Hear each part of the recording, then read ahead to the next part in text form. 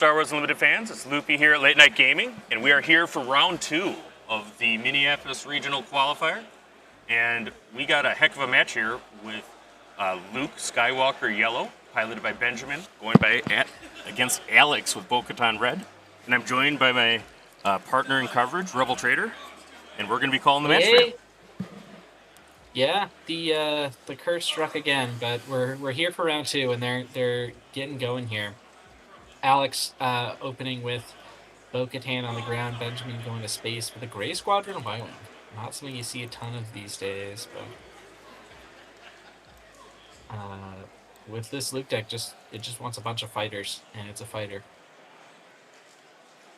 Yeah, and actually Luke Red, or Luke was one of our 5 leaders to watch, and Home, my teammate, is a big fan of Bo-Katan Red. He did a deck test of that Sec 2, and he plays it. I think he's played it at events, so this is a great matchup with late-night friendly leaders. Wow, yeah. So Benjamin putting Alex putting the damage from the Y-Wing onto the Bo-Katan, which actually sets up the Luke kill onto the Bo-Katan nicely. Did Benjamin just not use it? Yeah, I'm not sure. Yeah, it looks like it might have been a misplay there by Benjamin, or maybe he just took initiative early. Yeah, might have wanted the initiative for some reason, hoping to draw to an answer. We'll see. So what happened there was Kevin came in with a torpedo barrage. He took one of them on the super laser tech, and then Alex looks like he's in a pretty good position here. Was able to drop a Ketsu and use Daring Root plus the bow ability to finish off that. we got the rampy one. Finish off that Y-Wing.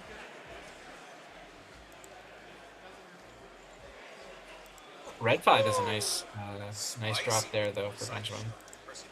It's going to allow him to kill that Bo-Katan. Yeah, Red 5, of course, is Luke's X-Wing, so it makes sense that there's synergy there. And I tell you what, if you get Luke piloting that thing and can't stop it, it mows down your entire field. I mean, it is ridiculous. Oh, yeah. So Luke and Bo-Katan actually very similar leaders. They both have the, if you attack with X-traded unit, then ping one. Yeah, in fact, I think Carlos Apodaca, who's a great Quinlan player, multiple PQ champion,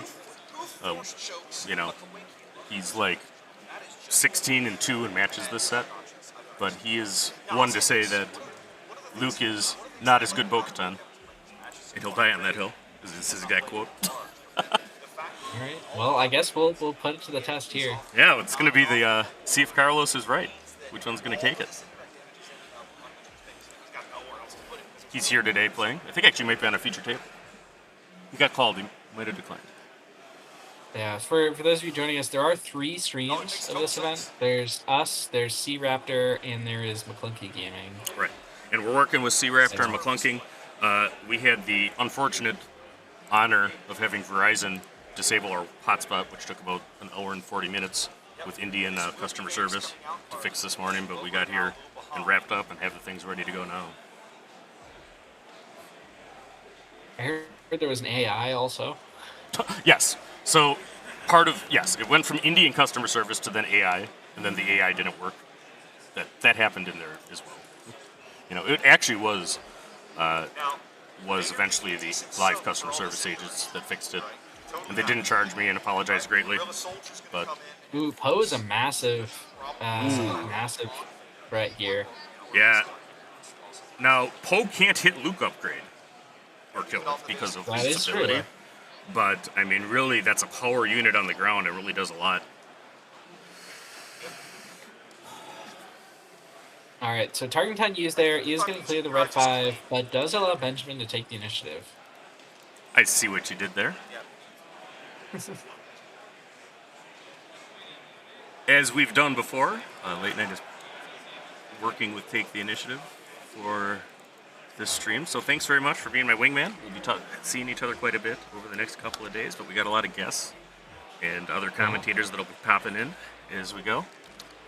It's So I know so many people here, but the people I know are all playing. So it's kind of the case that people will come in as they drop, right?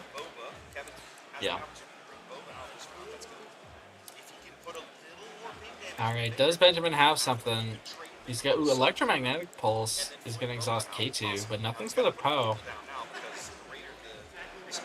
And Poe right now is threatening, attack, claim, attack again, lethal. Right.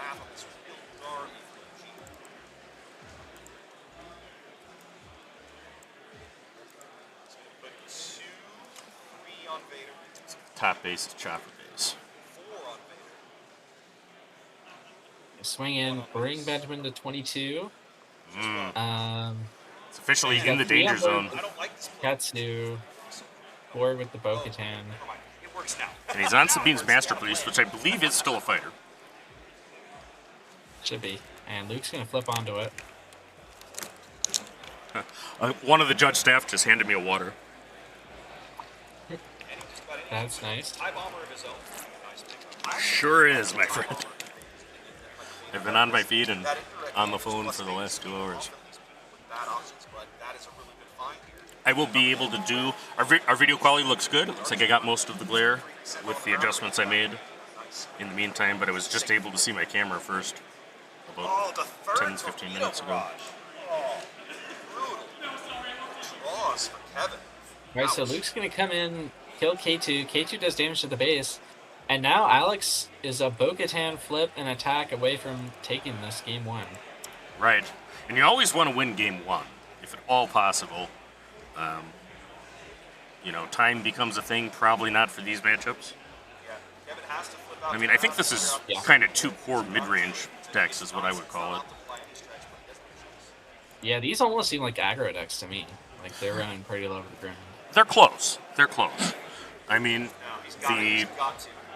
the double red is certainly an aggressive aspect, but, I mean, aggression, the card, certainly gives you some element of control, both of upgrades and of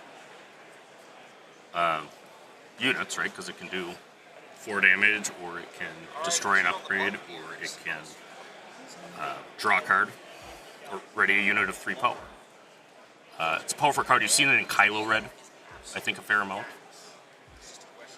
Whereas Luke, and actually both leaders, the ping damage is a control element too.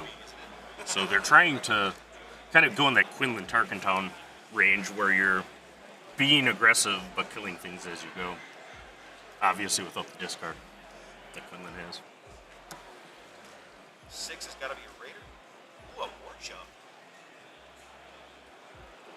Interesting. Let's see. I'm looking at the deck list. I don't want to reveal too much, but I will say their cost curves are both very, very low. All right.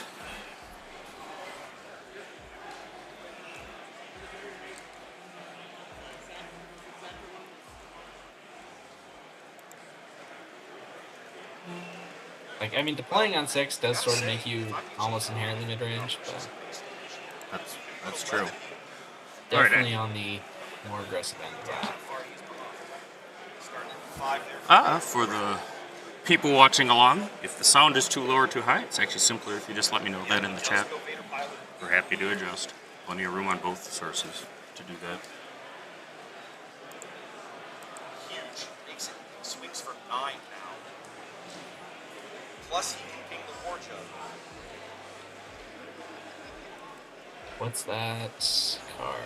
Yeah, I appreciate the couple of people that were, helping. This was less a technical problem than just the hotspot being disabled and them not knowing how to fix it on the account. And Looks like stay on target there. Yep, I think so too. And that's a great card for this deck.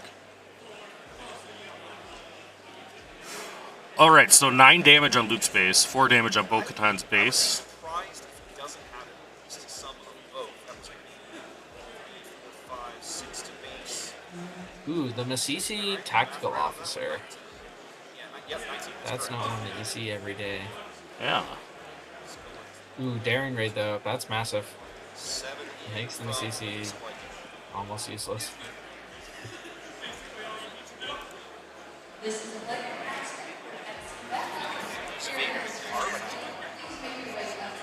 If I still don't remember that one, that's 1 cost 0/4 exhaust attack for the fighter for +2 attack. Right. Yeah, spicy. Yeah. I mean, you gotta expect a Luke Yellow deck to have some spice. Luke Yeah. Yellow actually could have 2 of the best arts in the game because it can run not only the Luke Showcase if you have one, it can run Bamboozle. Oh, yeah. All right, it's going to help make up. So all you Luke Showcase owners. Yeah. But Alex is doing a great job of controlling this board. Yeah, absolutely.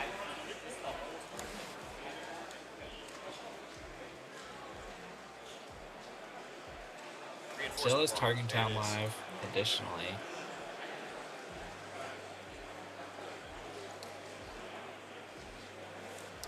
How many players? I believe it was 625, right? Somewhere in that Six, range. 620. Yeah, I think it started at 625. There's 623 people still in it. When I was doing deckless, I had I think he forgot. yeah, 625. I can see. We do have data on the field, which hopefully will show for this match. Yeah, in fact, I can There's work some on. interesting stuff out there. I can work on expert at that actually. Fire the board shot. Frozen's on the wrong side. Yep. Aggression, All right, that's so massive. aggression kills the fighter, readies Bo-Katan for a second swing, up to 12 damage on base. There is a melee. If you find the blast that we did, it should have the melee in it. Certainly on the late night Discord under official content, we have the melee listed there, so feel free to join for that. Looks like Bo-Katan did resource here. Or maybe he's still thinking about it. Alright, no, he did. Nope. Yeah, no. Going to 5, both players.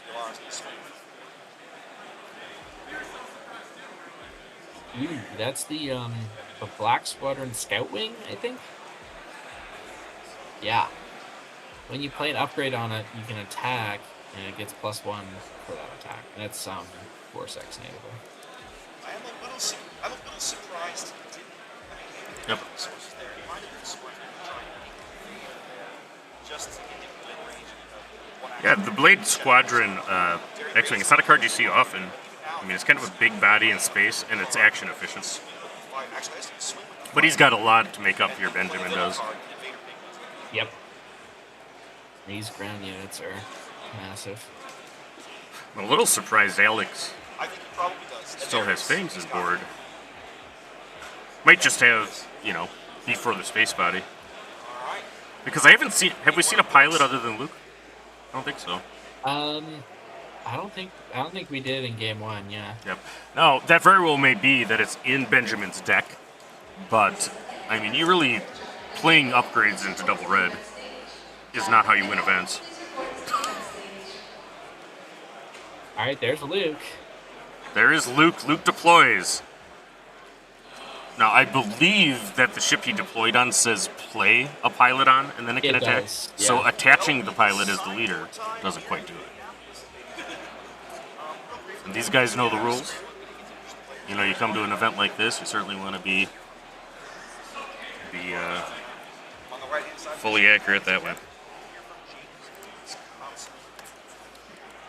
In the meantime, guys. Alright, big swing in there from the Because as you probably just Scout Wing. Blows Katsuya off the ground. Alex has got 6 on board, plus a Bo-Katan flip. That Yeah. gets him to lethal. Yep, this might be I've got might be in the like danger a zone. 50-second or 60-second Certainly right Benjamin has developed the board now, for PQ coverage. but But it might be just too little, too late. too little, too late, right? And a Alright, dark man. saber with emphasis. Bo-Katan. I'm not. So did she defeat someone in combat to get that thing? I don't know. Still feel occasionally like I'm having a hard time getting in, but All right, and Yeah, there it's is the match. So Alex piloting Bo-Katan Tarkentown exceptionally well will now advance to undefeated, right? Yep, 2-0. All right, guys, we're going to go to a Be Right Back screen, and we'll be looking for a replacement match. just in a moment, so stay with us. Oh, guys, just tell them just have issues. What's the hardest?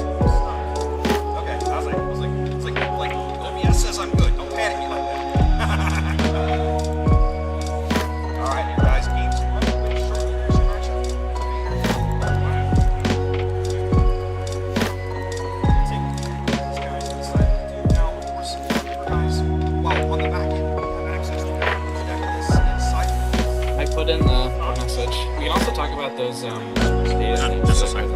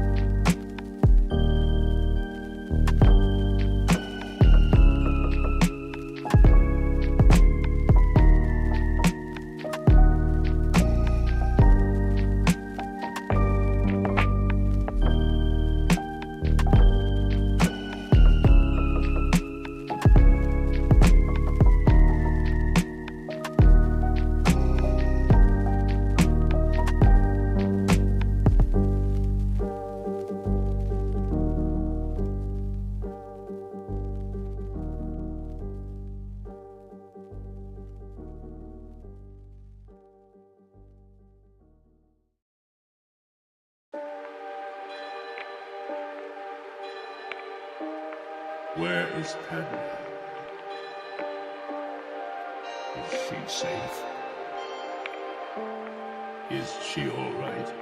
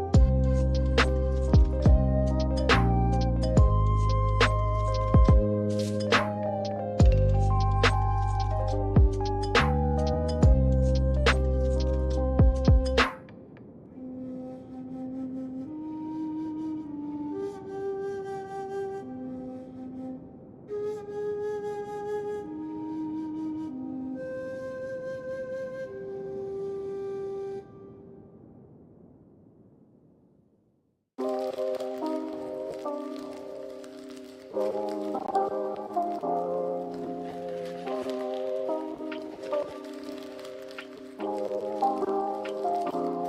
is the way.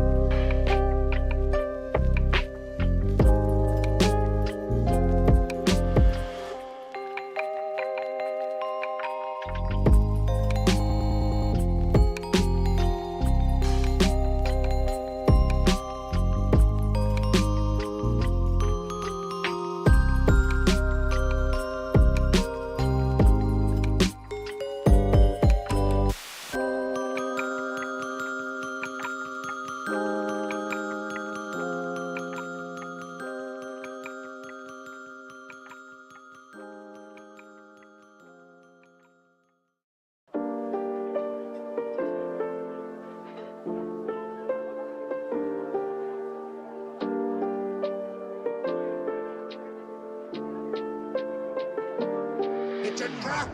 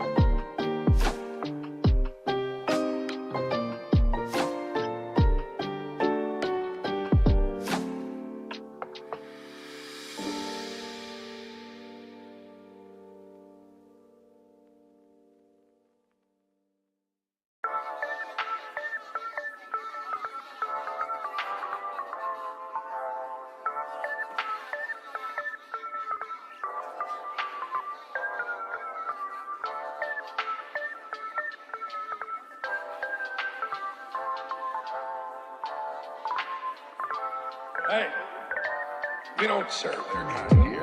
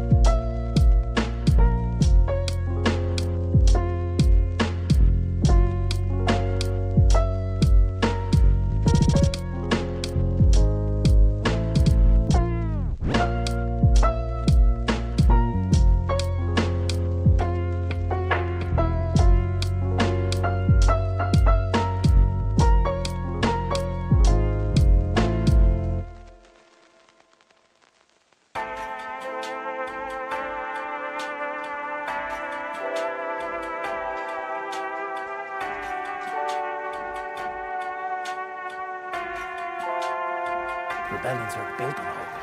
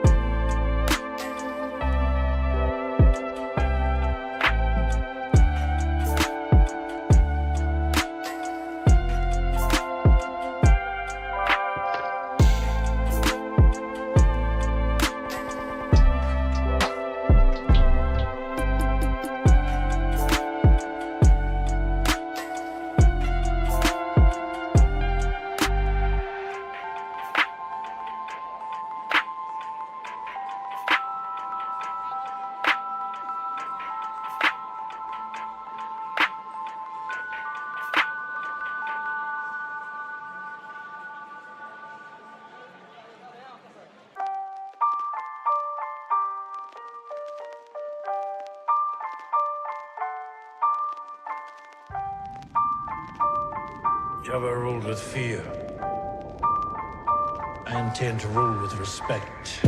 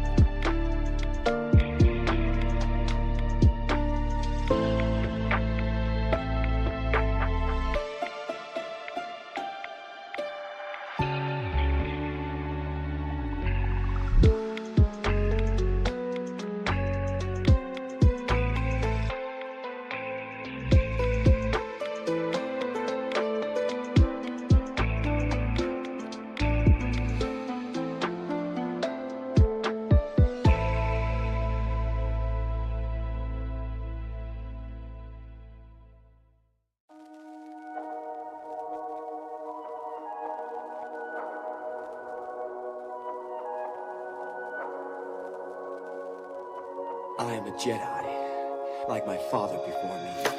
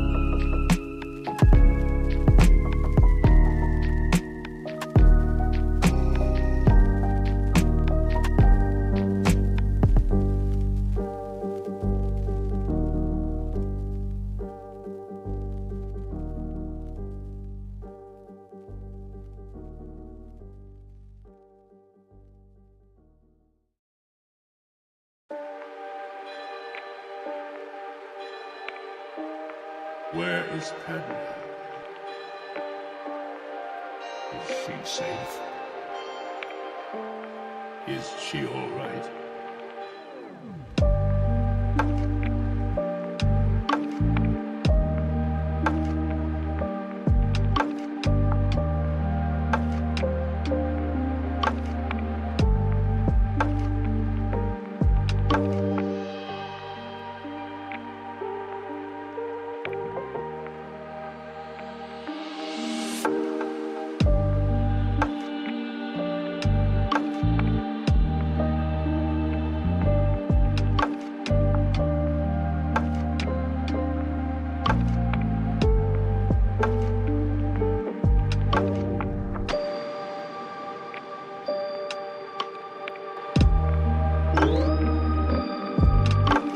Hello, everyone.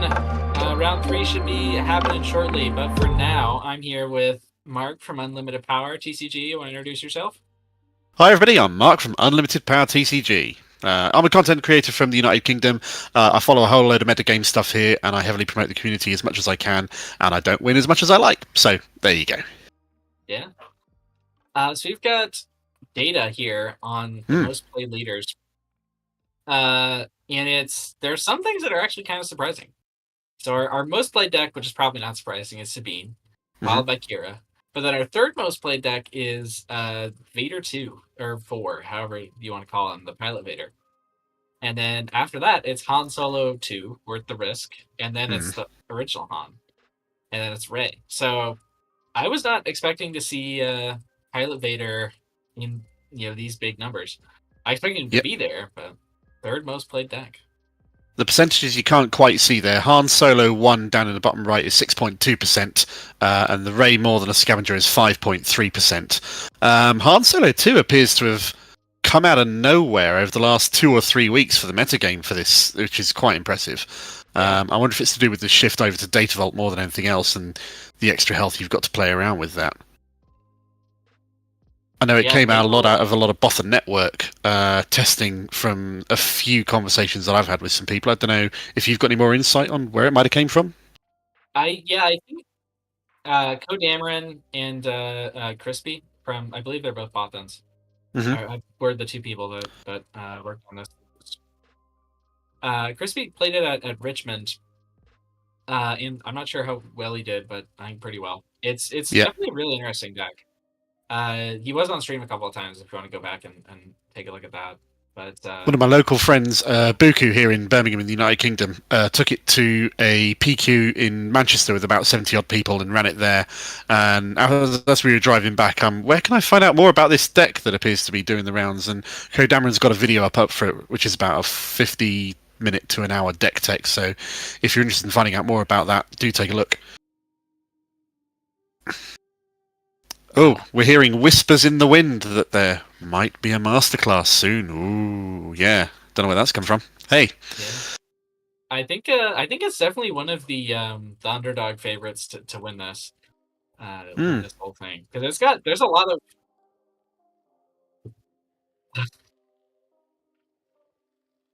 The idea that all the units in the Han 2 deck take the place of the events and you just play powerful units that do things every single turn ahead of the curve is a very interesting idea. Obviously, Data Vault is busy taking over the meta if it hasn't already at this point. What else we got in the lower end of the representation there? One of the bigger things for the Han deck is that it can play the 4-cost Kodamarin from JTL for 3. Oh, yeah. And it's basically a 4 or 5 space unit for 3, which is pretty crazy. Absolutely. I was watching a stream game earlier where someone did just that, and they pulled it by playing a cheated out home 1 and then drew out the Poe through the discard pile and did the exact same thing there. All right, looks like pairings have been generated for round 3. Awesome. Loopy's going to get us something good. Yep. Loopy is behind the scenes working his magic, picking who he wants you all, the audience, to see play next. If you've got some opinions, say so in chat. If you want to call out some leaders or call out some players, say so. We're not going to promise you in any way, shape or form that we'll pay any attention to you or get them, but it'd be nice to know. Maybe they'll be seen for later games. Yeah. Yeah, looking at the low end, there's some surprises there. I think also Quinlan and Cad, very very low. Quinlan was one of the more represented decks at Richmond, and now it's it's fallen. Yeah. CAD's still performing very well here in the UK meta. It's not high representation wide across the entire field, but it is quite high in terms of what's been winning, like top 8s and top 4s and so forth. So it's of note that it's still in there. It was definitely CAD Tarkentown the whole time as well, of course. Yeah. And most of the CADs we have here, I believe, are Tarkentown. Let's see, I have it broken down by base. The difference between a Tarkentown 25 health base and a 33 health data vault is disgusting, though. It's a really hard mountain to climb when you're facing that. Yeah. Here we go. Looks like we got the beginnings of the game streaming up here. I'm not sure. Nope, they're going to be being seated shortly, so that's all well and good. What else we got in here? We got a Thrawn. Thrawn actually won that aforementioned PQ, which was quite impressive. It was a Thrawn Data Vault that won that one. Yeah. We've got to take into account there's going to be a lot of people here today, not necessarily looking to win the event, but definitely looking to come top 64 and be the highest performed leader in that top 64 and get the showcase of their chosen leader. Yeah. There's a lot of we got, Luke's Invaders for that reason. Mm-hmm. A lot of those. I have no idea if anybody's got their Luke or Vader from the early sector qualifiers yet. I don't think so, but I may be mistaken. But the Galactics are only, about a month or two away at this point? Give or take? Yeah, about 2 months. From the launch of Set 5? Crazy. What do you think of the spoilers for Set 5 so far, Artie?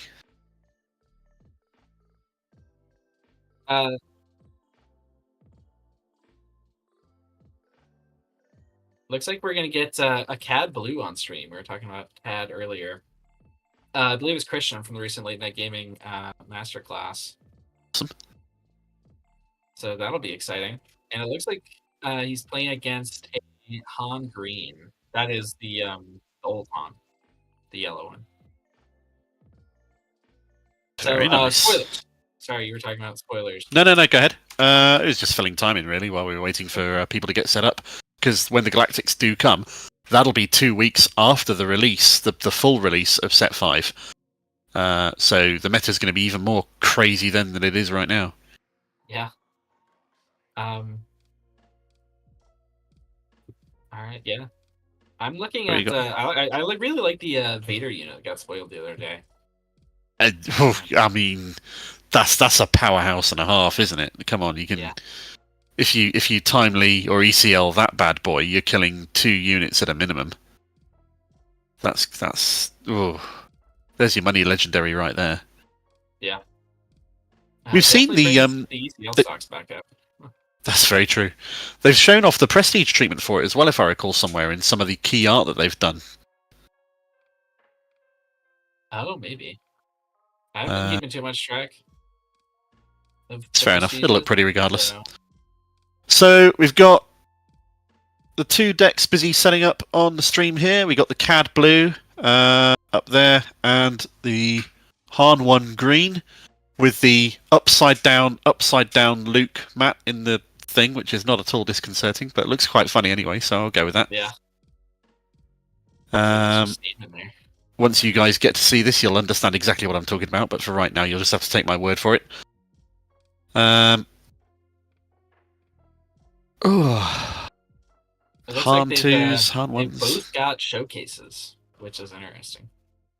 I mean, if you can't bring your bling out to a regionals like this, the single biggest tournament in the United States to date at almost 650 players. The only one bigger that has taken place in the world was the European one, Lille, which was about 800. But obviously Galactics are going to dwarf that in about a month and a half, 2 months. Yeah. Looks like the game is set up and running. You should be able to see that on stream now. Here we go. Cutting of decks taking place. You've got the Cad Bane yellow villain blue 30 hit point base and a 30 hit point green base for the Han 1 up there. And again, if you want to hear more about this Cad Blue deck, Christian was just on Late Night Gaming doing a masterclass. Alongside George the Hulk, who brought this deck to the Bothan Invitational during the Django format. Cad Blue, you'd be normally look to control the board state with pings, early removal, McClunkies, things like that to take care of board states, but you're lacking the Tarkin Town, but adding in blue for a lot more actual hard removal and maybe late end as well with those Star Destroyers. Yeah, and there are a lot of ways to build this deck. You can build it kind of like card control, or you can build it with a lot more units. Right, so we're dealing out the hands here. Version Christian's on. Han 1 green is a very tricky deck. I tried to do it once and it made my head hurt too much. I swore off ever playing it again. All the possibilities of what you can play with what resource. Han 1 green, one of the only decks that has resisted the Data Vault Revolution, it seems. I wonder why that is. 30 health. Yeah, I'm not sure why. I don't follow it all that much, so. I fully appreciate how. Oh no, sorry, go on. I was gonna say I'm sure people have considered it, and there must be a good reason to stay on 30. Yeah. RT, there's a comment in chat that your mic volume is a little low, so I don't know if there's anything you can do on your side to gain that. I can turn up the gain a little bit on my end. Cool. Right, here we go. Resources are down. Initiative is with the Han 1 green player.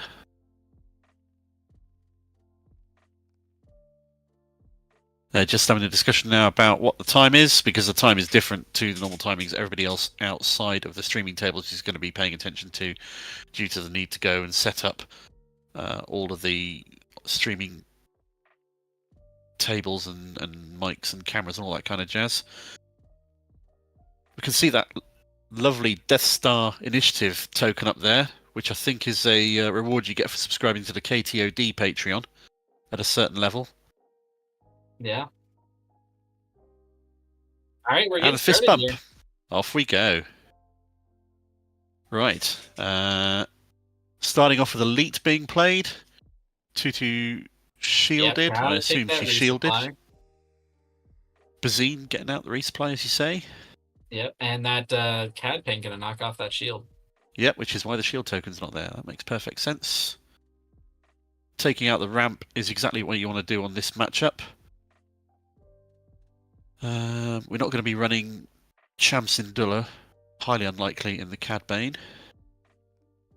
Yeah, it's not Target Town either, so he can. Yeah. 2 to base from Leet, I assume. Yep. And a Falcon down, coming in ready for 3 damage, about to come into base or clear something out, but it gets shot by the McClunky. Ooh. 1 damage from the Underworld ping, and then 3 damage from the McClunky itself. 2 resources left open to replay the Bazine. McClunky with Cad is always a power play. Oh, absolutely. And we can see we've got a U-Wing, we've got a blue leader, we've got a Han in there, and he's chosen to get rid of the U-Wing. Yeah. Makes sense. That's Yeah. a power play.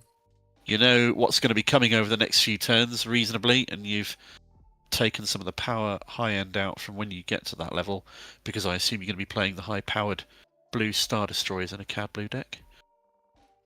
Help can get a bounce itself to heal there. And because we saw Jeremiah's hand, we know he doesn't have a ton of plays. Maybe he drew one, but Falcon is a fine play on 4 resources. I'm not sure he bounced it because the Falcon got McClunkied. He probably just got around to taking it off the board.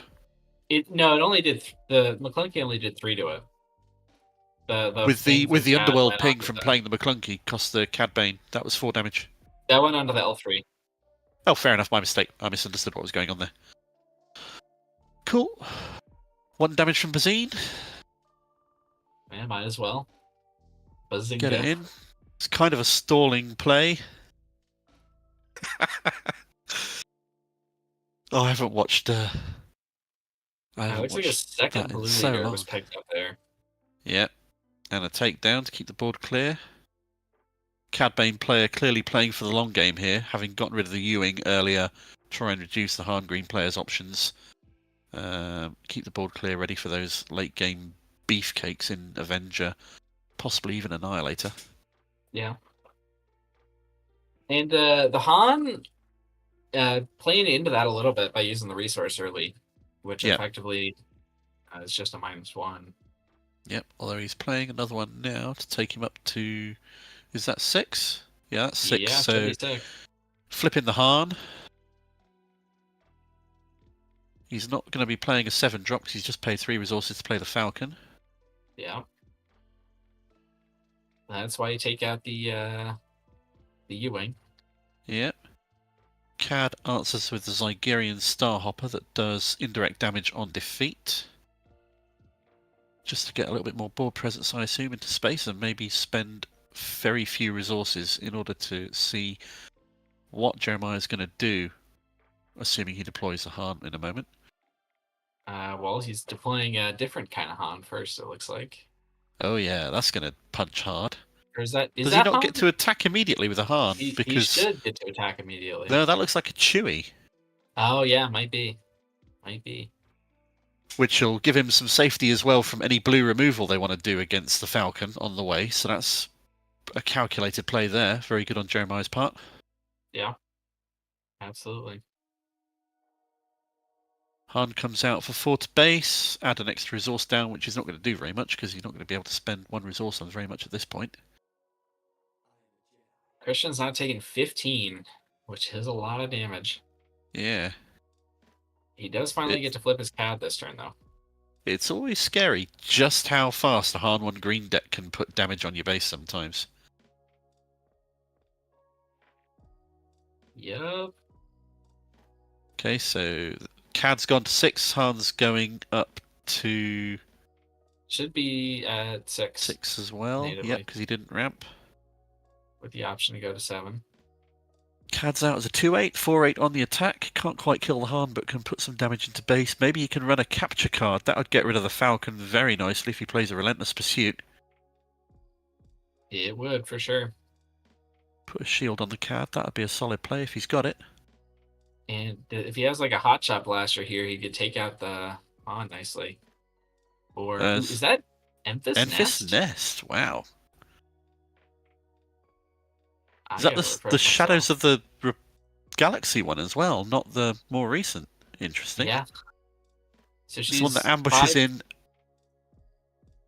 Yeah, 5/4 ambush. When the friendly unit is attacking using ambush, the defender gets -3 attack. So she only takes 1 back here. That's interesting. That's a choice that you don't see often in decks at all, isn't it? Yeah. Okay. Is he going to run the Zygerian into base? Is he going to run it for some extra damage into the Falcon to put it to 8 damage total and then do a little bit of indirect, possibly onto the base or clearing off Han? If I'm Christian, I imagine that I'm probably killing Han with this Cad. Yeah. Because the Han is ready, he's still the danger. Yeah. The Zygerian doesn't even do much here, like, because it can't take out Chewie. Base damage doesn't really matter a ton at this point for Christian. So is that blue 3 ambushing into the Zygerian? Blue leader even, sorry. Leader?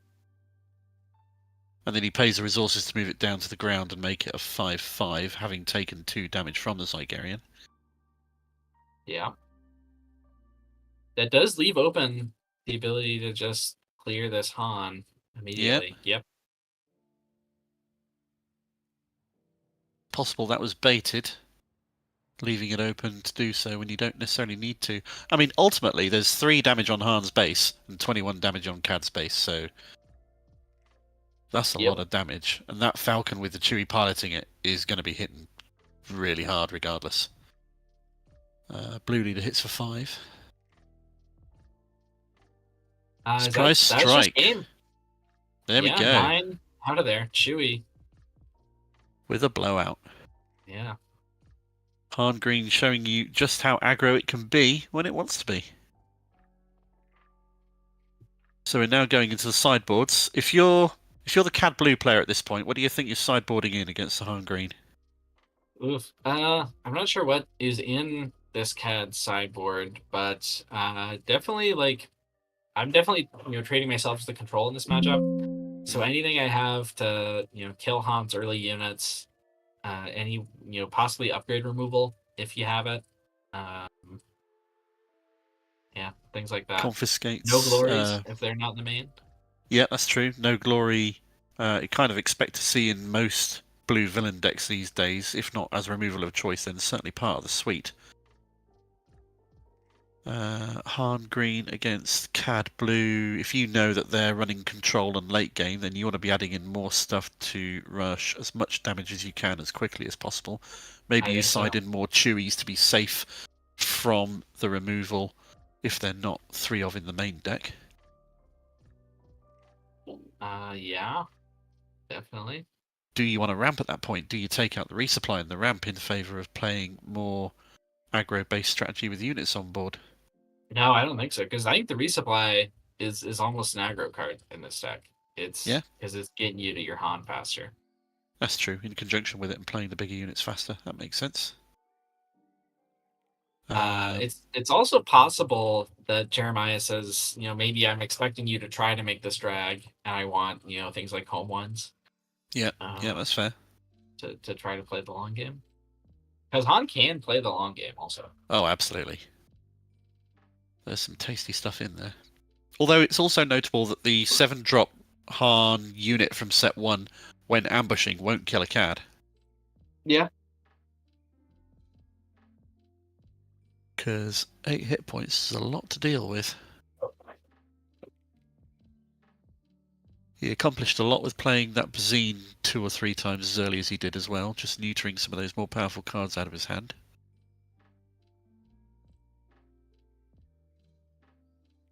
Now we do the table shuffle.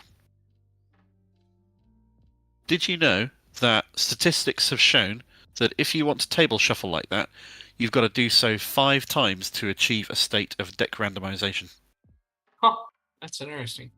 Apparently studies have been done. And if you do it with the hand mash shuffle instead, you've got to do it 7 times. How are we defining randomization? I have no idea. It's just what something on the internet said once that I read. I'm not particularly good at all the maths with working those things out. I can try to get a look at what's in Christian's hand there. I can see we've got an OP yellow card that might be Relentless Pursuit. We've got a couple of blue cards.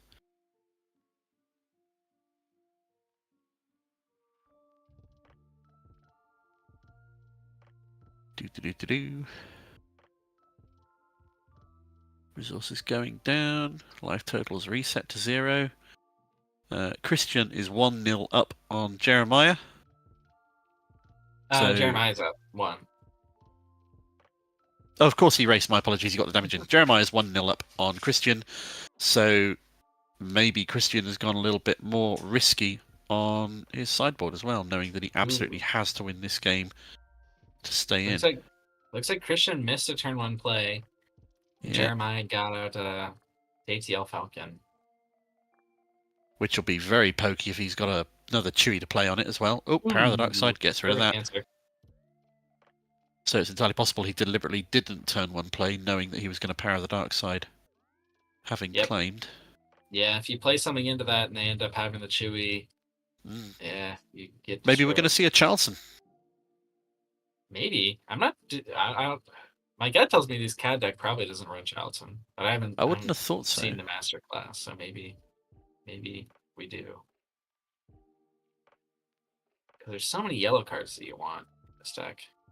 That's very true. Yellow villain being notably favourite amongst certain SWU designers. He's played is that a Lompike? And there's a Barker Rebellion Falcon on board. Han has flipped already. No damage on either base yet. Well, there we go. Han puts 3 damage to base with the Falcon.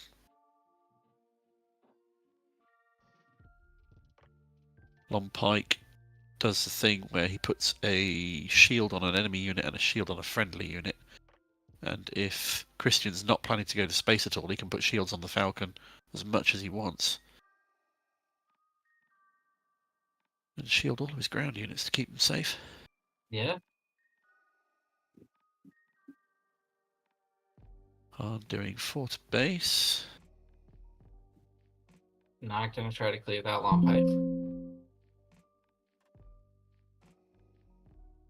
Cad is on 4 resources. Hahn has Ooh. already gone to 7. Yeah, resupply, it's massive.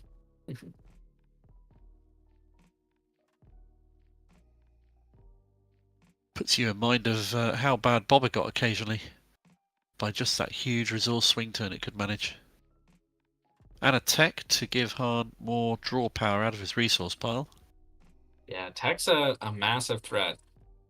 Even at this point in the game. Combos very well with the Spark Rebellion card as well, so even if they kill tech, you can play that to put tech from your discard pile back in your resource pile and play him again. Yeah. Hahn has put a resource down. 1, 2, 3, 4, 5, 6. He's back on 7 again. Or, oh no, it should be 7, yeah. Just skipping. Yeah, and Cad's only on 5, so Cad doesn't even deploy for another turn at this point. This is a chance for Hahn to get some serious momentum going. He's played a Cloud Rider to ambush in for 3 and kill the Hahn leader. Pinging 1 damage onto Millennium Falcon because it was an Underworld card. Yeah. Lots of resources committed there to clear that Hahn leader, but he finally did. Yeah. Ooh, Sidon. That's a nice one. Oh, that's a -2/-2, isn't it? Yeah. But Don't the see trick that is often. that play only would have worked if Jeremiah had put the damage on the Falcon, which he did. Yep. If he'd put it on tech, Christian would have had to find some other way to deal with that Falcon. Absolutely.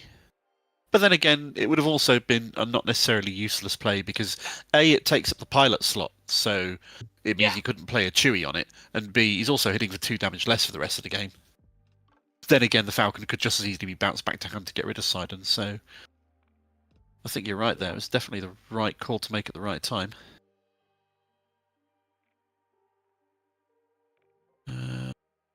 Looks like Jeremiah's deciding what to do. He's played a Chewie and Elite into the ground arena.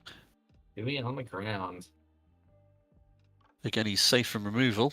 Hitting for 5 damage is a tasty unit. Potentially, Cad has brought in Super Laser Blast, so that might not do too... Would Super Laser Blast kill Chewie? No, it wouldn't. Yeah, because it can't be defeated. Yeah.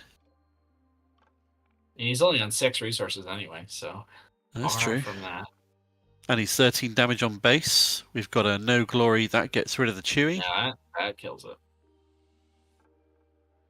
He's having to play very hard here to remove the biggest threats possible off Jeremiah's board as much and as quickly as he can for as minimal resource investment as he possibly can in order to stay in the game and bring his late game into play with Hahn so ahead of resources. Now, despite the fact that Jeremiah got his resupply this game, Christian has actually taken less damage at this point than he did last game. That's true, that's true. And also, Loopy, if you can hear us, we're looking at the preview screen right now. The game is in a very small corner. Ah, there we go. It's all back now. Cheers, mate. Christian's deciding who to hit with Long Pike. Just Looks double like he's shielding that L3. run him into tech. 4 damage brings out Cad. Cad now pings for 2 damage every time you play an Underworld card, and he's used him to clear out tech and get rid of him. Jeremiah's brought a Falcon out to push another 3 damage to base. Yeah. That leak's going to be there for a while unless Christian's got a plan to remove him. We've played a Kiro. We can now see there's a Bazine, a Snoke, and a Zuckus in Christian's hand. I don't even know if you take any of those if you're Jeremiah. Or well, oh wait, this is Kira, not Bazine. I was gonna say. Yeah. Kira, you probably call one of those. It looks like he's left them all in his hand. I don't see any of them got put on the discard pile, so I guess he's happy with knowing what he's facing. After seeing the Bazine. Kira doesn't discard. No, she just makes one more expensive to play.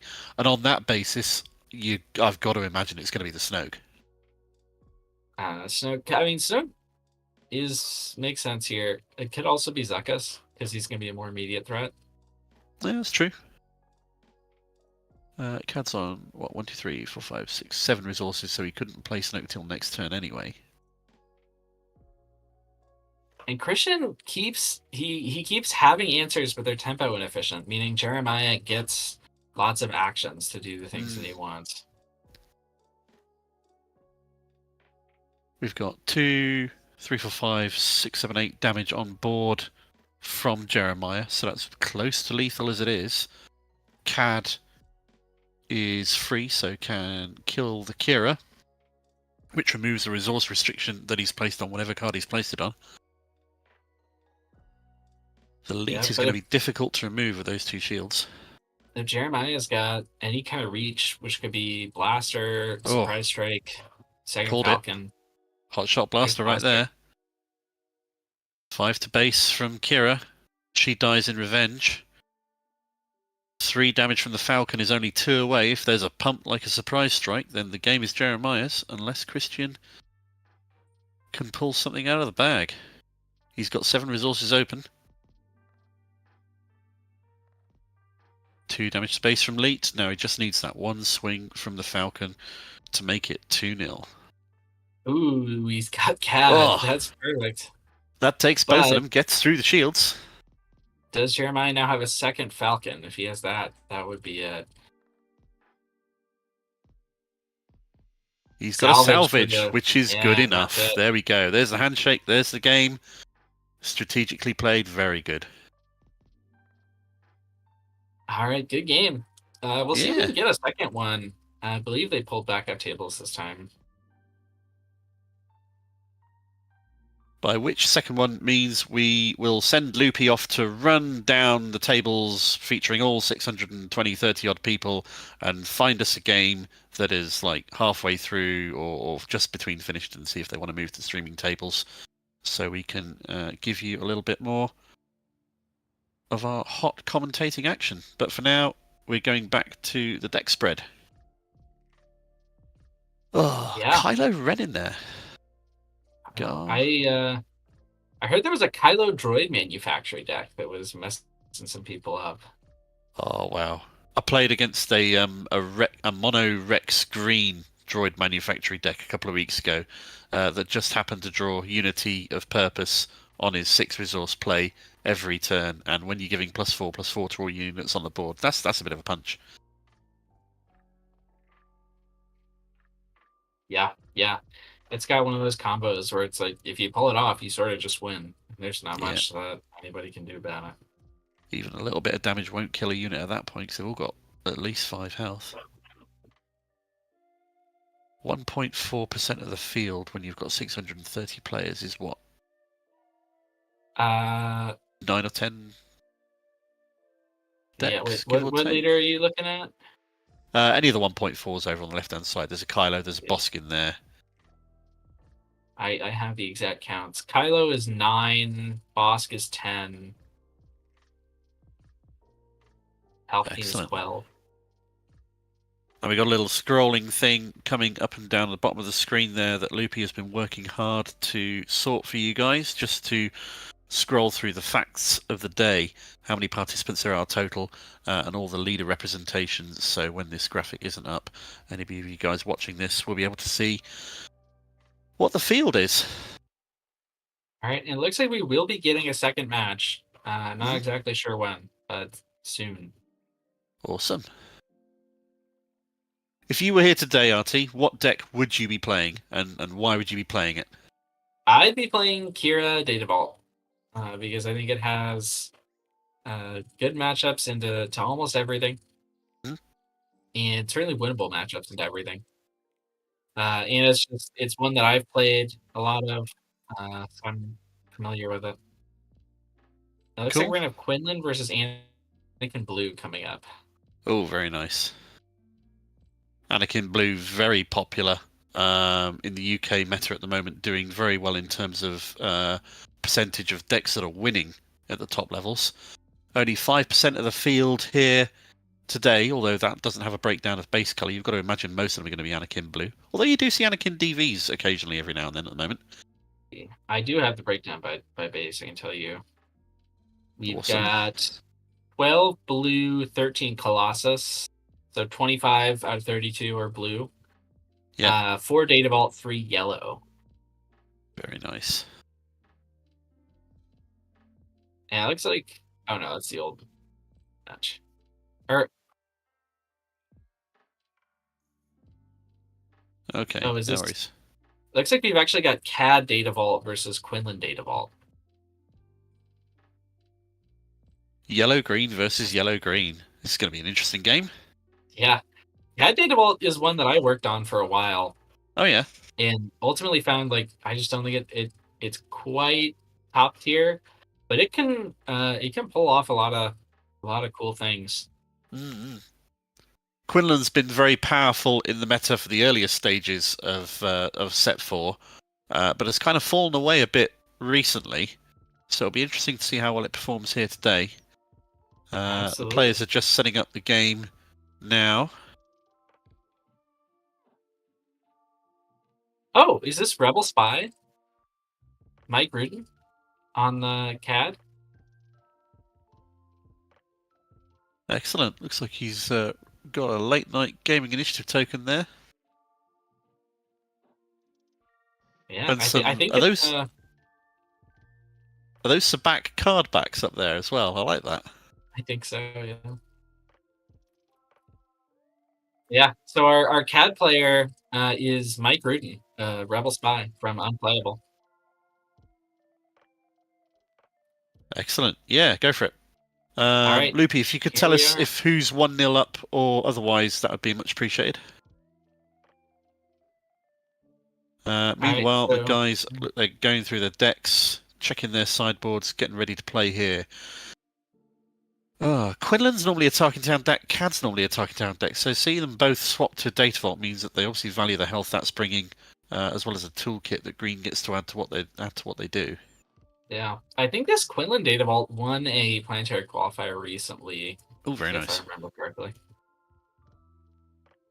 So Green brings CAD a load of top-end Star Destroyers. Green brings Quinlan home 1 at the top end, at the very least. Early game, you've got Battlefield Marine. You've got some one-drop stuff in terms of that Clone Deserter, I think it was called, if you want the versatility of what to ping. Oh, this is going to be ping nightmare, isn't it? Ping here, ping there, ping everywhere.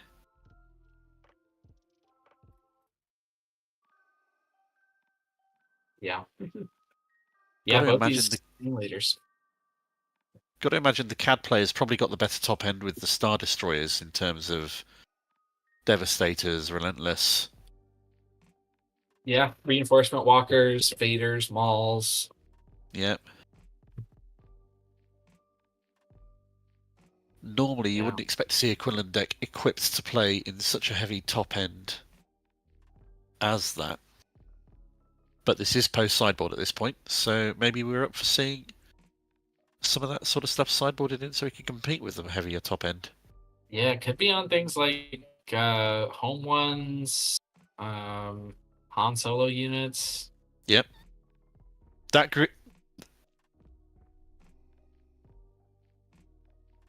Okay, so we've just been informed that Rebel Spy was 1-0 up on the Han Green deck. Oh, wow. So apparently the Jeremiah, the Han player from our last one, was Jay from Unplayable. Awesome. Ugh.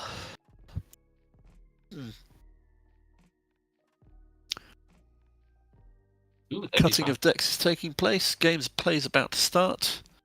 It looks like CAD player has got the initiative, assuming that that token is there correctly. Yeah, because our Quinlan player Joseph would be able to choose, and generally you kind of want to go second in these ping matchups. You've got to imagine that if players are going to pass in favour of pinging, then that would probably favour the CAD player with the theoretically heavier top end at the very least. Yeah. Then again, they're That would be both my green, input. so we can't rule out the possibility of ramp taking place either. Yeah. Quinlan player is chosen to mulligan.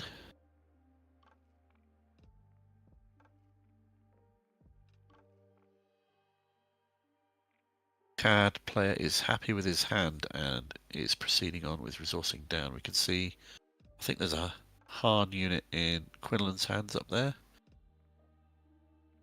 But they're both down, they're ready to go. Starting with a Greedo. Nothing to ping from the Greedo. Phoenix Squadron played by Quinlan. And then initiative claimed with 1 resource unspent by the CAD player. Phoenix? Phoenix is a lot better here because Chosa was going second. If he was going first, he could have been killed by, like, ping ping.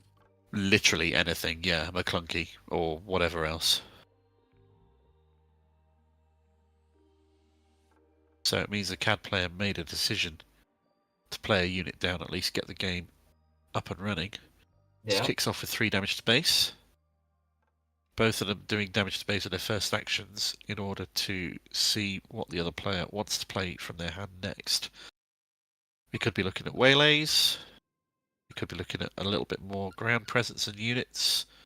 Quinlan players looking for a 1 cost to try and hit the Greedo, which is unlikely. Mike was looking at spending 3 for something. Waylaying a Phoenix Squadron is not a good... Ooh, McClunky. That's not that bad, takes though. him out.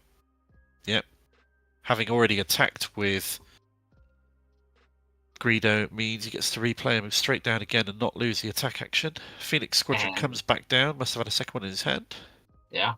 Claims And it gets initiative pinged. with 1 unspent. Yeah. 1 unspent resource on both players' part, moving into the 4 resource turn. Both of them with the same damage on base. Ahsoka, that's a pretty nice hit here. Yep. Potentially exhausting the Greedo, get a little bit ahead on the tempo play, depending on what Rebel Spy chooses to discard. He's discarded an event, which is a confiscate. So his Greedo's going to stay ready. Quinlan to play many upgrades. Obviously, the Hotshot Blaster is one that is likely to have in his hand, or is resource row, or even deck at some point. Bit of a... Goes for Salacious here. And it depends on what he wants to do with this Greedo, but that might be a bit preemptive. Yeah, that's an underworld card that he can keep playing and playing and playing. Do Contract Hunter here. That actually makes sense to play the Chrome there, then. Yeah. I was going to say, Gets like, one line that he has would have been, like, crash Greedo into Ahsoka, try to kill it, and then play something to clear the A-Wing with Cad's ability. Yeah. But this line's a bit safer that he took. Of course, the Quinlan player is going to be missing almost all, if not all, of the red hand control package that he would have in this deck. There's going to be no pillages, no force throws, unless he's doing something very spicy out of aspect. Good amount of 6 damage each on board. Quinlan deploys on 5 resources. Now he gets to ping anything of a lower cost than the card he plays, which is very worthwhile, and he's got a 1 health Greedo that can get shot off the board with literally anything Quinlan chooses to play next after this. That Greedo's days are numbered. That's a very small number. Naturally, Greedo is chosen to attack with next. Yep, 3 damage into Quinlan. 5 into Quinlan. And he's pinged him for 5 from the top card of his deck being a Relentless Pursuit. Which maybe he would have liked to have kept, but yeah, you take your risks. 5 on Quinlan. You can't kill him with Salacious unless he boosts him somehow, but Plo Koon comes out with a Coordinate on board, ambushes and kills Salacious for taking 1 back. And Joseph's got a really impressive board state here. Yeah, I was just thinking that. But 3 damage from the Phoenix, 3 damage from Quinlan, 6 damage from Plo. Data Bolt makes Mike's prospects of surviving here a bit higher. Yeah. Or at least for a good period in order to be able to get to the later game. And play that 7-drop GAD we saw. Yeah, it looks like Joseph might have passed, and then Mike took initiative, meaning Joseph didn't get to attack with either of those units. Okay, so he's playing to Definitely stall heads-up for play the there. slightly later game there. Makes perfect sense. On 6 resources, we get to see CAD coming out.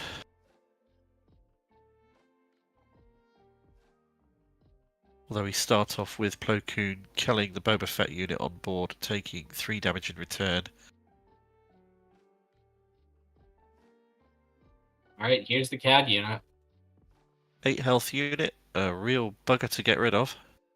Yep. Could do 4 damage on the attack, so he could kill either of the 2 ground units on board or just try and put 4 damage to base. But you've got to imagine he's going to try and take out some of Joseph's board state and maybe disable the coordinate that's beefing Plo Koon. Yeah. And if he plays any Underworld unit, Joseph has to choose and defeat one of his units. That's true, yeah. Joseph's looking at 5 resources for something. Could be like a second Plo, maybe? Oh, Blue Leader, yeah. Ambushing in for 5 damage onto CAD, taking 2 in return. CAD is now threatened by Quinlan. 5 for Barrage. OB. That's 4 damage though. That's not quite a board clear, but it's close. It clears everything that's ready, at least. Yeah. Should he not taken another damage onto the blue leader with 4? No, because the Quinlan had 2 health left. Ah, fair enough. I misspotted that one. Cool. And he kills him with CAD anyway. Yeah. For a If I'm straight CAD, trade. I am thinking I'm the control here, so it makes sense to try to drag this out. Yep. Both players on 6 health.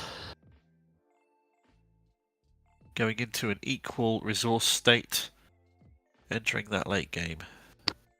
7 resources on board.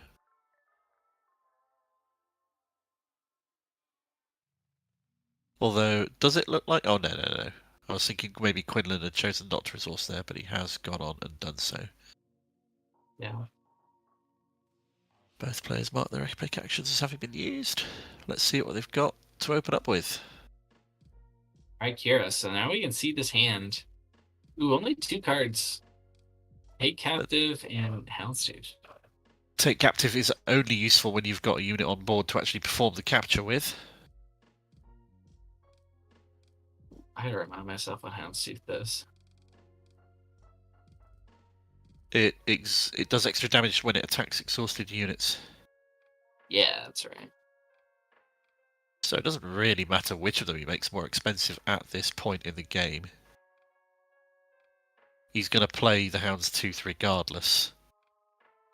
So maybe you make Captive more expensive late, but then he uses Captive to capture Kira. I can't remember what the limitation is on Take Captive, what they get to capture. Is it the same arena? Let me take a look. Yeah, same arena. But no so cost he's not going to or be able power to capture restrictions. Kira regardless then, yeah. But, even if the Kira calls Houndstooth, it can still be played this turn. Exactly. So, is no realistic way of stopping the Houndstooth from being played onto the board. Has the stream frozen? It might have. Either that or Loopy? they're taking a great deal of time deciding what to do. Loopy, if you're listening, we might have a problem. He might already be on it, and that's why he's Working not hard on it, I'm sure he is. So, Rebel Spy at this point, we know he doesn't have a 7-drop Cad Bane in his hand because we just had a look at his hand with the Houndstooth and the Take Captive. You got to imagine he's looking for things like Relentless and Devastator into the late game. Maybe that Cad unit in future draws. The Relentless will help him control any extra cards or events that Quinlan wants to play. Quinlan's going to be looking for... I mean, Home 1 is the obvious card that you want to play in the later game with a Quinlan Data Vault. Yeah. Not that the Han Solo is going to have much to ambush into at the moment, really. Yeah. Yeah, get an ambush hounds. Yeah. 86 players watching, thank you very much. We apologise for this momentary camera freeze. It'll be fixed as soon as Loopy can be whipped into getting it all fixed and sorted. Maybe we'll have to blame the internet provider again, who knows, but either way, we'll get it sorted for you. In the meantime, if you want to help support Late Night Gaming, who are some amazing people doing brilliant masterclasses on all sorts of very powerful decks with people who've piloted them to success all across the world, do drop them a like, do drop a subscribe. We absolutely love that stuff, and it really does help the channel, which no YouTuber has ever said before. Ever. And make sure to like the stream also right now to help get more views out. Yeah. I've got a report from Loopy. Loopy's looking into it, trying to sort it. Where can your content be found, RT? Take the Initiative on YouTube. We're also on Substack, but we don't post it on there. But YouTube's the big one. Take the Initiative. Yeah, we're broadcasting this on there as well, alongside Late Night Gaming. We do a lot of events like that. We did Richmond, we did Denver. We've done lots of 1Ks and planetaries. Yep. So yeah. What about you? Where's your content at?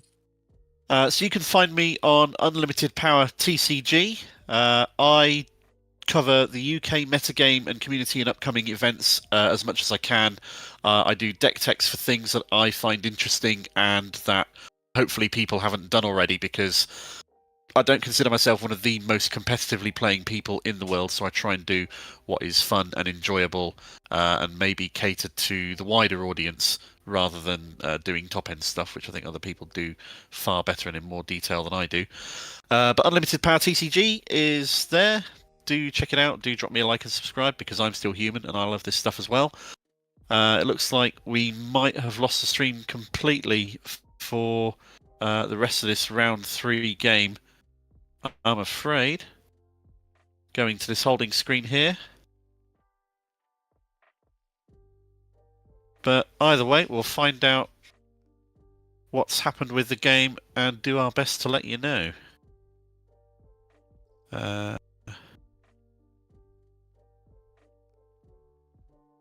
So that is where we are right now. Yeah. I first got into late night gaming stuff through watching the masterclass videos. The big one that started it all off was the Guy and George the Hulk video on Vader Blue that came out of nowhere and beat all of the decks. Yeah. At that event. Yeah, I remember that was a crazy event.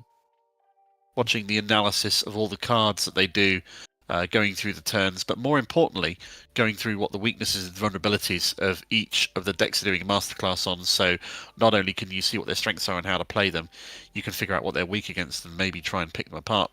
The masterclass are invaluable, I've found. Yeah.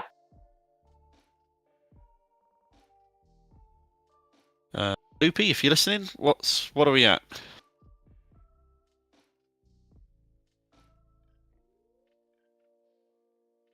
So game 2 of that game is still going on. They must be heavy in late game at this point. Loopy is trying to fix the broadcast so we can get back to showing you the gameplay that we were showing. I imagine it's entirely possible that Quinlan was running out of steam at this point, because while he does have some high-powered late-game cards and card potential in Reinforcement Walker and Home 1, the Imperial player just has that many more.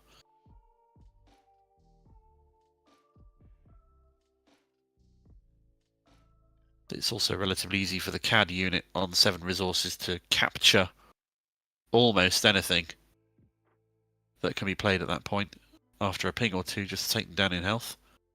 Yeah, absolutely. CAD unit is going to be massive in this game. So it's a lot harder to remove it for the hero side as well.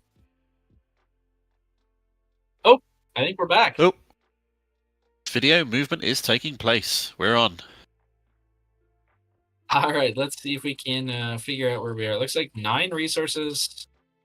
1, 2, 3, 4, 5, 6, For 7, 8. CAD, I think 10 resources on for Quinlan, Joseph. 9 on the CAD. Yeah, absolutely.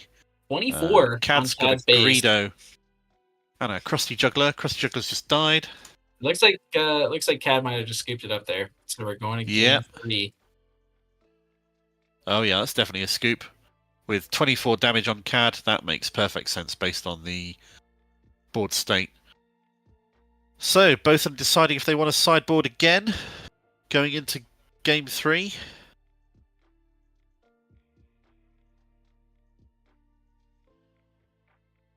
Not sure how much time we have on game 3, so they might have to rush in order to get through this and not finish the game with a draw.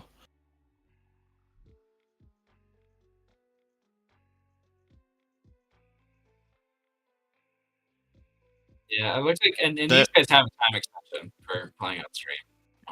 They've gone straight into shuffling. Loopy, I'm really sorry, we're picking up a load of background noise.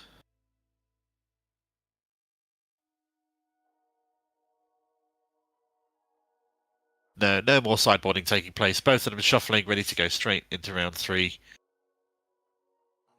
And speed through it as quick as they can, I expect.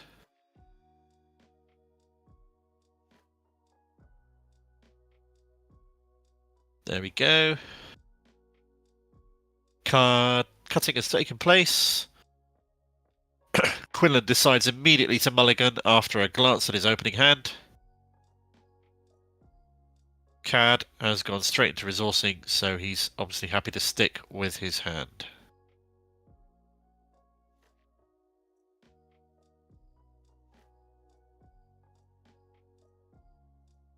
Quinlan is stuck with what he's got now. It looks like there's a hot shot blaster in there. Goes straight down into resource row.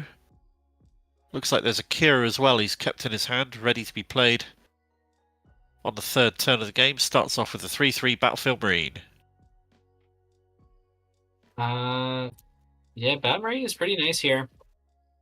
Looks like Jack, it looks like, is our Finland player's new name. Has the initiative. And he's just gonna take the trade preemptively. He thinks he can win the long game. Yep. Clearing the board state. Although Jack has 3 open resources to place something down to keep open in the board.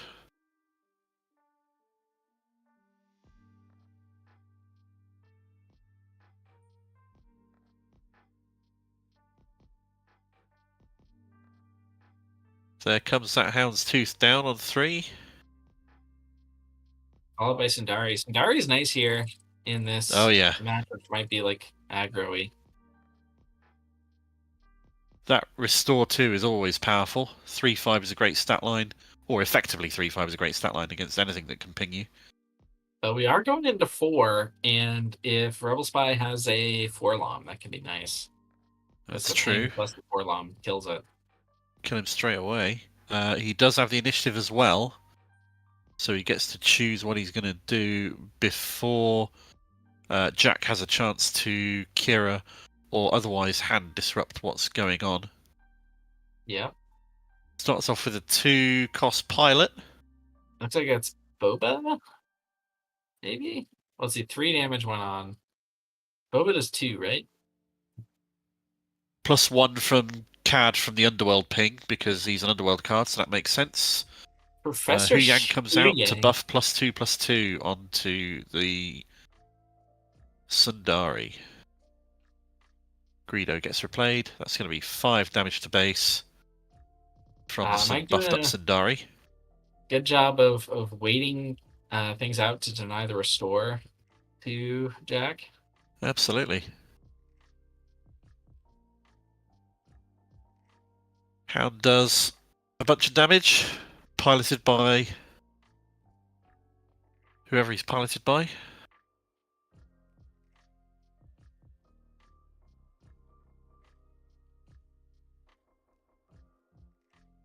And that's a claim and a pass, it looks like.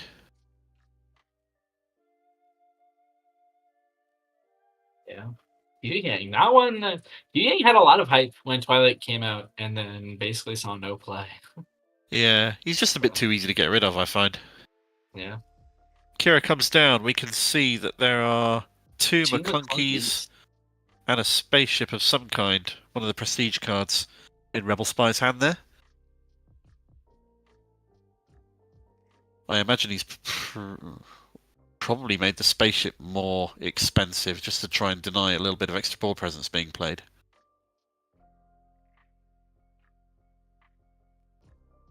If Rebel Spy wants to McClunky his units off the board to try and damage some extra stuff, I can imagine Jack's probably happy with that.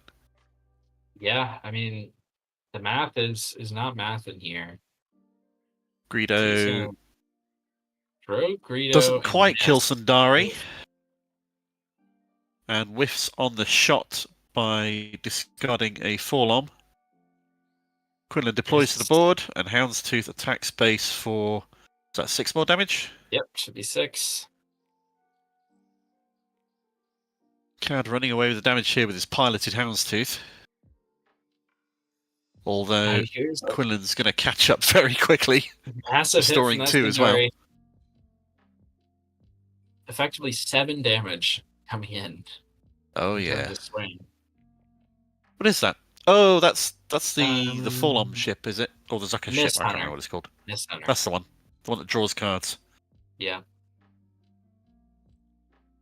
Cad claims initiative. Got nothing else left to do with his 2 open resources, but he's going to be deploying Cad next turn. Meanwhile, Quinlan is on the board and has probably a more powerful board state. 15 damage on the Cad base, 10 damage on the Hahn base. Hahn base, Quinlan base. Don't know why I called it Hahn. That's 3, 4, 5, 8, 11, 13 damage on board from the Quinlan player right now.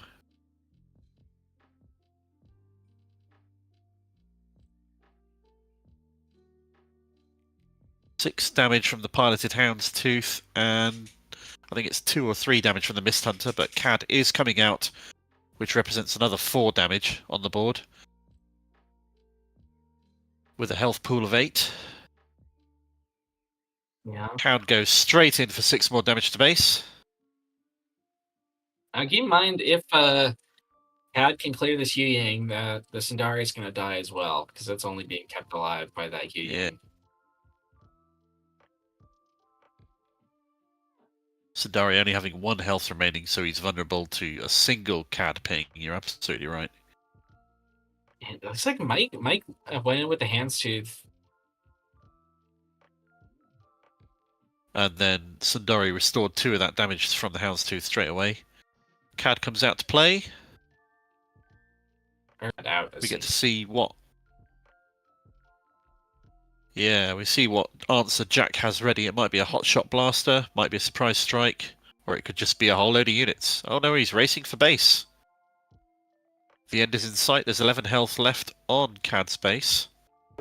Cad could clear Kira here if he wanted, or he could just clear the Yu Yang, but both the units that would be killed by that Yu Yang play are exhausted already.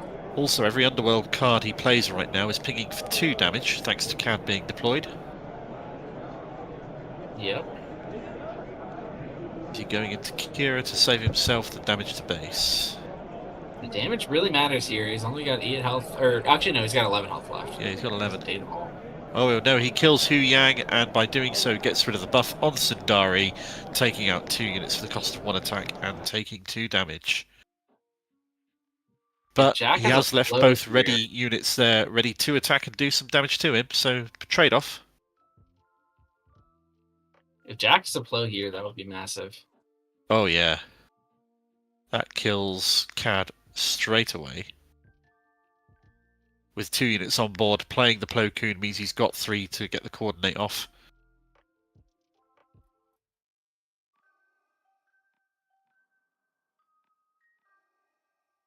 Both at 6 resources. 6 that open. does turn on the Mist Hunter. Yep. And 2 damage ping from playing the Boba as well, which appears to have gone straight onto Kira. Falcon coming out into space for Jack. That's going to be 3 damage to space, which I don't think the Mist Hunter can kill. Yeah. That's presenting lethal. Mike's going to see if he can draw a card here, which can get him out of this. Yep, he's only got 3 open resources, so it's going to be a tough... It's not lethal because of Data Vault. I forgot Data Vault again. Yeah, it's 2 actions away from lethal, yeah. Okay, he's ambushed in to kill the Kira. Oh, and hot shot for the game. Lethal. There we go. Congratulations to Jack. What a match that was, guys. Wow. Taking the tightly fought game there. Ouch. So in theory, Cad having the heavier end game didn't do enough for him to survive the damage it took to get there, although he obviously won the first game. All right, so great job calling that match. We are past time in round on the normal round. I think these guys had an extension here. So we are going to be right back with round 4. Thank you so much for joining us, Mark. It's always a pleasure to have you on. My pleasure, Loopy. Thanks very much. I'm going to go and get some dinner. And is there any event coming up in the UK that people can watch for Star Wars? Oh, there's a tiny single small event coming up in next week, literally a week away from now. There is what is essentially the UK's version of Gen Con. The UK Games Expo is taking place over 3 days at the National Exhibition Centre in Birmingham, starting next Friday. We're going to have 2 200-player events. We're going to have demo games. We're going to have the Darth Tyrannus promo card being given away for participation in tournaments and for demo games. We're going to have Final Fantasy staff on site. Xander Tabler, as well as some of the devs, are going to be present, taking challenge games and offering to talk to fans as well. So there's so much Star Wars Unlimited going on in the UK next weekend. It's going to be massive. The UK Games Expo is everything board games and miniatures, but obviously Star Wars is clearly our focus, as it should be. And is there a stream thanks very much. for people who can't travel to the UK to watch that? The stream is going to be coming from the tournament organisers of Organised Play events. They normally have their Twitch channel where they do it. It's going to be casted out by Ben Fitzpatrick, who's done a lot of streams casting for OPE before now, but co-commentated remotely by Thork as well, of Thork's Hot Takes. He's going to be talking through those 2 200-player tournaments, which will be going to a final on the 3rd day, using the top 8 from Friday and top 8 from Saturday, going to come together for a 16-player knockout on the Sunday. So yeah, there we go. We'll share all the links. It'll be out there in public. Tune in. And thanks so much. Great job on the commentary. And those are some awesome matches. We'll be right back with round 4. Probably be me and Platform.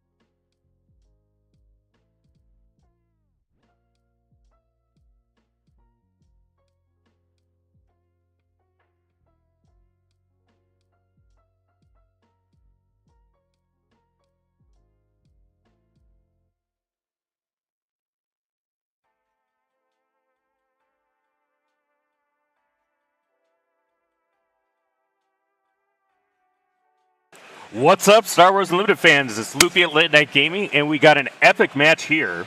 We have Michael Conroe from Team Secret, undefeated, 3-0, going against Riley Denu from Madison, one of my boys, a local of mine, with Kira Data Vault, undefeated. So, what do you think about this matchup, Platform? You know, it's your local boy's going to have his hands full. Conroe is a very slick player. He's from our area here, the DMV. He just plays the best deck normally, so he thinks Ray Data Vault's the best deck in the game.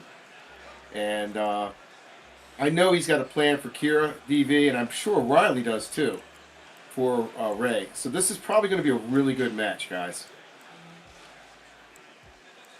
All right. So players are going in. It looks like Michael has initiative. Yep. That's important, actually. Michael's going to really set this guy up, you know, and Riley's going to have to pick up whether he's being set up or not. Right. That's really the key, man. And Conroe's no joke.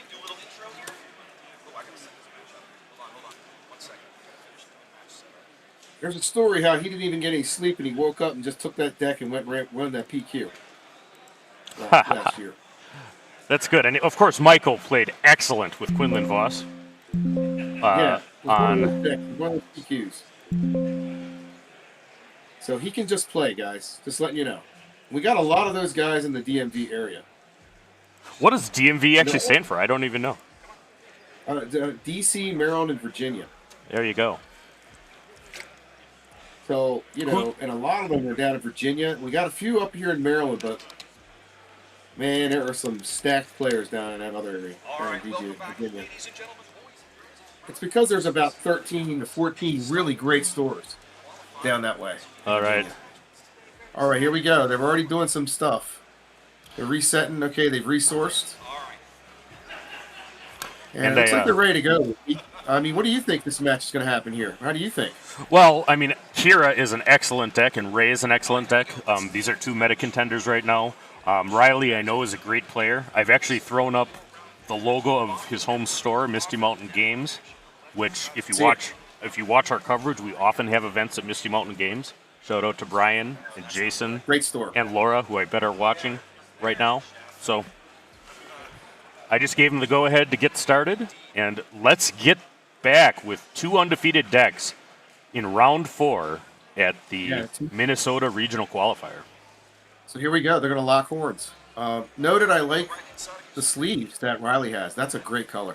I'm a sleeve nut. Aren't they black? No, they're the Iris Bloom katanas, I think. Oh, look at that!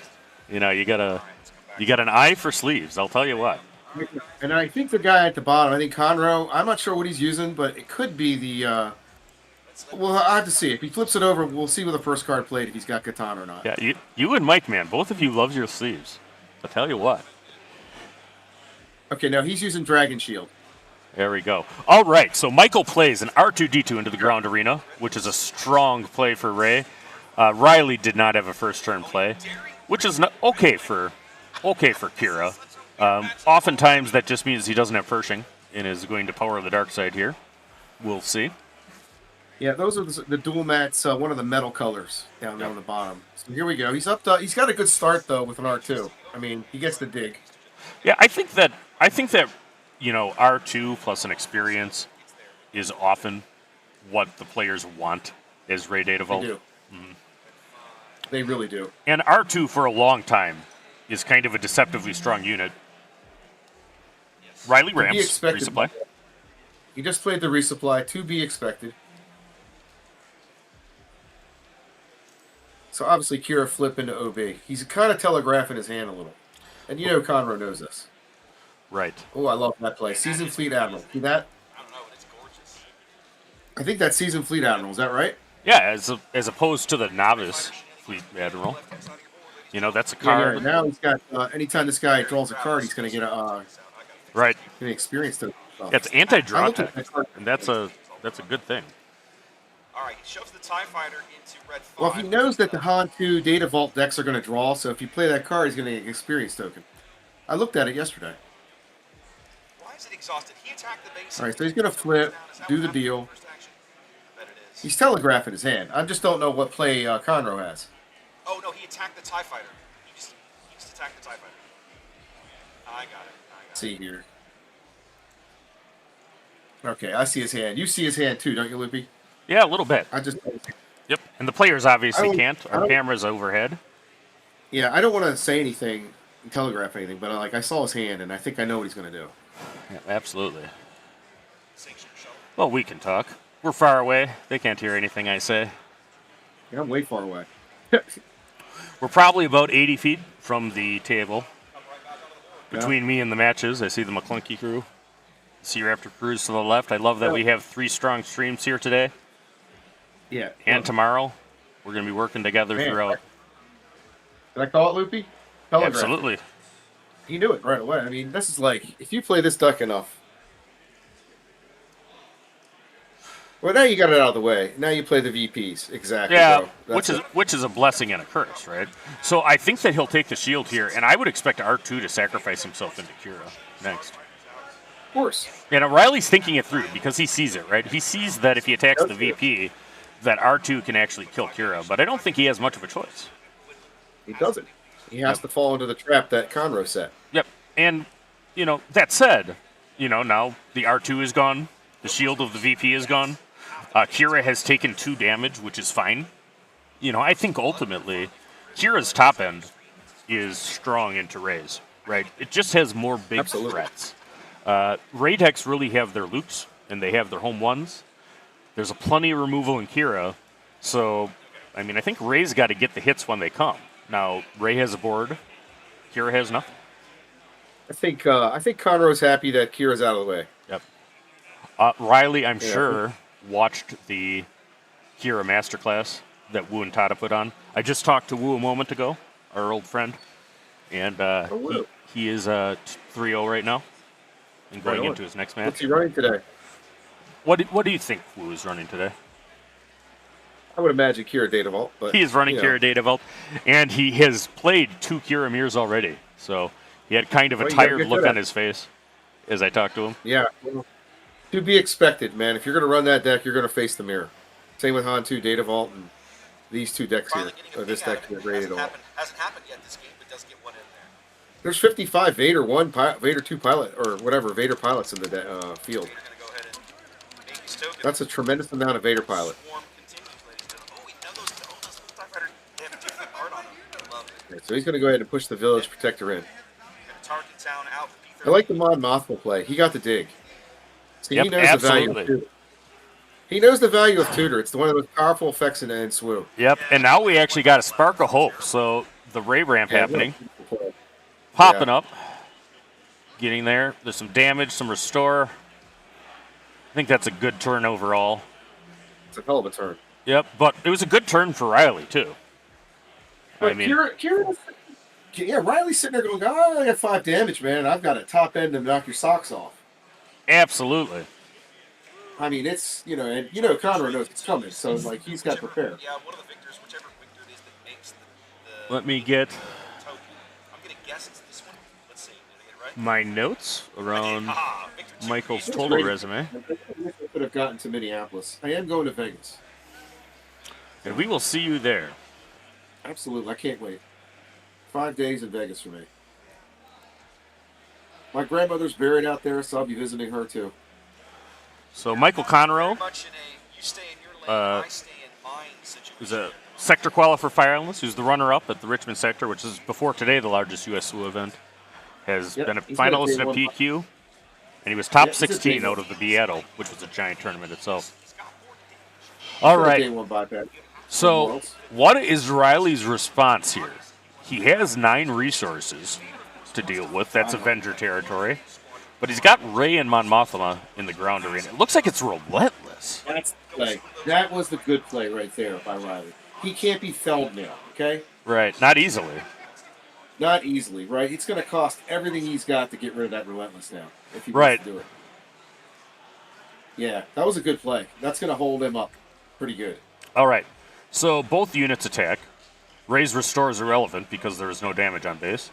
Riley has claimed What will Michael do to deal with that Relentless up in the space arena if he can? Luke is not, Luke is a unit, is what it is. Does Riley have a barrage right now? I think that's going to be the next thing that we talk about. Or Devastator could be good too. I mean, I wouldn't mind devastating Luke. I think he has an answer for Luke. If I'm playing Kira, I have an answer for Luke already in my hand.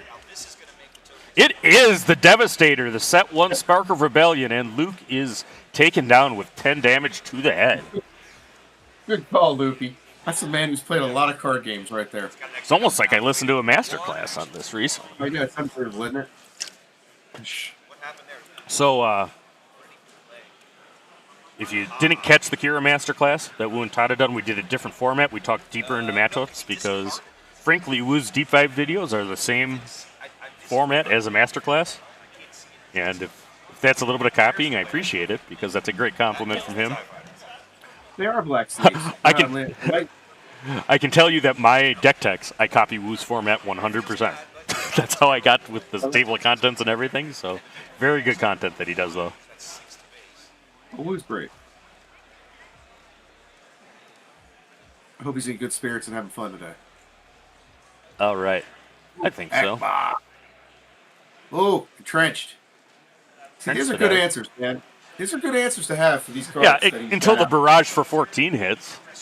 Barrage for 15 hits. That's the problem with entrenching a dev. Yeah, so I do not know what Michael all has, but I think the events being turned off is a little bit of a challenge. We can't show anybody exact deck list yet. When it goes to top 8 and they're open, meaning the players can see it, we will do that, but for the integrity of the game, we will not tell anything that's in either deck other than what we see, same as you and me. Maybe you could just burn a cheap event and then dump Felon Dragon on that Relentless. Yeah, that's what it is, but I mean, there's only so many cheap events. I mean, I think Sparkle, another Devastator! And now Ray joins Luke in the Devastator graveyard. Wow. Okay. That's one way to do it. So, we have 2 gigantic Star Destroyers going up against Mon Mothma and Akbar. Akbar goes in, undaunted. Gets the one.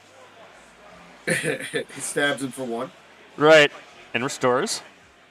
8 to the face by Relentless, and now 1 by Mothma. No, 3. He has experience. Yep, we will see. Yeah, that is a toughened up Mon Mothma. She's been hitting the weights. Yeah, they give her the pistol out of Luthen's. No, don't tell me any spoilers about Andor, my friend. We're rewatching season 1 with my son. There's nothing about that movie about that. All right. I wasn't sure. I know Mon Mothma's in the new season, and it's very difficult for a big Star Wars fan like me to avoid. You know Mon Mothma's in the new season. I'm not giving you anything you don't know. There you go. This guy's got a lot of resources, man. Yep. So there is the spark of hope to do it. It's going to choose sides, and it's going to be traded an Akbar for that Devastator. Oh, he gets fish lips for the Devastator. That is a horrible trade. That's right. Oof. So now, events are still turned off. Riley's got to deal with the Devastator, but has access to events and has initiative. Let's see. A shout out to my wife. Just informed me she won her match today, right now. Barrage for 10. Yeah, I was going to ask if your wife was playing today. She is. My wife and my son are both playing. That's why I'm here in person. So Mon Mothma hits. 24 damage on Kira's base. 9 to do. Relentless hits for 8. At 10 because of the barrage to 22. That's a barrage. So it's getting a little trickier here. A little dicey on both sides. What a match. Both players playing very, very well. And a tech. We have tech setting up anything from the resource row.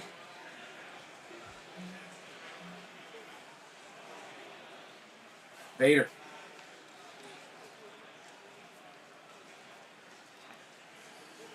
Those aren't black sleeves, by the way. I'm sorry, Lippy.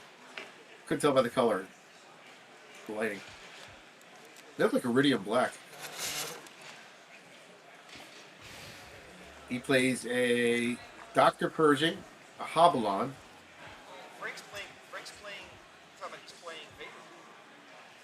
He responds with a Yoda, Michael. And both players back and forth, and You know, look at how the boards has exploded. Well, they got it. It's getting tight, though. Look. So, Kira trying to How hang about on. 24 damage on base, but with a heck of a board. Did not find a sentinel. Kira wins this because of the one restore from Akbar. That would be ironic, wouldn't it? So 8 damage to base to 30. Vader looking down Ray. Michael unable to play events due to the Relentless in the space arena. That's killing. Man, that's a card I never thought I'd see again after set 1, but it's actually one of my Thanks everybody for joining us. Got big viewer numbers here and growing as we go. Your boy And Riley. 3 streams. Riley from Madison. I think Michael scooped. That's right. He didn't have an answer for Vader. Not one action with Relentless out. He came off the top rope with the elbow. Riley did. That's right. The atomic elbow from the space arena. So Kira is up 1-0. Both players are sideboarding. Out. Game 2 coming up. Absolutely. Hope you all enjoyed game 1. So, okay, Michael's seen a lot of Kira's deck. So a good player like Michael's going to go in his board now and has a really good idea of what he wants. Absolutely.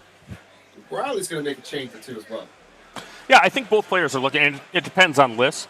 Michael, I saw him at a meetup for KTOD last night at a brew pub, and I was chatting with all of the Team Secret guys. They're here in force with matching jackets, and he was telling me about Ray Data Vault and some of the things in his list, but I'm not going to divulge too much now. I mean, I think that as to Kira, it's a very grindy matchup. I know that Wu said he felt relatively comfortable in the matchup, and Tada did when they did the masterclass. Michael's already sideboarded. I mean, he doesn't have to think about Kira. And Riley's probably able to bring in some help from the board as well. I think that as to Ray, you're probably looking at your Pelps returns. You're probably looking at more Relentless, particularly with how well that worked that game. I think that you're actually bringing that in. This is a match that Michael's prepared for. I mean, he knows what to bring in now.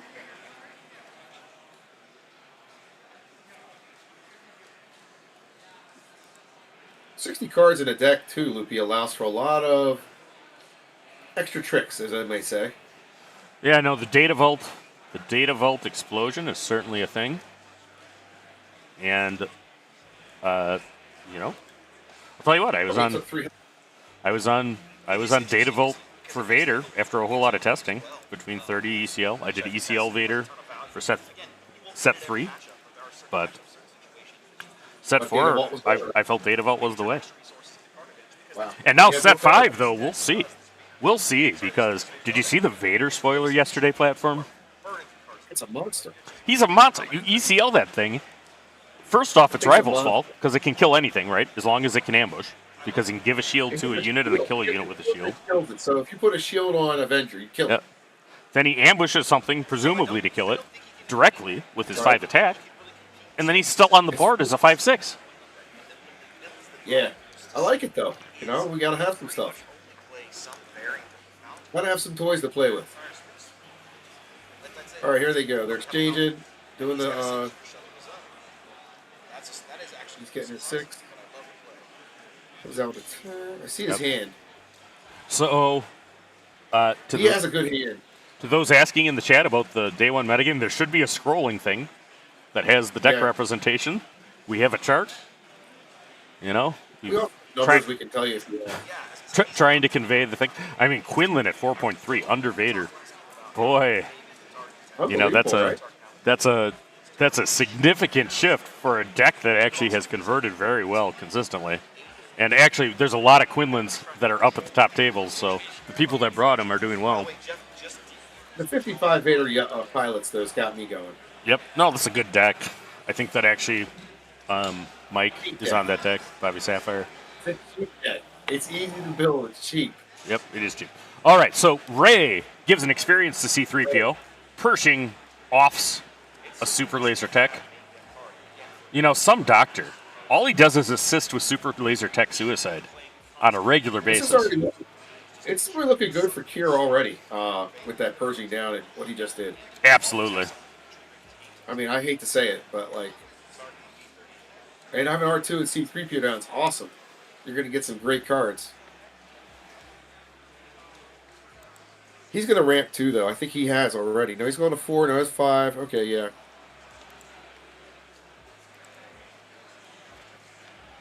I lost. It's Greg. I didn't Here it is again. I have bamboozles and sibling fangs, and I couldn't. Well, let's see if he has the AOB this time.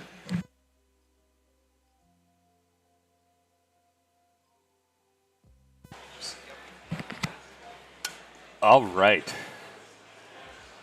Yeah, How many boy. total players with that? Yeah. I think we got 639.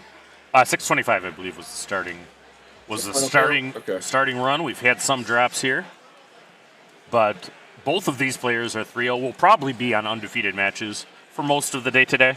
We have the ability to select through, but yeah, everybody's looking. But by the time you're 4-0, 3-0, 4-0, 5-0 in an event like this, you're starting to feel pretty good. R2 attacks. Kira flips early. So using Kira to deal with the droid menace that Michael has placed down in this ground arena. Well, he still has 5 resources. I'm wondering if he's going to OB him. Yep, and he pulls an entrenched with C-3PO. C-3PO, of course, allows you to name a cost and draw that card if it is that cost. But this guy, so Kira is going to kill C-3PO, which makes sense. Taking 2 damage, setting up barrage for 8. Yeah, that's a good buff. Yep, he hasn't used his Ray ability this turn yet. That's what's going to happen now, which I think is important, right? Because that gives R2 the ability to kill Kira. There's a Pike Sentinel. Yep, and this is level 1 thinking. I think actually Riley's sequencing there was excellent. I think he brought that in from the sideboard. Yep. So C-3PO is being enlisted into the resource row by Spark of Hope. Yeah, I figured that Michael might have Spark of Hope and ramp up with him. Okay, he's got U-Wing. He just pulled up a U-Wing. 2 of them. This game's going to go a little different, Loopy. It absolutely is. It's already gone different, but it's going to go really different about real soon. Pop into the chat here. 1, 2, 3, 4, 5, 6. Yeah, we got the. That was a sneaky little Spark of Hope play. Thanks everybody for joining us at the Minnesota Regional Qualifier. Pike. No, he does not. He takes the Pike swing back. That's expressive. That's expressive. Considering options. Yeah, he is. He knows Ray's coming out, so. Yeah, he's one. Chris has 1 HP remaining, and that's it. He just That. So Pershing Swing in with taps. Pershing. What's he gonna buff damage? Kira, 1 more? Oh, living on the edge. Kira. Kira has 1 health, but is swinging for 7. I think it's a heads. Doing the swan dive. I think it's a heads-up play, though. I mean, Ray doesn't have a lot that can hit a leader through a Sentinel. And if it was Rival's fall, it's happening either way. 2 damage to base from the Pike. R2 will clear the Pike. Yeah, it'll prevent Ray from coming out. Right. She can kill him in 1 shot. All right, so. 1 shot Ray.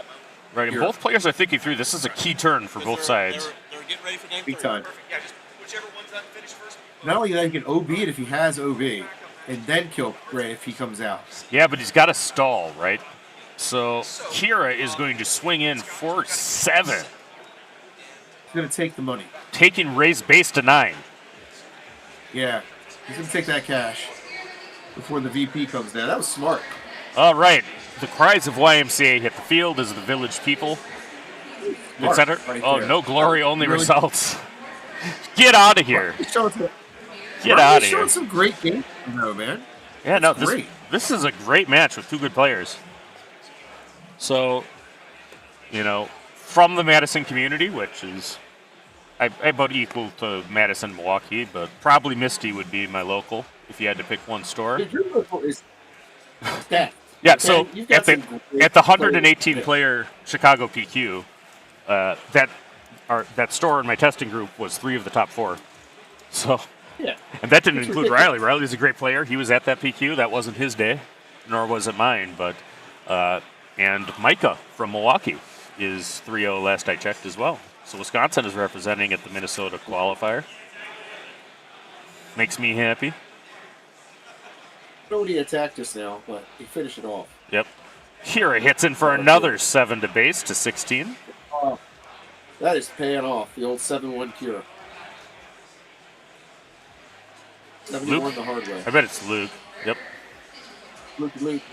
How will Kira respond to Luke Skywalker hitting the field? I don't know, but Riley's got to feel awesome that he got to swing twice with that thing at 7. Right. Oh, absolutely. I mean, Ray's way behind on base damage. Maul will come in, murder Luke Skywalker. 1 overwhelm, I believe. Oh, nope, no overwhelm. Luke has 7 health. So Ray is going to come in, do 3 damage, and restore 3. Riley's got to find a way to turn off that restore.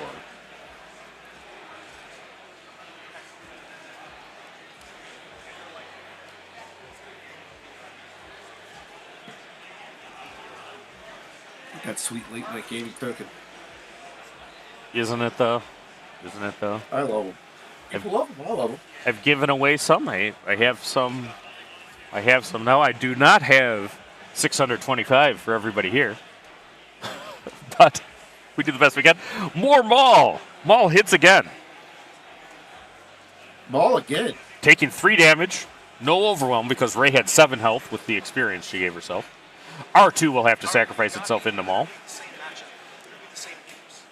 So for Ray's power plays here, I think she really wants home run. Doesn't have it, is going to get Ewing to reload the board.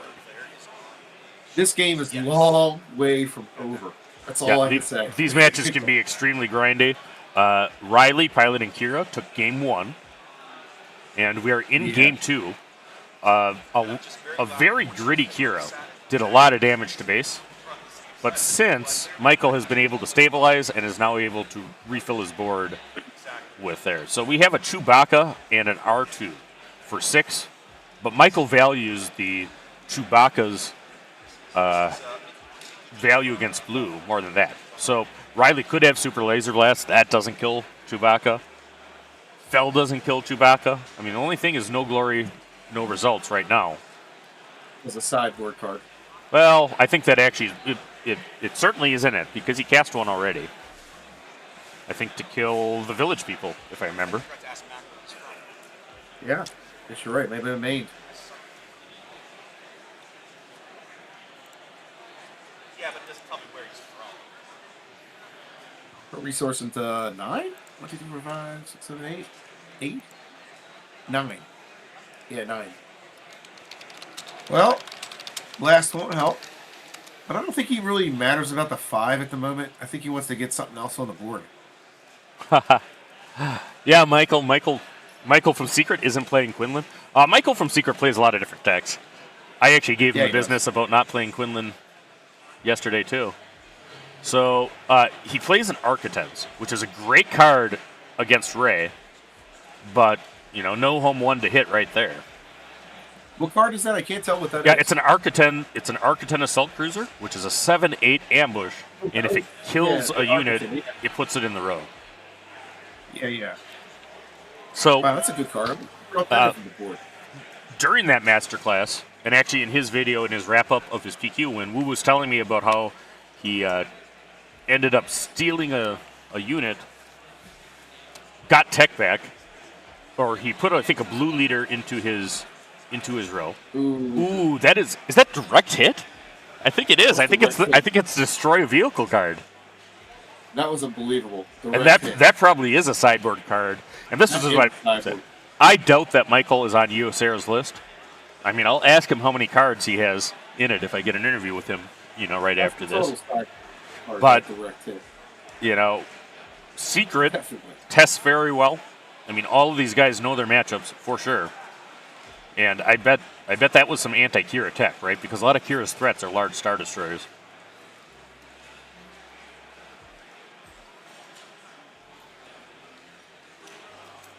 Devastator comes down, killing Chewie. Damage, of course, kills Chewie. So 10 damage to the head.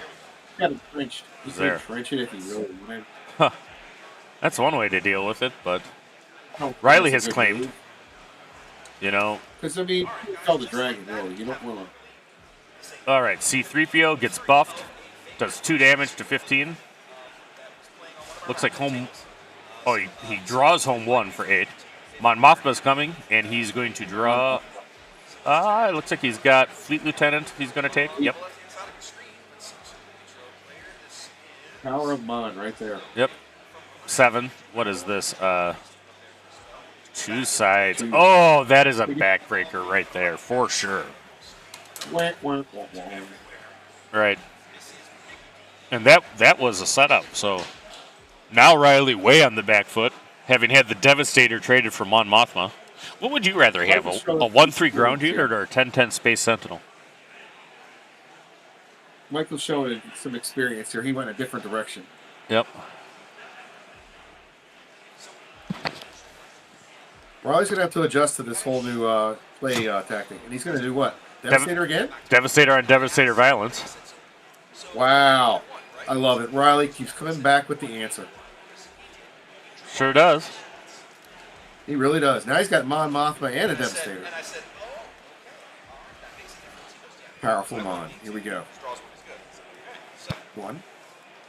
Go to 14. By the way, I still think our damage dials are the best we have in the game. The only dials I can actually see. Yeah, in fact, I was talking to Tim at McClunky, and we're looking on getting some made with their logo for them.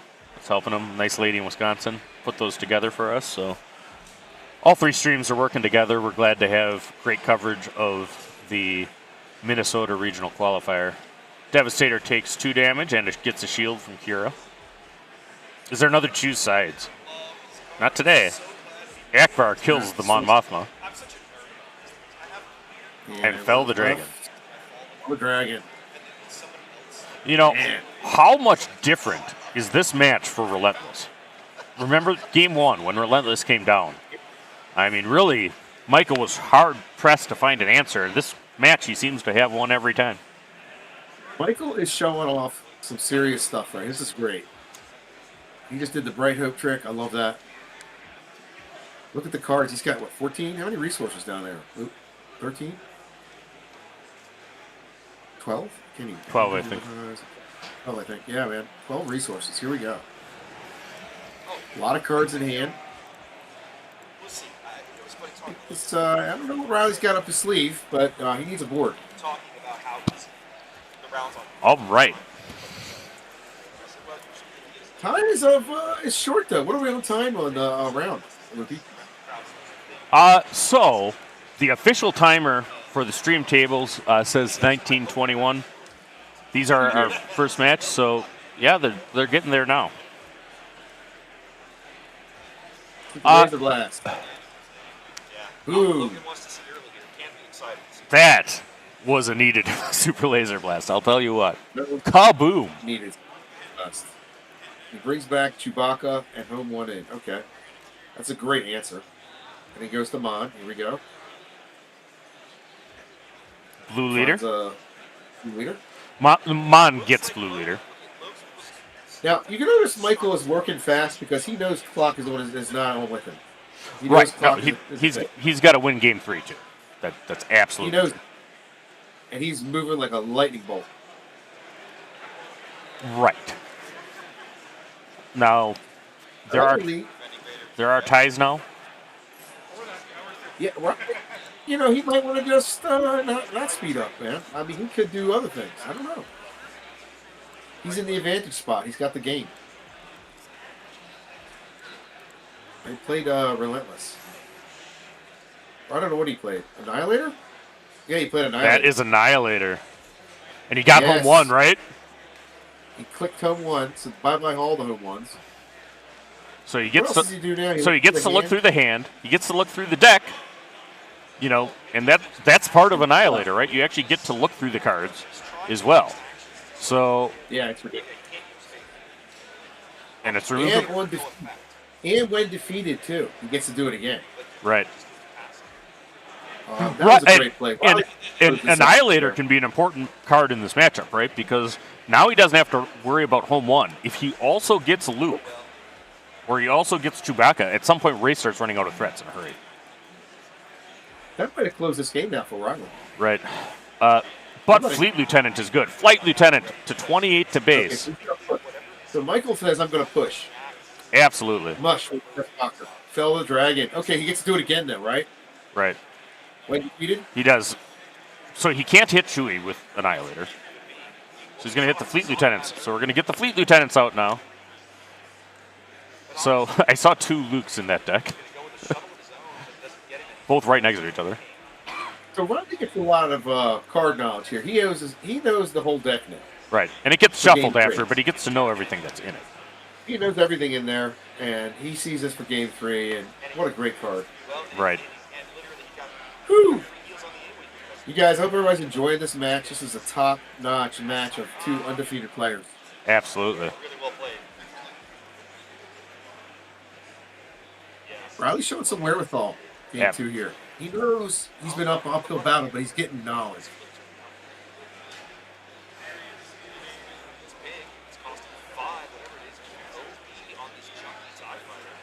All right, so can Riley stabilize?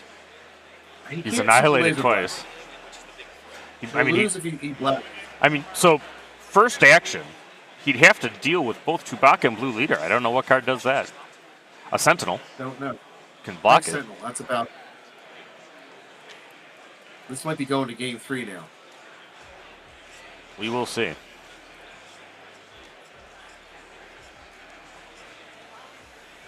Yeah, Wormy. That's one of my locals cheering on our guy Riley.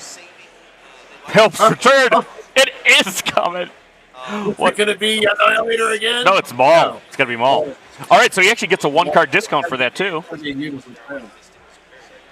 to be a ground unit. Yep. That's right. And to base. So the players are even going into a decisive Game 3. There's 15 minutes and 50 seconds on the game clock right now. A precise timer I'll be right on the top match. I don't have. Let me see if I can get a judge. So here we go into Game 3. Platt, call the match. I'm just going to be away from the booth for a moment.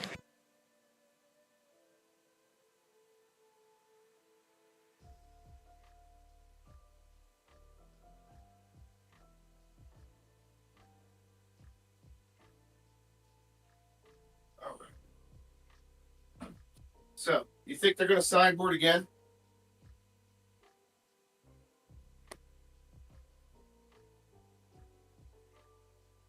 Loopy?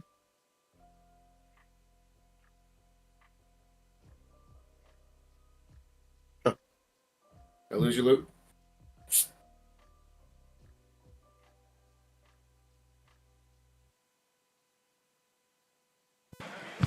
All right, I got the differential, the extension here, so I'm going to put up a timer of round on the clock. Riley this turn will start with initiative, of course.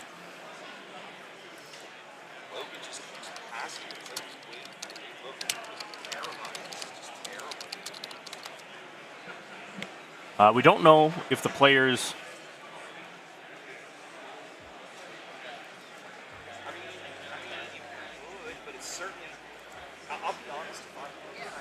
We don't know if the players sideboarded anything. Both accessed their sideboard, so they could have. But we don't know if they actually changed anything or not. And maybe a little gameplay there. All right, Platt, can you still hear me? I hear you. Sorry. I had to get something right. All right. Yeah, I don't think anybody's sideboard. They don't have time. They don't have time. Kira opens with a Hylabon Enforcer, a 1/4, 1 cost with grit and a bounty to draw a card, and will, of course, give it 2 damage and a shield.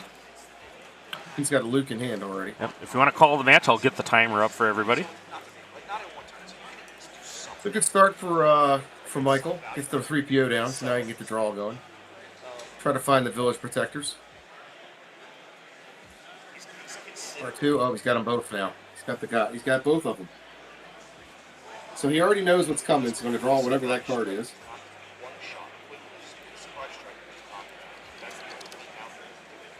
He's deciding what to do here. I don't know if he's going to attack a unit or he's going to take the shield off and go into 3PO. That's a smart move. Cut the draw. All right, so he's going to get his card he knows about, and it's a Seasoned Admiral. He'll probably play it. Yep. Good board. Start. We don't know if, let's see what Kira's going to now. 1, 2, 3, 4. She doesn't, I don't think she ramped this year. I can't tell. No, it's only 4. So,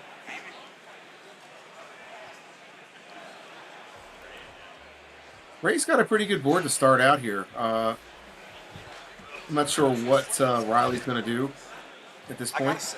Yeah, absolutely. A Pike Sentinel would be a nice play. Stop that a little bit. You'd like to get rid of 3PO if you can. Yeah, absolutely. You can't let there be too many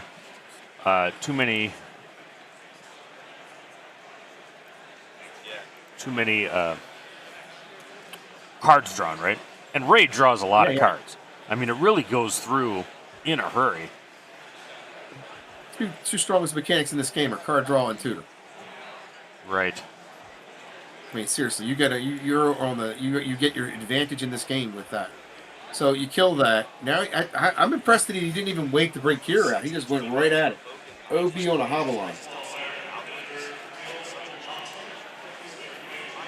So now he's going to put some damage on the R2 probably. Yeah. Kill out that R2. Bye-bye to that board. That was really nice by Riley. He got rid of all 3 units on the 4 resource turn of Ray.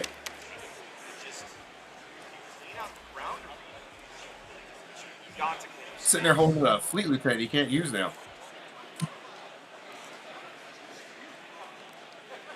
The round timer. Oh, I see what you're doing, Luke. Yep. So that's actually not live for people yet. Well, it was covering everything. I couldn't see what they're doing. Okay, so now he brings Kira out. Mon Mothma, here he goes. Tutor, but he found the village protectors. 2 of them. He can't pick those, though, because they are not rebels, so he whiffed. Oh. Village people, if only they were more rebellious. That's why you kill 3PO, though. Mon can't pick them up. Right. He found resupply.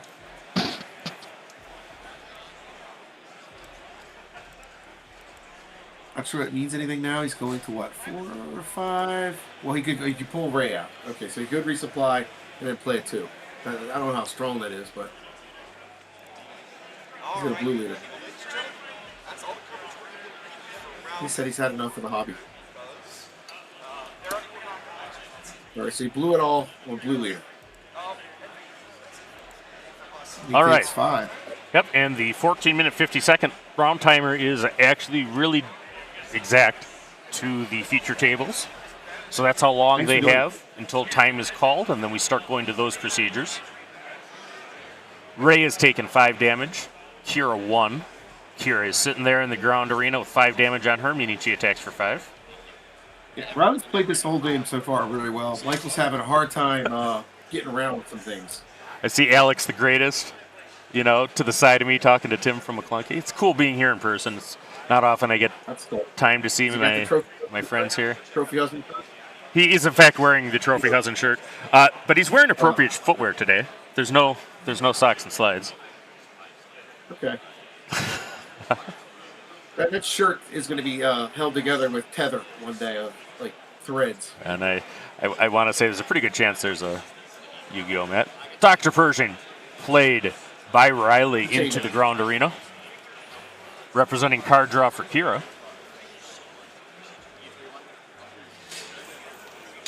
Yeah, he's got 3PO again, man. I mean, let's just check that out. Here we go. So, for those just joining us or going from our sister streams right now, this is the 3rd decisive game round one, Riley really dominated with a relentless in the space arena, blocking a lot of plays and was able to finish off Michael. Round two, no relentless. Michael played well. It was a grindy match, but eventually, despite getting annihilated twice, was able to get through. And now we're in the decisive game three. Both players looking to improve to 4-0 at the regional qualifier. Michael delayed his rape deploy. Yes, absolutely. He does that a lot. I mean, it's smart. You don't want to lose him right away. Michael's a great player. Kira goes up to 6 attack, and Pershing allows a power draw. He realizes at minimum, Ray represents 3 heal. All right, Luke kills Kira, which could have done just, even had the buff not happened, but Kira does not get to attack, so no damage was put on base. Riley is in great shape ramp-wise, having ramped to 8. In swoop. Luke is a core card. I mean, I don't think there's any question what the best card in Hero Blue is. What did he do there?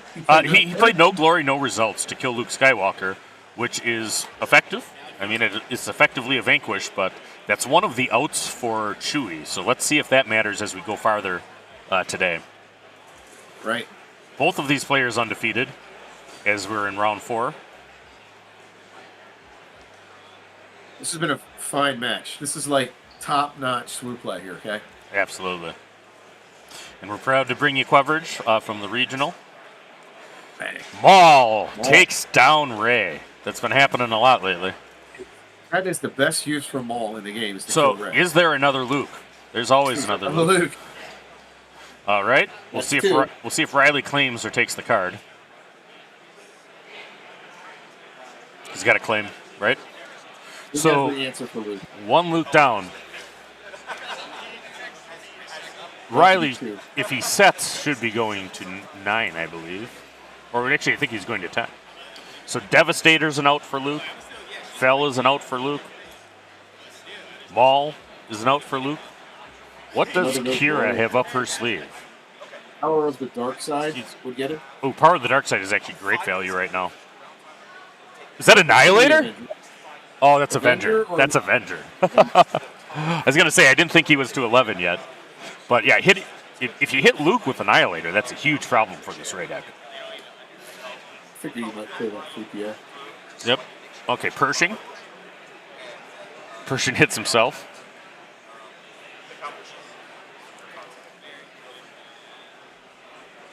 Akbar. The snack bar takes out Dr. Pershing. Yeah, man. Fish lips.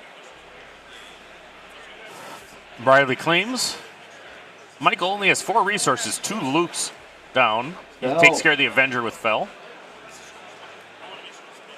Well played, I see he draws a choose sides in an Akbar, so we'll see if that comes into play. The Akbar immediately gets resourced, which I think is the right play. There's just past 10 minutes on round on the feature table stream. The energy here is great. All sorts of players. Most are finished with their match at this point, but these 2 players still locked in a battle. Only 1 and 2 damage on base, respectively. There's Devastator. I think he's going to be trading an Akbar for a Devastator in the near future. He's going to attack first, though. That's right. Get every point of damage that you can. They matter. He gets to play a Hylaban. Here's 2 sides. I mean, it's only 2-1. Chris lives for the Devastator. I liked your comment before. I mean, how would it be if that restore actually mattered in the end?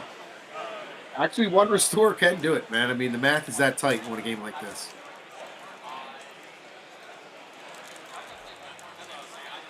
So, he played Annihilator? He did Annihilator again. Did Annihilator again. Well, he still gets to look through the hand and deck, I think. I don't think he take, I don't think he took Devastator. I don't think he's going to find any. There's Fell. Now he gets a when defeated and doesn't get to do it. Yeah. But we know that Riley has put in Pelp's Return. So we might see that Annihilator again, because Palp Return also says play any resource. Can you play a vehicle with Palp Return? What? Oh yeah, you can play any card with Palp Return.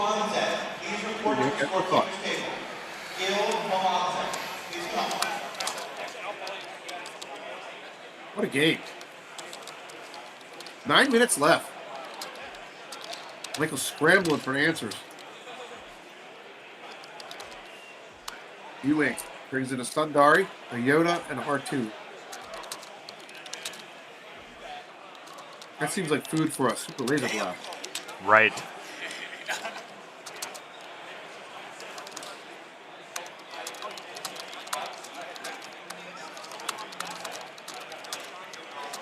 So draw a card off the Yoda. There's a benefit there. All my friends I used to play Destiny. Hey, you can play this. It's getting recorded. What are you talking about? And then I'm like, wait, FFG? Trust those fools? Yeah, interested to see if this ends in a bill. That'd be funny. He knows somebody out. He heals one with Akbar. Fish Lips hits him for one. All right. So, Yoda hits the field. well, I'm going to 12 resources now for Michael. Absolutely. We've got 9 minutes in round now. Actually, Yeah, it's 6 minutes. Mike's My timer stopped. I hope one would do it. I hope one would help him out a lot. There it goes. I don't know why it stopped counting. It's 6 minutes left in round. 6 minutes, 40 seconds. Yoda. Yeah, it's a good question. Yeah. So, Yeah, that did not let's see what answer Riley has. Absolutely. Stack of money and a handful of cards. in his Well, you got a Maul. Maul is a good play. Probably going to kill the Sundari with it. Yep. You don't need that healing. And only hits Only back gets for one one. back. Now, he actually... I know, that's why I think he... Because is Hyliban Underworld? I believe Yeah. it is. Yep. He could have put it all in the Underworld. I mean, he could have put it on Hyliban. Yep. the massive one. He's got an Akbar, which he's got to feel like he's going to use it. I mean, if he got an Akbar from two sides, it means we'll use it. It lasted a lot longer than the Devastator did. Akbar swings for one, killing Yoda. Who wouldn't want to see a fight between Admiral Akbar and Yoda? Right, man. I got that in my head right now. All right, so R2. It's a trap! R2 comes in, has 3 damage on him. I think it's 3 experience. Okay. Riley taps his resources. This is like the battle of the small things. With all this money, they got all these stupid little units down. Except for the mall. And they're running out of time. It's 5 minutes, and they've got they got so much money, they don't know what to do with.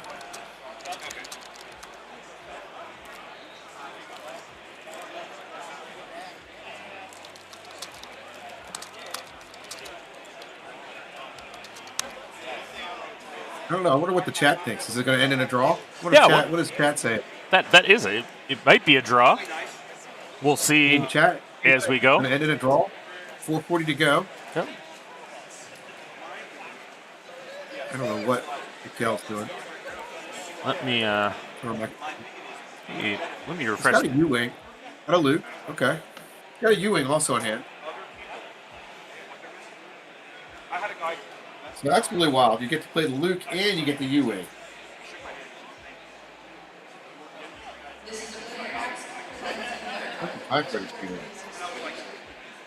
Oh, that was timely reinforcement. Absolutely. Look at all the look at all the X-wings. You know, timely reinforcement was a card that DJ Clearo piloting Akbar, you know, really. Oh, and the blast. The whole armada is down. Fish Lips goes too. Both sides. Goes back to his discard. Here's a U-Wing to reload the board. Wow, what a game. What a game. Man, 3 minutes to go. And they know it. Up, Mon Mothma. Bright Hope. Bright Hope. Oh my God. Oh, yes, he's going to keep drawing. Watch this, guys. 5 cards with Mon. Pick up Mon. Draw another card. Yeah, that's got to be just the top card of the deck then. All right. Yeah, That's so. how you do it. Yeah, and we'll see what happens. Now, I mean, we're getting into time on round even with the extensions. Yeah, 3 minutes it. This is it. Yeah, Kel's in the chat. You're exactly right. Mon's been looking. Michael has been looking for a Chewbacca. Just hasn't seen it. There it is. Done. There it is. Mon Mothma replayed. Now, you actually got to watch out, though. If you're Ray into Kira, you know, Kira runs Vigilance. Oh, it's Bright Hope. Bright Hope with Chewie on it. All right, has Riley seen a no glory, no results? Look at the back and the forth in these blue-green matches. Ray on... Riley he has to use the top return to get it. Yeah. Well, he might annihilate Bright Hope. He could do that if he has Phelps to turn. Oh, wait, no, he needs to do Devastator. Annihilator wouldn't kill him, but Devastator would with damage. Here it comes, whatever you just called. But it is Annihilator. What's he going to get, Mon? You know, I don't know what he's going to do. This is a great game, man. Let's see. Okay, so I don't think Annihilator just says just defeat a unit, right? So I think Chewie's actually immune to that. And he went and he got it. Now, if nothing's changed, he can take that back under the rules. If there's no new information or anything. Maybe he just played it doing that. Maybe he just played it to fit out the hand. Yeah, no, I think that actually. So this might end up being a judge call because I imagine that exactly what happened is he said he was annihilating Bright Hope, right? And Chewie is immune. It does make that immune. Pershing draws a card, putting 1 on Annihilator. But Annihilator is also, what, an 11-11? Exactly. It's a monster unit, man. It can just swing next round and kill that thing. Right. What a game, man. 1 minute to go, guys. Come on. I don't think it's going to finish. No. I think it's going to end in a tie. He plays Power of the Dark Side, which also is immune. And 2 sides grabbing the Annihilator. That is tough.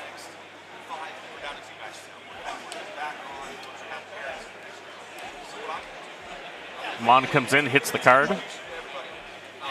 There's a judge at feature table, both watching. We're down to, I think, 45 seconds before timing round. This is it. They get 1 more round after this, and I don't think anybody. There's no 28 points. I think they might have given up. So I think this is going to go down as a draw, which, I mean, is relevant. How does that change, Loopy, if it's 3-0 or 1? Well, I mean, a draw is a match point. You know, a draw is much better than a loss. And this is becoming much more common that the players draw just due to time, right? And you no longer have the double loss. There is actually points, and I think that was a great change to it. Shout out to both of these players. What a match, guys. Really, what a match. What an actual chess match. Absolutely. Either guy was giving in. All right. So we are going to go. Let me actually set this up. So what do you think, as I'm setting this up, what did you think about that match, having watched the whole thing? It's a chess match. That was incredible. I would think they would go to tie again if they probably played again. I enjoyed watching that, and those are very grindy, but it sure was good. It was great. I thought Riley played great, though. He had answers for all kinds of stuff. All right. I'm going to... Decks, man. They're going to be there later today. We'll probably see them hanging around. All right, I'm going to flip into studio mode here.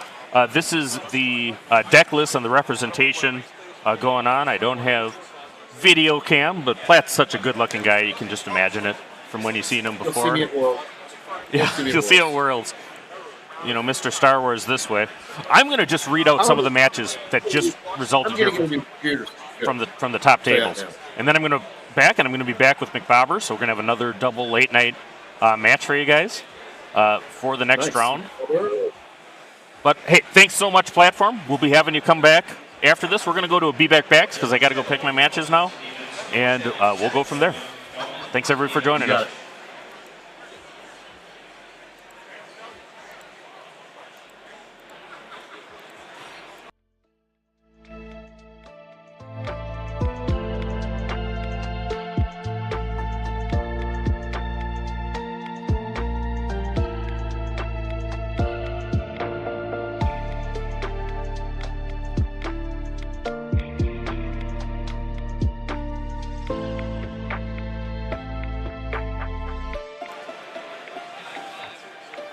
Yeah, I'm just popping back in here. As the chat said, I just got it from the judge. I forgot.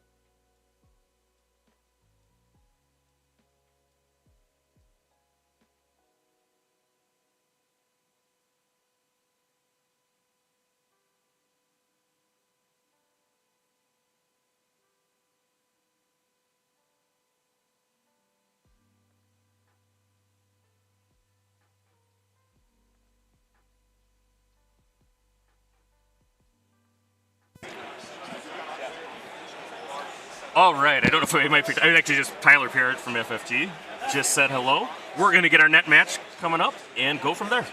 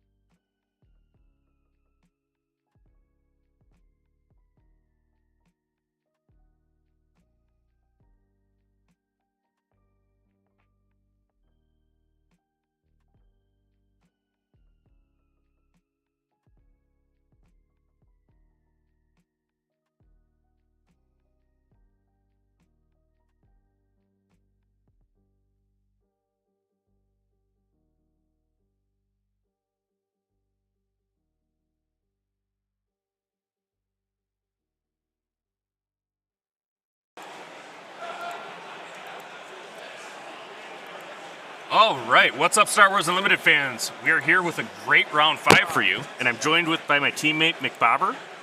We're going to be calling round 5, and we have a Han 2 mirror, but with different bases. Yeah, we got one on Data Vault and one's on a 30 health blue base, looks like.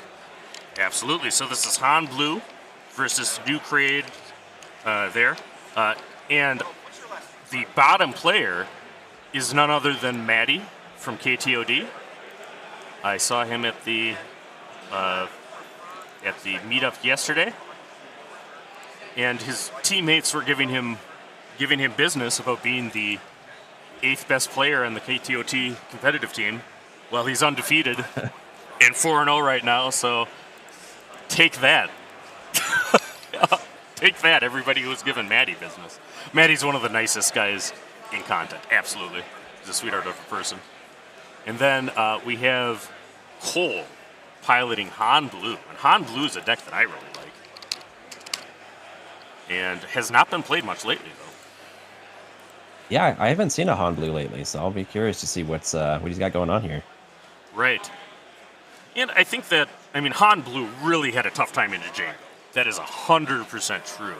But that's not a problem anymore. And historically, it was pretty good in Akira.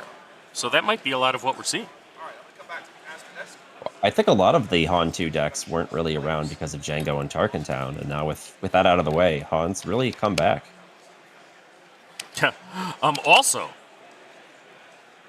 we'll see what's in Maddie's deck, but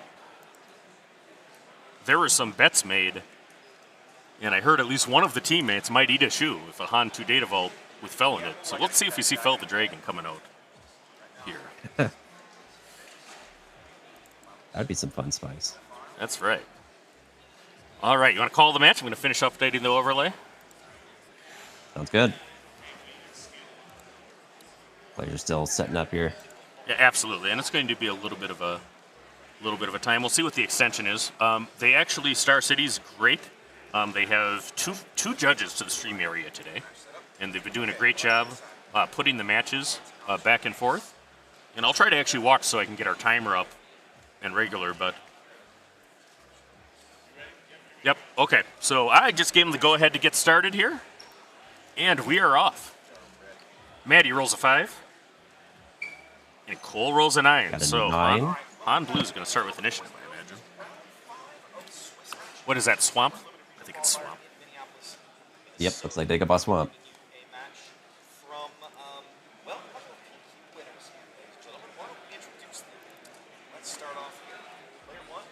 Maddie's got a neat initiative token there. Looks like the Phoenix Squadron logo.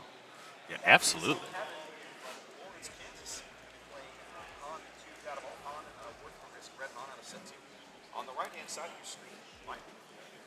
All right, let me find KTOD's logo.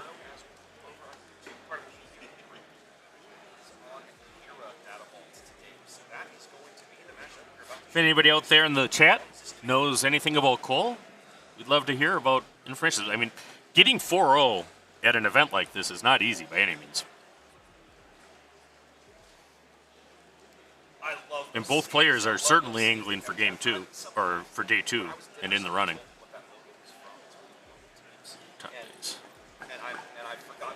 It looks like we got our resources down. Starting off with that 3/3 shielded unit from Han. Forget the name. Outer Rim Headhunter, maybe? That sounds about right. Outer Rim something. It's something in the Outer Rim. That's what I know. It's the 3/3 shield.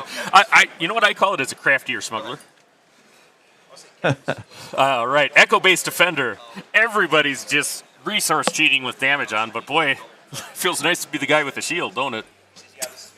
Yeah, I think that shield's a little better positioned here. All right. All right, so it looks like it's about a 5-minute extension. 1 second.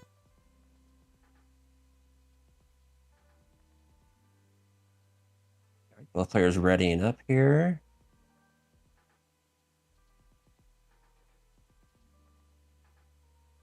And there's that trade, of course. Echo-based Defender going down. Sabine Wren coming out. She might be a good answer to this 1 health 3-1 that's remaining here on the table.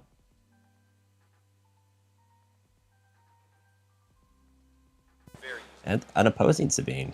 All right, so I got the information I need to do an accurate timer, which I'll get up on the overlay as soon as I can.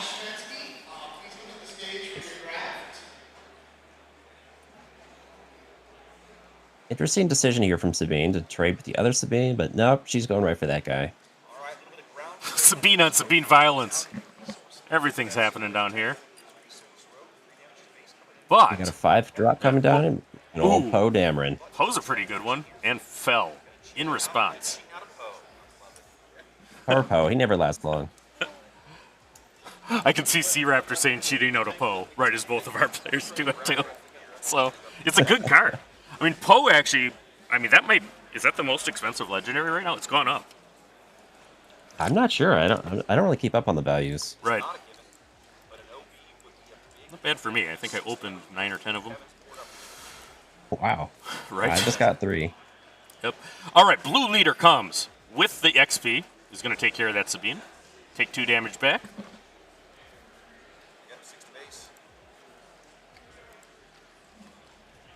I remember I was having this conversation with, it is cool, ladies and gentlemen, yes it is. I was having this conversation. Got the Hammerhead taking out that blue leader.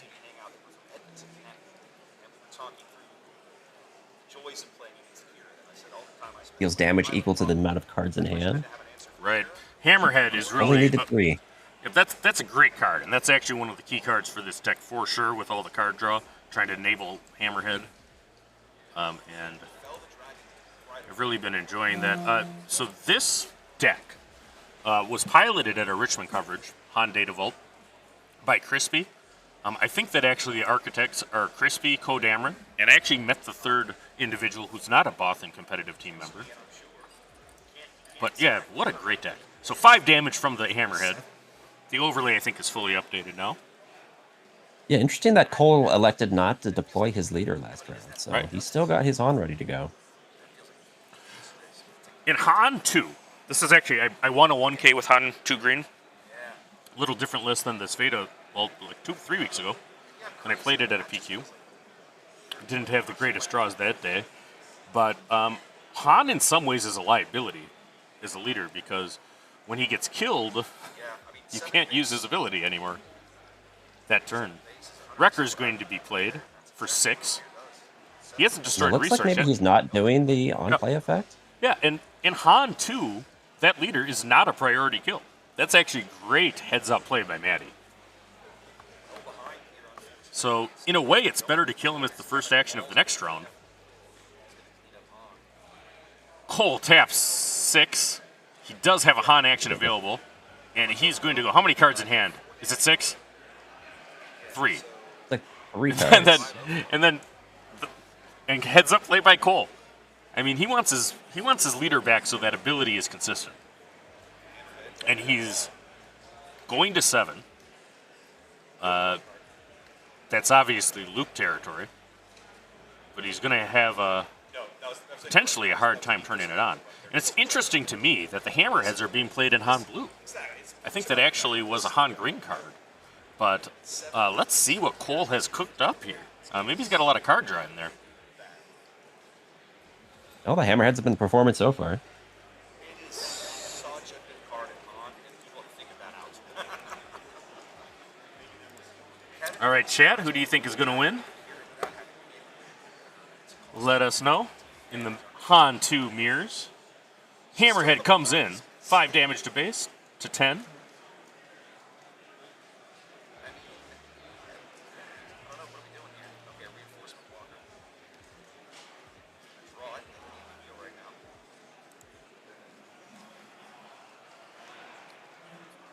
Looks like chat's telling us Cole is part of the Canadian Snowtroopers team from Ontario. Ooh, yeah, that's a shout out. This is the North American Regional Qualifier. There's actually quite a few Canadians here. I saw Viktor yesterday. A couple guys from Edmonton, so shout out to those that traveled to be at the event.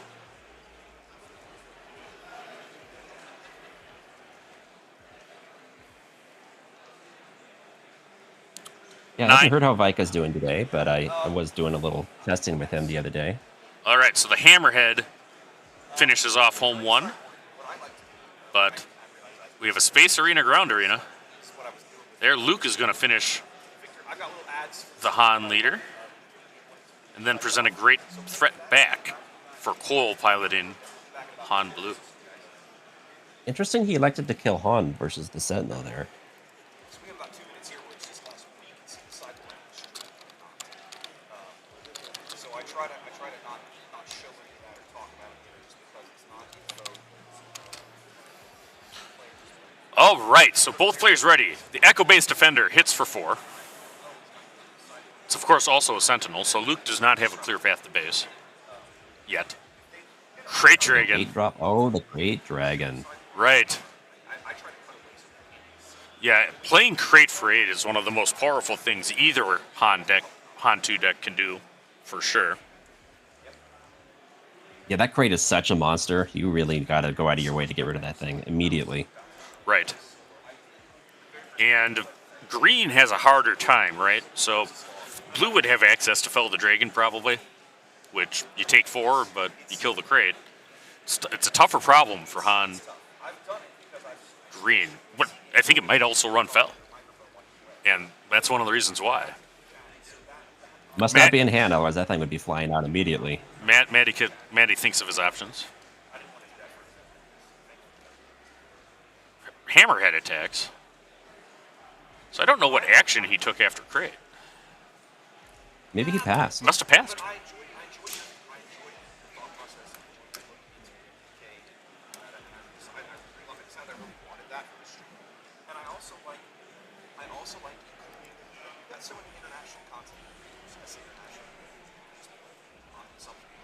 Looking through the discard might indicate he's got a home 1 in hand.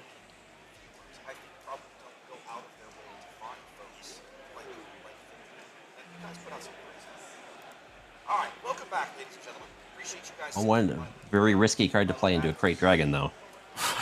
You ain't wrong. You know, you go through. All right, so Luke... He passed again. Luke restores, kills the Echo-based Defender. 6 tap, that's probably... Oh, that's Hammerhead. Hammerhead kills Luke. So that's why he was passing. He needed Luke to take the damage. Because that's what he could kill. But he's got a dragon-sized problem to deal with in the ground arena. Yeah, this is not looking good for Matty. All right, I think that was a scoop. All right, so Cole, piloting Han Blue, takes the first match. And the players are going to hit their sideboards.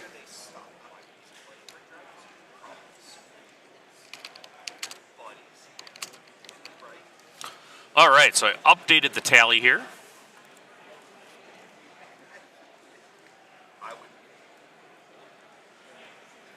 I like Cole's little privacy screen there for his sideboarding. Oh, yeah, it's the top of a deck box. I do that, too. I do that, too, if I don't want them to see. Sometimes I want them to see.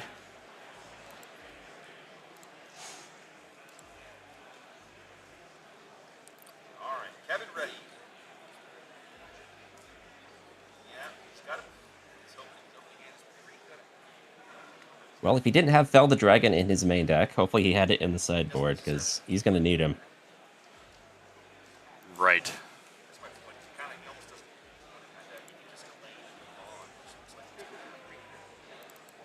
So as we get to the sideboard decisions here, both players trying to find an edge. I mean, certainly if you have any answers to Crate Dragon, you bring them in. I mean, we saw that actually was the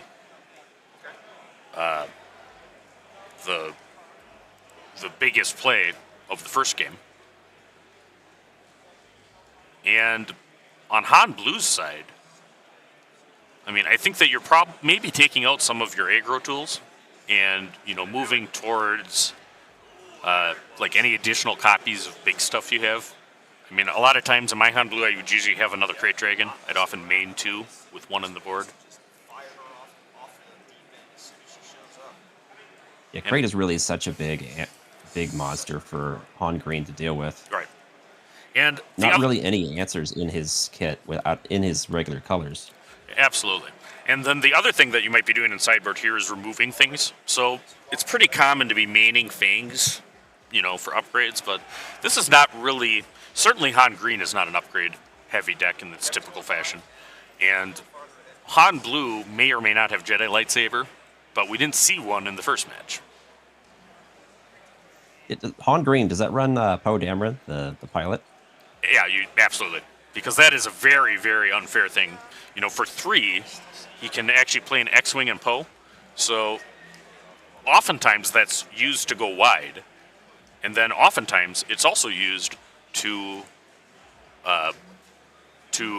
just put Poe on his X-Wing to make a 4/5 in space for 3, which is pretty good value, I think. Yeah, I think so too. All right, so I think I got the standings scroll updated as soon as I refresh the cache there. So both players have sideboarded. Maddie's looking to recover from game 1. We'll start with initiative. See if he can climb back. Right.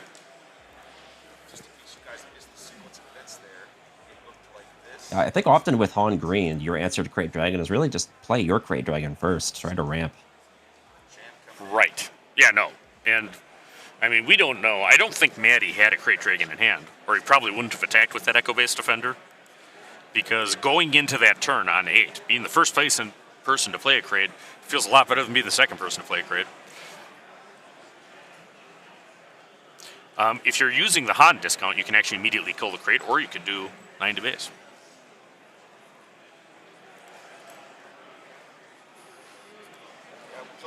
It always feels good to be able to deal 9 damage to something. Yeah, sure does.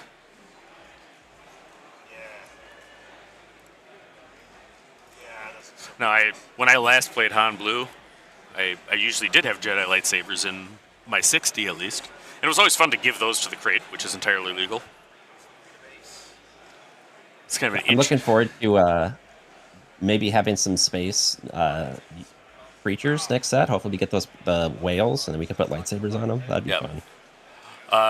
So, yeah, thanks, Fisan. I'm glad you're enjoying the stream. We love doing this for you. So, thanks to everybody who's tuning in. There's a meta scroll going on. Do we have a meta breakdown for people who just joined? That's entirely fair. Right above our name tags, you should see the metas scrolling, and the link actually has standings as soon as I can get it working. I have the round 3 standings. I'm trying to export the next one.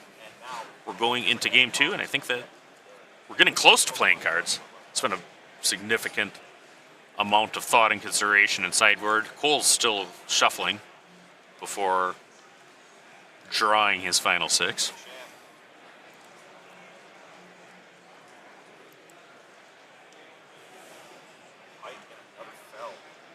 Shout out to Justin at Bucketheads. We'll see if we see him later, but he actually helped some of our lighting and glare.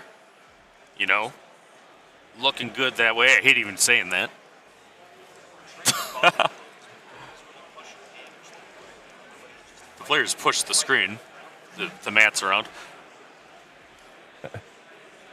Yeah, that happens sometimes. Yeah, and got a and little bit of our late night gaming mat peeking out from underneath there. yeah. Well, don't tell the mat. The mat gets Stapo, but I'm not sure. We'll be following up as to why the 2-player mat was unacceptable for this. But we got a great mat there. That's an official mat, and you sure know what their status in the event is when you see that mat.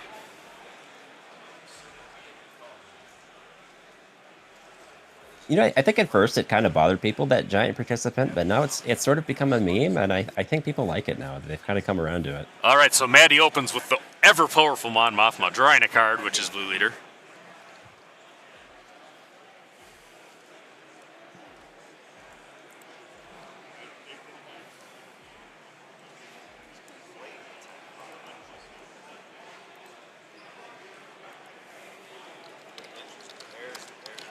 Good old Sabine, ever popular.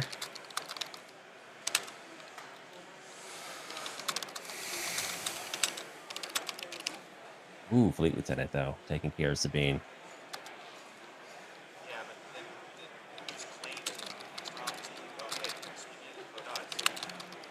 We got Kanan Jarrus. We got all the Rebels crew showing up here. That's right. And Kanan's got a set 5 leader that is a powerhouse. Definitely looking forward to trying that one. Oh, yeah, no, I've been playing actually quite a bit of Kanan Red.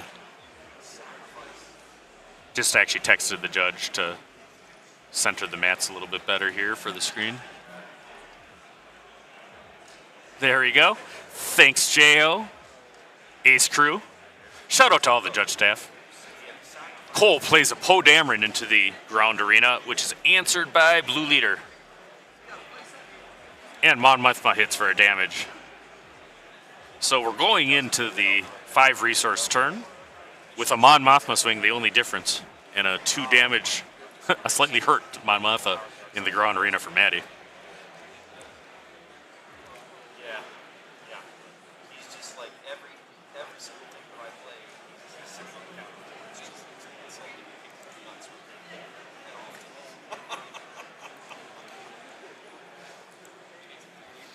All right, so we go into 5 resources. Maddie has initiative. Deploys Han.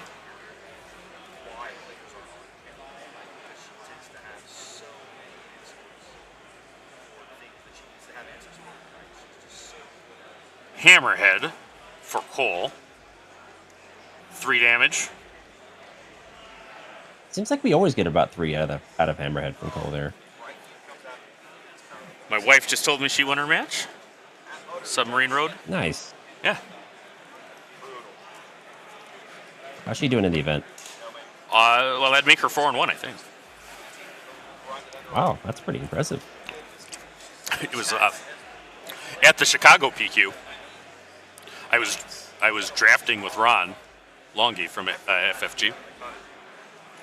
Or I was trying to get him to draft, and he said his wife told me he had to go home. And I went, my wife's still in contention because I think she was X2 in the main event at that point. All right, shout out to Ron. Been a great ad for Fantasy Flight. Cole decides what to do. Participants rise up. That's right. He finishes out. Wait, takes the kill anyway. Poe Dameron with no damage on him takes initiative. That Poe is a power play card. So this is 6. It's an interesting chess game here with Luke Skywalker, right?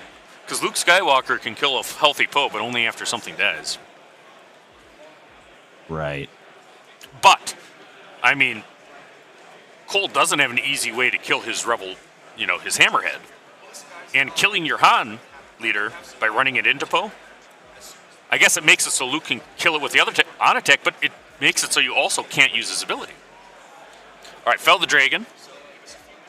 Hitting Poe. Yeah, it probably feels bad to not be able to spend everything for a giant card, but got to deal with Poe there, and that was really the only way to do it. Right, absolutely. All right, let me go check in with the judges.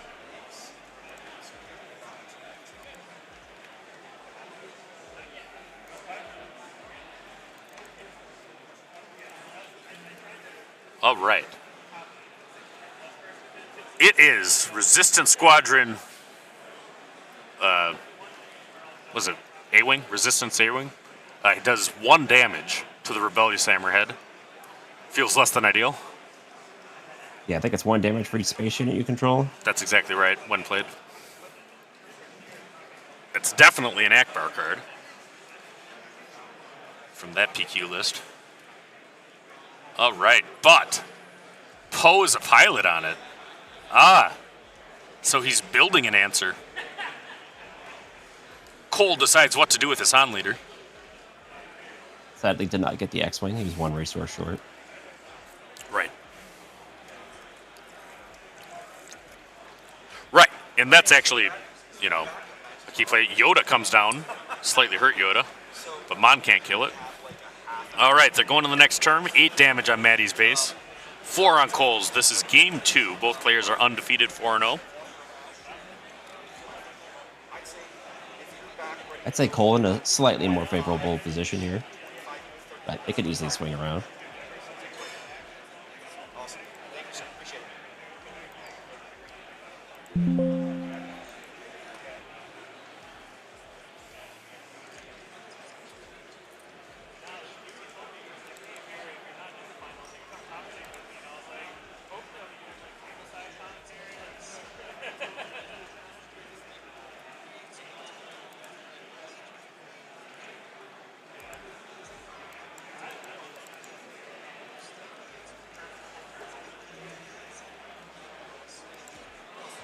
Hammerhead gets taken out.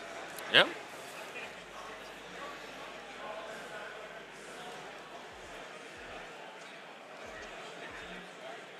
All right. 1-0 next to go.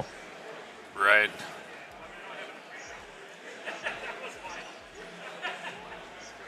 All right, so I actually got the updated standings are now scrolling above the chat window for everybody.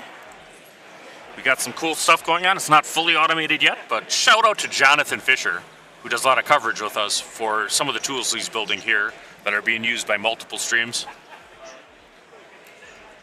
Reinforcement Walker coming down. And that is a power green card, right? That's something that Cole can't do. Direct hit, I think that is, right? Which destroys a vehicle. I couldn't tell if I guess he must have drew the card from the Reinforcement Walker. I think he did too. I didn't see the card. And he probably revealed it to his opponent. We just didn't see it as it went. Or wait, I don't really. Do you have to reveal on Reinforcement Walker?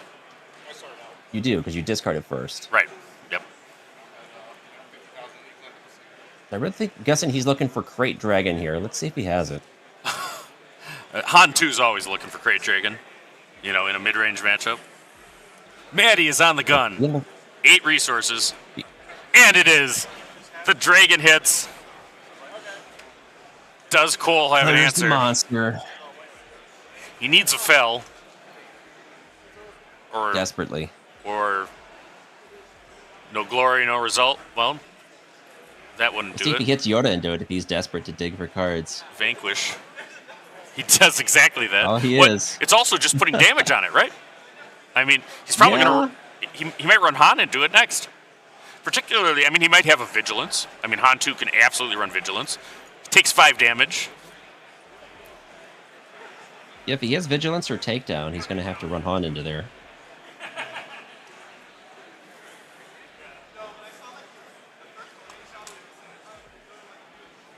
All right, so he taps Looks like 6 for Buckeye loop. Dave saying we don't.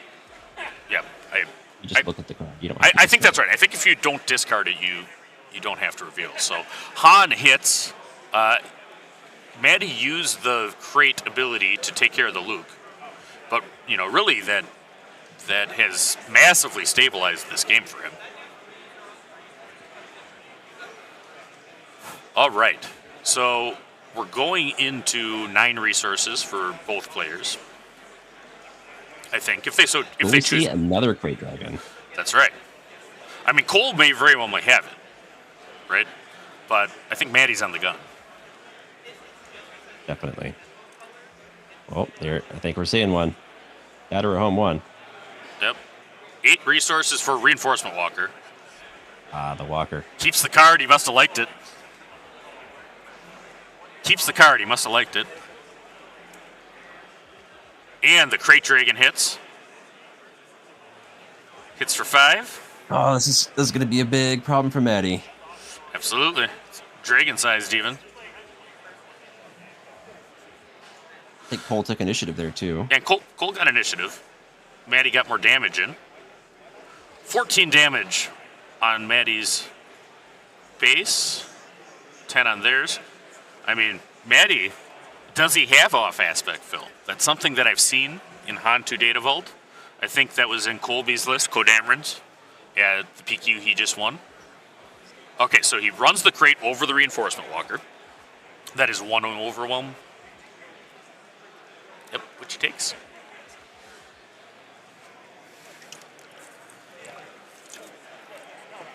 Crate has 4 health left, which now probably puts it in Hammerhead range.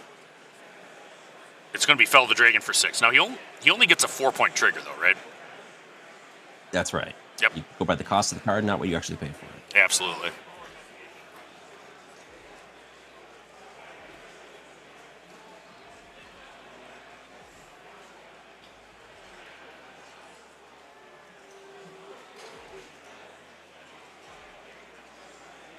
Hammerhead for, well, enough to kill that. Enough. Poe. Not another Crate Dragon, at least. Ooh, Poe's. Sure, Maddie was concerned about that. Poe's strong there. Because Han can't kill the Poe by himself. Cole considers his options, has 4 resources left. using the Han action to play a Poe of his own. Imagine Maddie's going to claim initiative.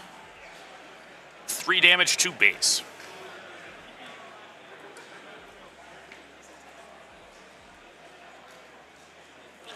Yeah, so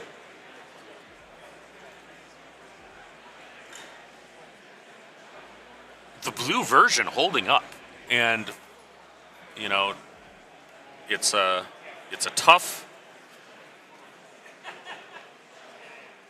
road to hoe. Certainly Han 2 green, without even looking at the meta. I'm sure that that's more represented than Han 2 blue, right? With all the recent success of Han 2 green. I imagine that has to be right. Yep, but Cole, you know, might have saw something. He might have saw an angle in his testing, and you know, updated. Ooh, Wrecker is really good for Maddie there, I think. Bet he's using the wind blade now. Check out the bow. Blows up a resource. Oh, with Timely. Ooh, and the Timely. Oh, Timely from the row. Wrecker. So he's going to be able to probably, you know, I think he probably kills Poe with the wind blade and ambushes into Han, right? So that's going to be 4 overwhelm to 14. Oh, taking a page from the Sabine players. His teammate Justin, and he's still got a standing Poe, which Cole has to deal with.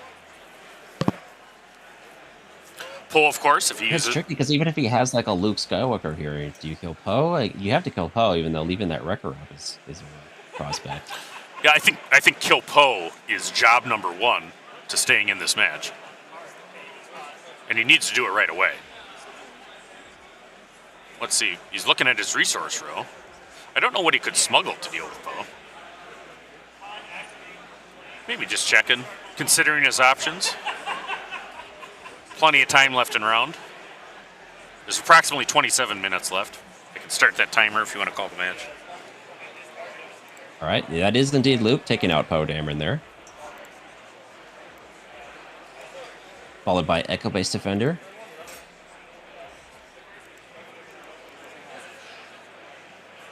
Five to base, putting him at 27, I think. That's a scary number.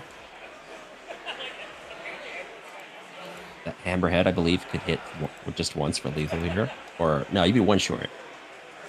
All right, so the 26.5 is pretty accurate. It's not exactly precise, but it's very close. All right.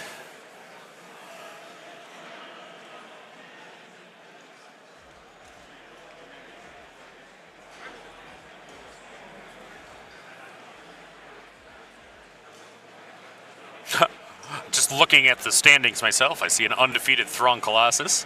Who doesn't like seeing that? And Carlos, one of my locals, Quinlan Ace, up there undefeated, surprising me not at all. I've been telling my Quinlan fan that I put Plo on our coverage thumbnail, and I expect one of them to take it down. Quinlan had a huge drop-off in meta representation, but look at all the undefeated Quinlans you see up here. Well, with so many Han 2s around, like I think Quinlan likes that matchup. He likes Tarkentown and all these wounded guys Han plays.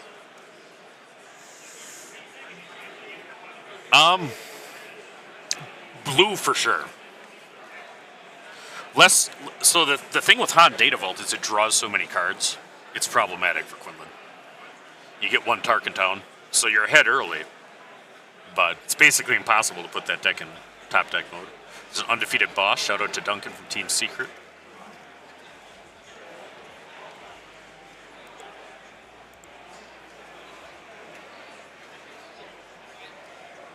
Ready with initiative here, considering his options. Shout out to Wu. I just saw that he went to 4-0 last round. I think he's actually on a feature, or finished a feature, on one of our sister streams.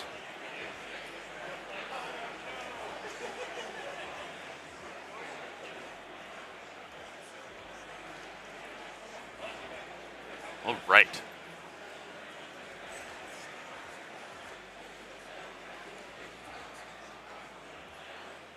I think I might know this position Maddie's in, where you know you've lost, but you're trying to figure out any little thing you can do to claw your way back. We absolutely do. Anybody who plays this game is there.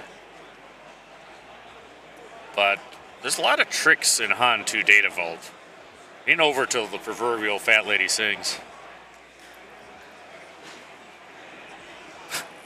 Mickey D also undefeated with Quinlan. Home 1, so he has 1 extra without using the Han ability. Or wait, no, there's 3 extra.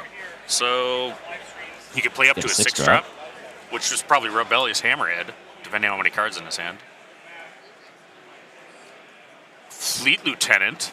Oh, that's a good play to take care of tech. I like that a lot. And he gets to restore one. Restore as well. Yep.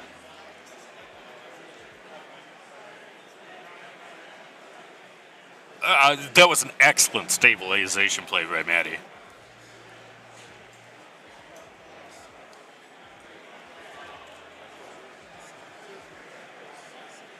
Knowing that he has the Sentinel, getting value of it, that protects there. Now there's a Village Protectors in the way that prevents Wrecker from killing Luke. He'll attack Wrecker into the Village Protectors, hitting the shield. There's no overwhelm because all damage is prevented.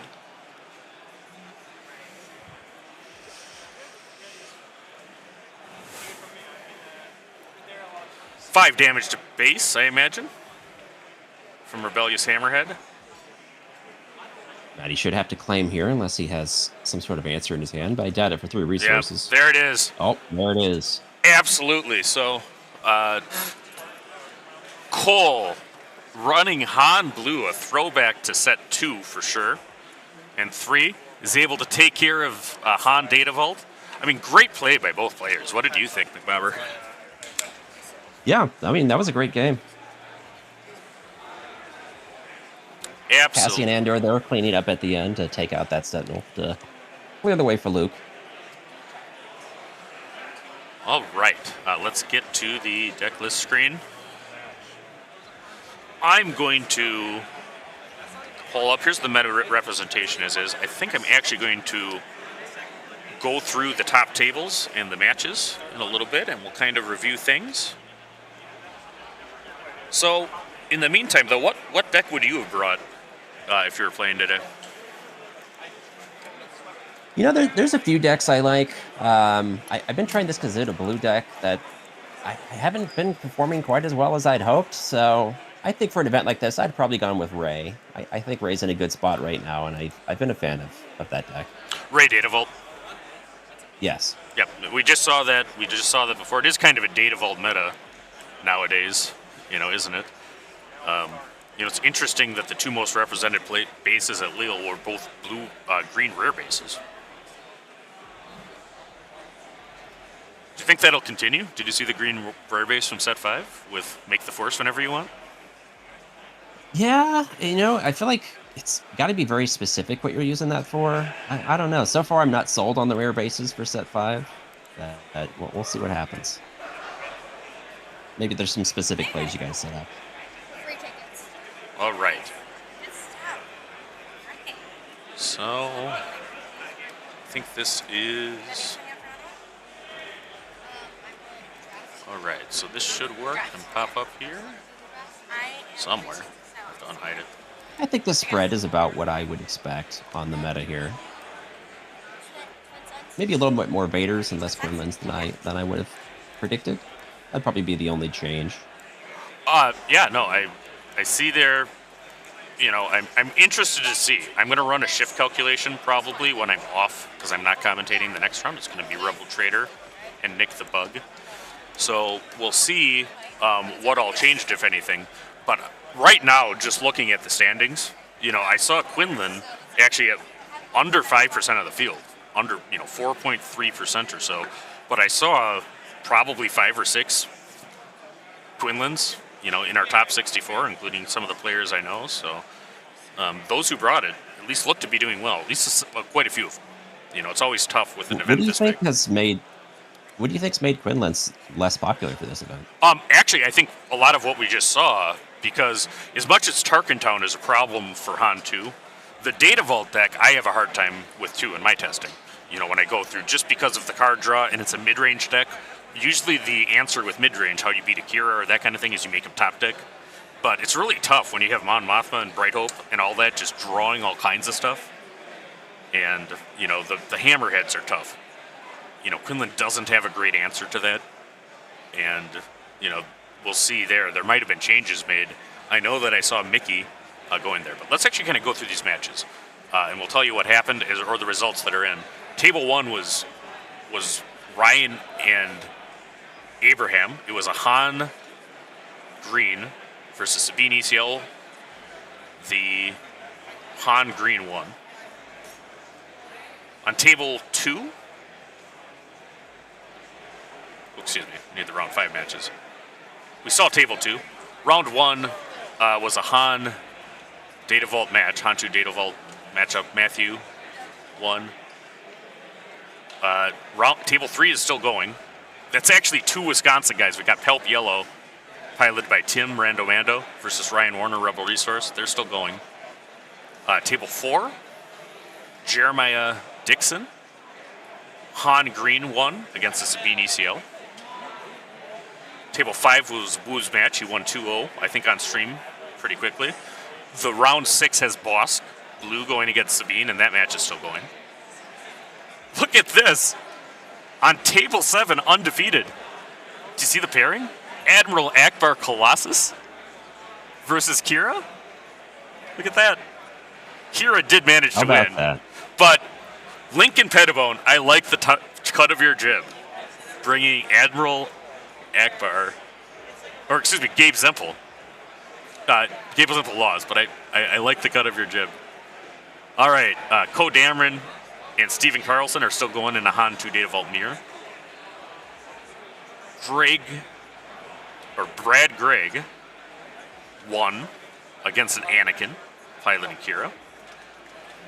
Our partner in coverage, Jeff Creasy, defeats a Luke Data Vault deck to go undefeated, so he's 5-0. Because he's not calling around today with me. There's a Quinlan match, Quinlan versus Cat Tarkentown. The battle for Tarkentown still going on table 11. Table 12 was Alex Goldsmith and Tyler Duggan. Alex won, piloting Yellow. Oh, table 13 was a heck of a match. Micah Overley, who's from Milwaukee, did very, very well in Denver. One of my locals in our testing group. Was defeated by Mickey D, piloting Quinlan Tarkentown. Michael Conroe, who we just saw piloting Revolt, was able to take out Jerry Platero. Let me just check to where the undefeated stuff. Alex was undefeated, right?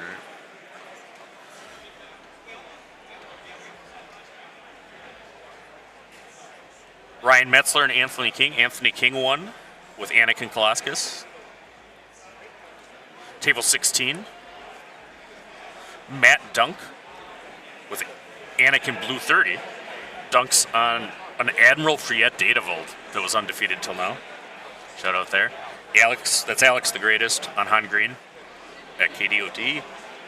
Is in a match still on table 17. My boy Carlos, piloting Quinlan, goes to undefeated, beating the Thrawn Colossus. Do you know which Thrawn that is? Patient and Insightful. Do you know if that's the new Thrawn or the first one? That's the first Thrawn. So that is a yellow-blue deck, probably mill, with Thrawn on Colossus. Cool stuff.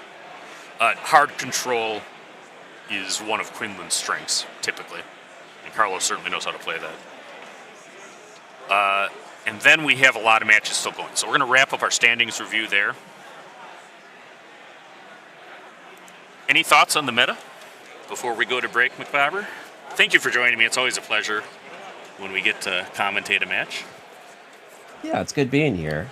Yeah, it's kind of mentioned before. I thought there'd be more Quinlans, so it's kind of interesting that he's fallen off here. But Sabine, Sabine, Kira, those are pretty much the main two that I would expect to be seeing the most of. So this isn't too surprising. Yeah, absolutely. So we will be back after this, you guys. Thank you so much, and more to come. We're going to be here through all of the rounds, through the finals. So we'll have round 6 next.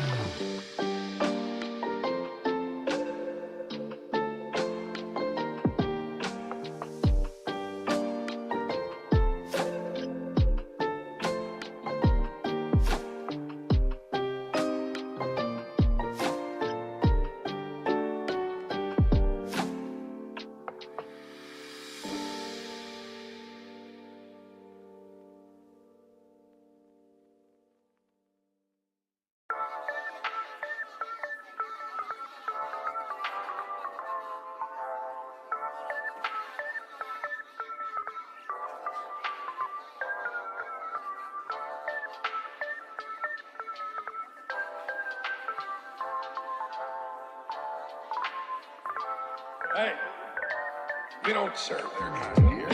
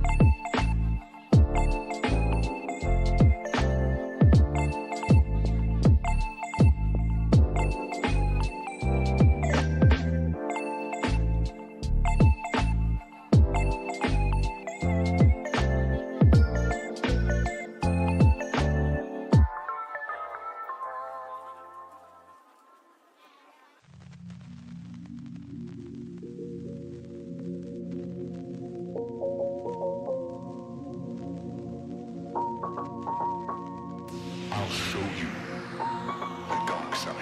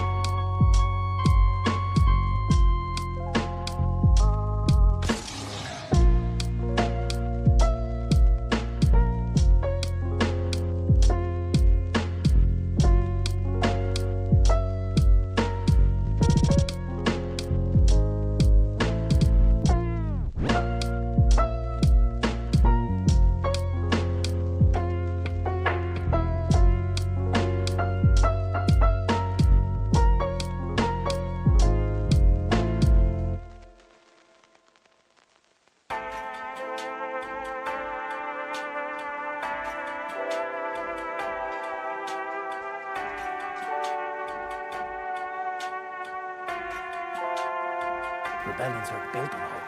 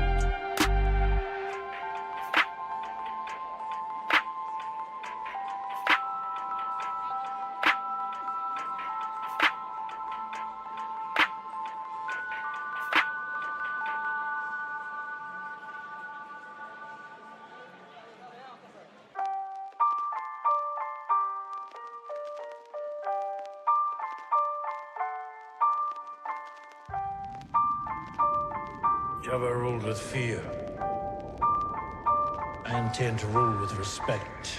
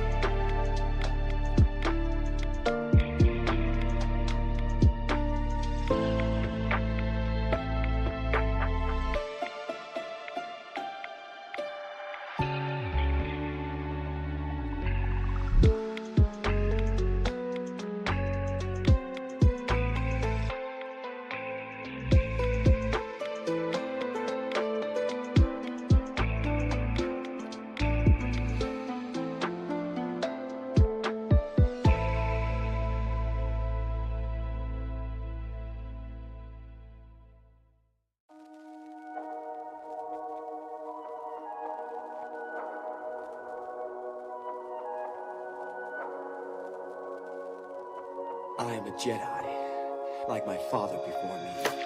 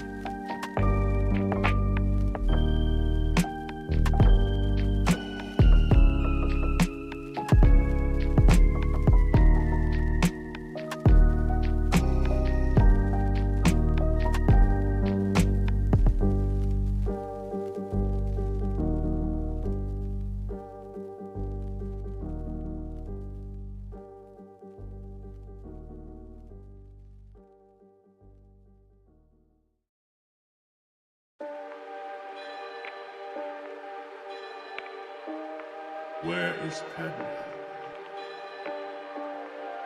Is she safe? Is she all right?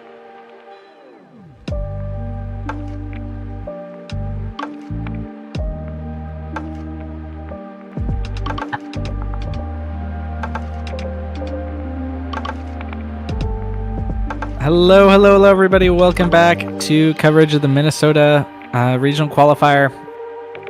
I'm here with TTI teammate Nick the Bug. You want to say hi? Hey! Hi. So we're going into round 6 here soon, and we got a pretty fun one. We're going to have Randomando, who we both know from the Destiny days, playing Palpatine Yellow. I think he's playing against Akira. Oh, wow. That's quite a matchup.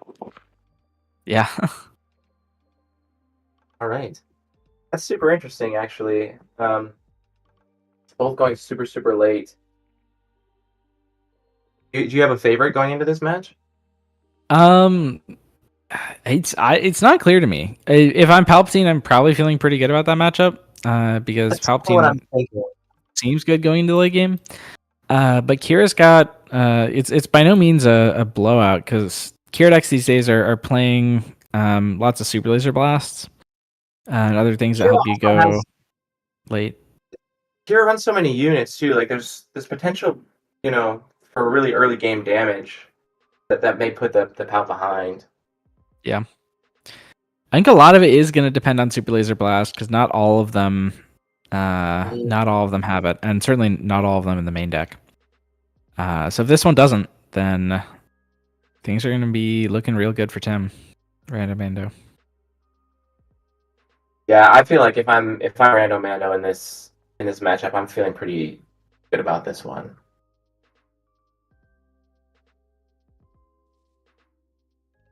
If you were playing this one today, what would you be bringing? I actually would probably be bringing Ray Data Vault. Okay. I have been testing Ray Target Town for a long time. And she's okay. She's great into both of these decks, for example. But struggles a little bit into a chunk of the field, the Finlands, the Cavs, that type of thing. So Ray Data Vault feels like it throws up a couple of matchups. Yeah, she's that deck is definitely one of the big threats that has emerged in the past couple of weeks. It's good, and it has play into everything. It's sort of similar to this Kira, but it has a little bit more flexibility because of Ray's ability and the restore. Yeah. Yeah. How about you? What would you be bringing? I would be on Kira probably. Okay. Yeah, that makes sense too. Yeah, I played it at a PQ a couple weeks ago. Went 4-2, just missed the cut. Yeah, but it's got so many tools right now. It doesn't feel like there's any bad matchups. That's always what I look for in a deck. Is if you can rely on player skill rather than hitting your good matchups, then I feel good about it. Yeah.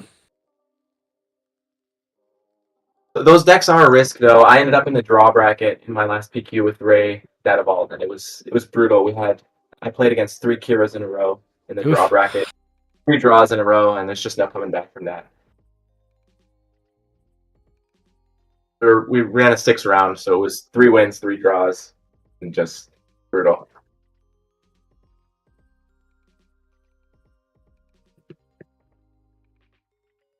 All right, it looks like Random Man is going to be starting with the initiative here. I just looked at his list on Melee. I'm not going to spoil too much, but it's really interesting. That Mando has been running this list for such a long time, and it's just yeah. That's actually crazy. Yeah, Random Mando just beat Sabine Ryan Warner on Sabine Yellow.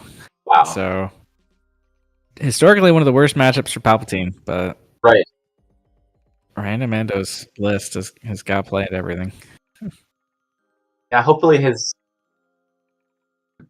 Sabine tech doesn't clog up his hands in a late game matchup like this. Yeah. We do see a Super Laser Blast in the Kira hand. Okay. That's going to be important. Not getting resource, that's probably wise. Then I think I see Pershing and Inferno 4, so definitely a good early start. And the Poggle is a great early start for Palp. Poggle, that's interesting. That's been in and out of Palpatine list from what I've seen, but I really like him. I think Rando's been playing it pretty much consistently since Twilight, and if I had to guess, I would guess that's his favorite turn 1 play in this deck, just in general. Yeah. There it is. All right. Guard.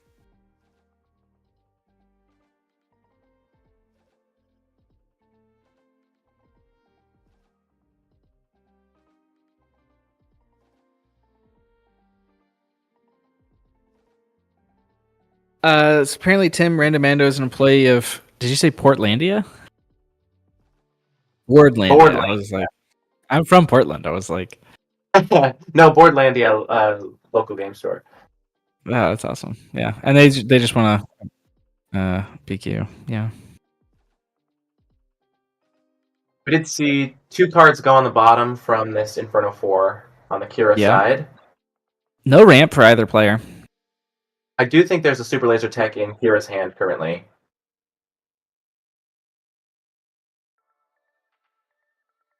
Three damage into the Pershing is interesting.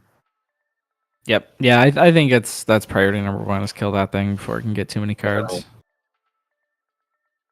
So we do see that Pershing damages the Inferno 4, and then the droid takes out Pershing. And yeah, you were right. Super Laser. With 1 resource up to potentially flip it this round. And a resupply, so we're matching. Yeah, both players ramping late. I'm surprised Rando didn't use the palpability on that battle droid, but I guess he's still got the option. Yeah, he's got time. Win the base.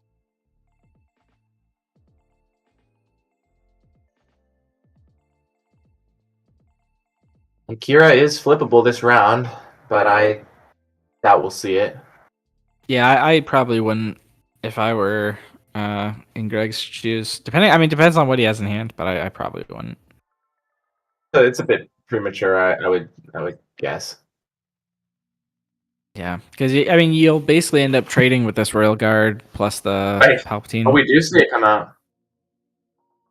Wow. That's surprising. Yeah, exactly. The Palp Ping gets this Kira off the board immediately.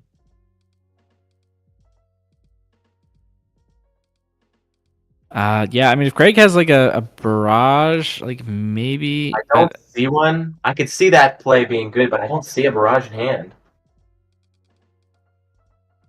Yeah, it looks like Maul, Walker, maybe 2 copies of Walker. Blast. I think 2 walkers and the Super Laser Blast. Yeah, it's a claim. All right, I guess maybe he's top deck it. Yeah, gonna try to pull up something that makes this Kira not die immediately to the right. The ship takes care of Poggle, but doesn't deal with the Royal Guard.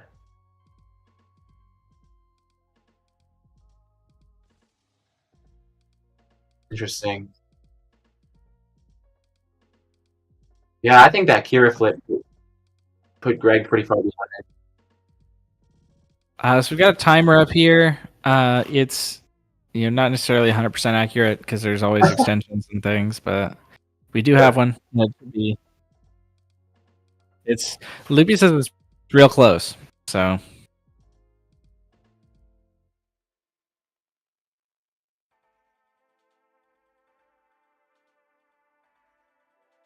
Awesome. And we've also got scrolling on the side there, the updated standings going into round 6. All right, so yeah, Gunship. Gunship takes care of the on that guard. Poggle, but yeah, that guard is still just sitting there. Probably trades with Kira here. Yep. Yeah. That's what I do. Yeah, I think flipping Kira early feels like it put him pretty far behind. I mean, he did, successfully manage to get rid of the rest of the sport state, so. Well, that's true. I guess that's all you can really hope for with Kira, but seems like there had to have been better options. Do you see the Palpatine ramp up to 7? Does he have a resupply in hand to go? No. I don't know. There's not that much value there anyway. Yeah. Steal the 1 health. Yeah, I imagine if he had that, he'd probably have pinged the gunship and stolen that. Right.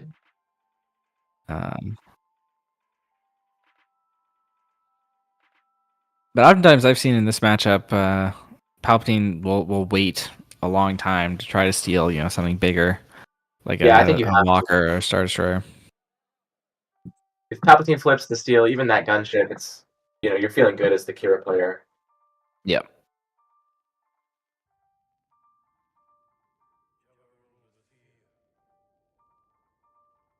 All right. So, Palp's base up to 6 damage. Yep, that's not terribly high. But that gunship can become a threat out of nowhere.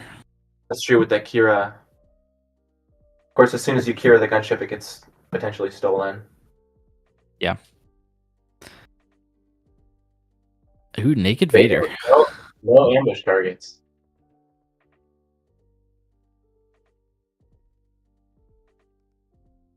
If he does pull something here, he can palp it. That's true. Resources. Also, always a good drop against the control, giving you that power of the dark side protection too. Yep. And that is a pretty good collection of stuff. Yeah, 2 units. Love to see it. ISB isn't restricted to ground units, is it?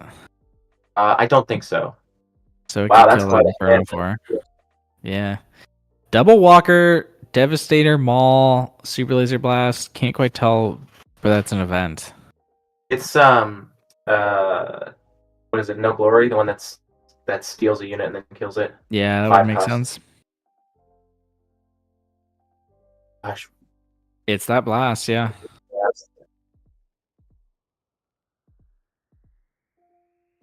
Vigilance picked up for replacement. Is that what you would have taken? Yeah, I probably would have taken that.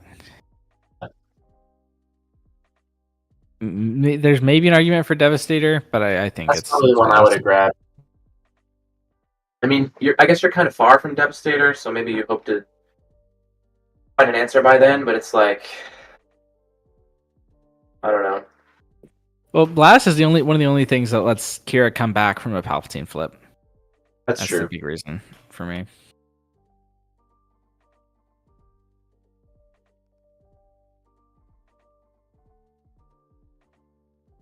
All right, paying 7 for Maul.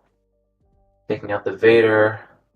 Of course, that leaves Maul with 1 health to get palped. Yep.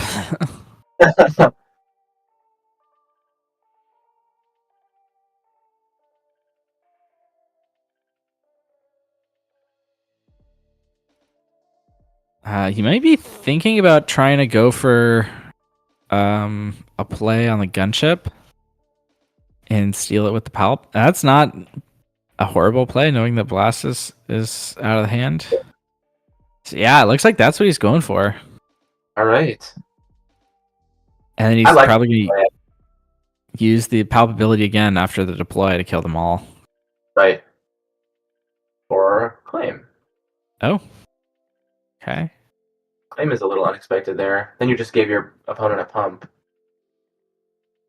Yeah. That's weird. I mean, you can kill the Maul with the Bazine, no problem, but it's like now your opponent's gotten 2 swings with a 4 power gunship. Yeah. Yeah, I think I liked the flip palp, kill Maul, draw another card line there, I think. Yeah, maybe Rando's got some secret plan that's gonna put both of us to shame here. Pay 7 for his own Maul. Okay, that pretty sick. Yeah. Lots of overwhelm there. Taking the damage on the Bazine. That's pretty good.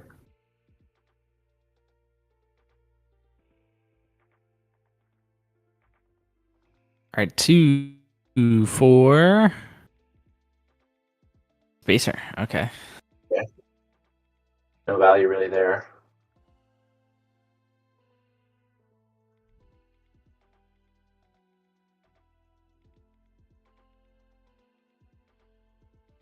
People are saying it's still too early to steal. Yeah, maybe. Yeah. That Maul play was pretty good. Maybe he's just less.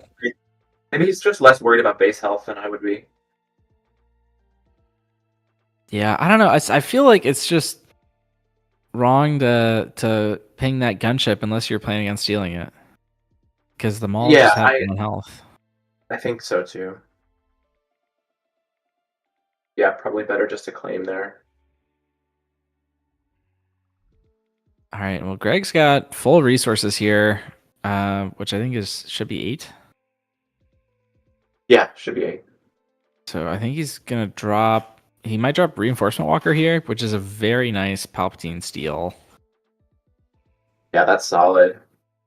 Can't steal it this round, but feels fine next round.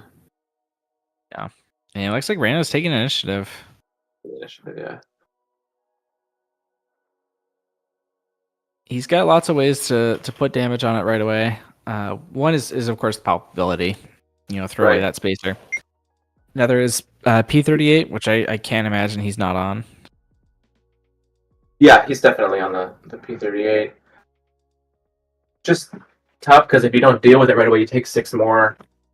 Yeah. Ooh, fell the dragon. He's playing this Palpatine very carefully. Oh, the dragon for 6 is so cool. Yeah.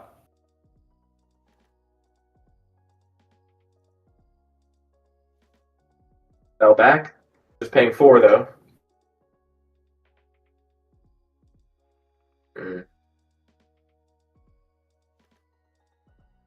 Ooh, eager escort. No, that's one reason to ping the gunship. Yeah.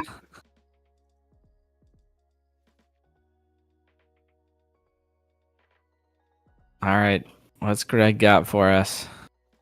Another gunship. Okay. Okay. 2 damage going into Greg's base. I think Greg gets initiative. And Randomando playing this Palpatine very carefully. Yeah. Oh gosh. That palpability looming definitely keeps Greg off of playing something too huge. Yep. I don't know. Greg's got so many big units in his hand. He does have to be careful not to take too much damage. Because those gunships really are going to start adding up. Exactly. He's closer than I would feel comfortable with. Random Mando is.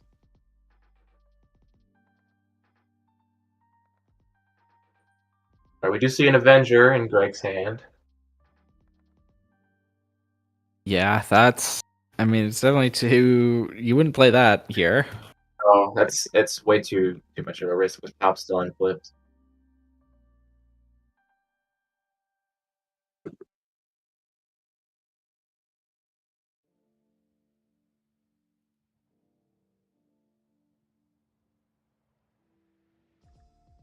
One thing he could do is, like, you know, shield this gunship, make it into more of a threat, try to force out the Palp. You know, I actually think that's a pretty solid play. How many resources does Greg add? Is it 9 or 10? It may only Should be 9. Yeah. Because Mando's on 10, and he ramped an extra time. Rando's on 11, actually. Oh, then maybe Greg is on 10.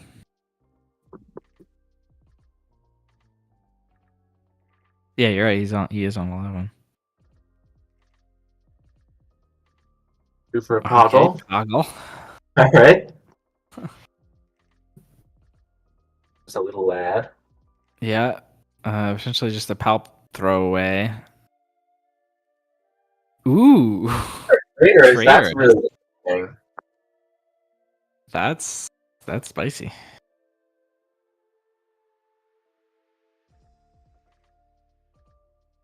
Poggle there was, you know, a throwaway for Palp, but also a potential like power or Avenger blocker. Right. All right. See another Maul. Evening up in the damage race. Yep. Remember, Greg's on Data Vault, so he's like 3 ahead. So Rando's still behind by 5 in terms of remaining health.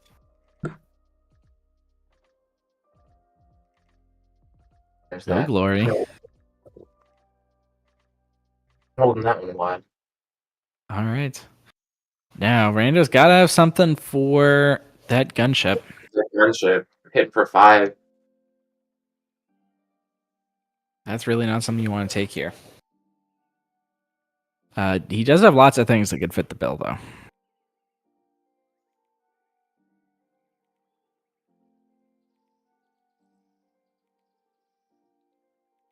Yeah, there's so many options for hitting a single unit in that Palp Yellow.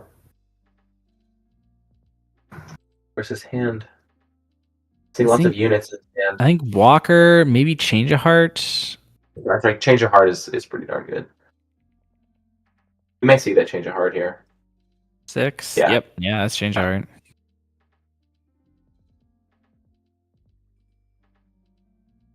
Especially great with Palp because you can just throw it away.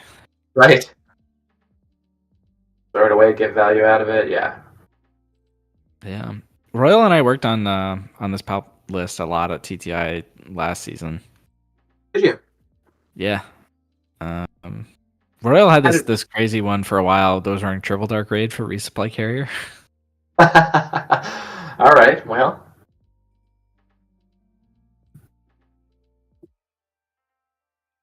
Huh. Yeah. Triple Dark Raid. Missed that guy. Vigilance kill his own unit. Vigilance for Mill. That unit was going to die anyway, so there's not a loss there, really.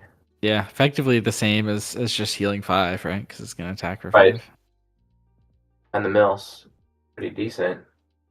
Mill does become an issue at a point, and I'm not sure if Rando's on restocks or not. My guess is he probably wouldn't main deck them. Yeah, I would doubt he would main deck them. I wouldn't even.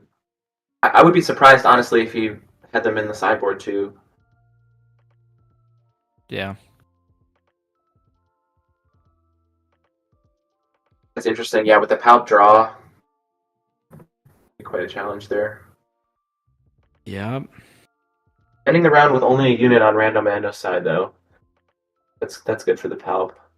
I am wondering, like, if Random Mando might regret not flipping earlier. I mean, it makes sense to stay late, but at a certain point, like, you're staying too late. Right. Oh, another Traitor is in hand for Greg. I don't hate that play. Yeah, I don't either. But it looks like the rest of his hand is big stuff. It's, I think, Yeah, Smoke Avenger, Walker. Walker. Yeah. Yeah. So if he plays Traitors, there's nothing else to play. It's pretty rough. Yeah. I think, like, I mean, going Avenger here is not the worst, even if it gets stolen. Not bad.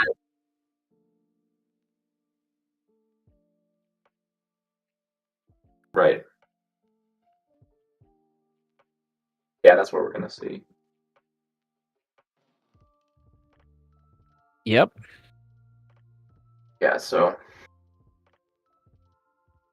ideally for Greg, it gets stolen, and then he Devastators it, and then we move on.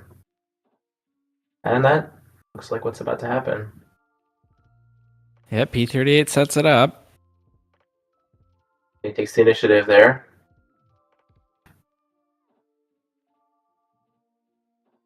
Rando has some other options, though. He's got, I think, Frozen and Carbonite in hand.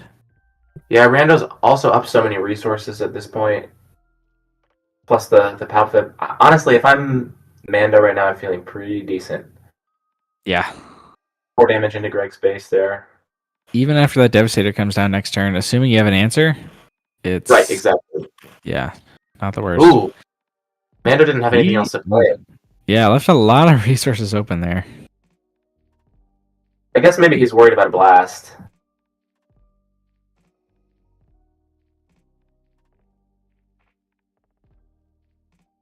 Someone in the comments suggesting a smuggle on Bazine.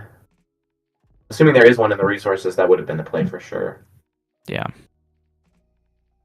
All right, now, how does he deal with Devastator? Could be one of his own?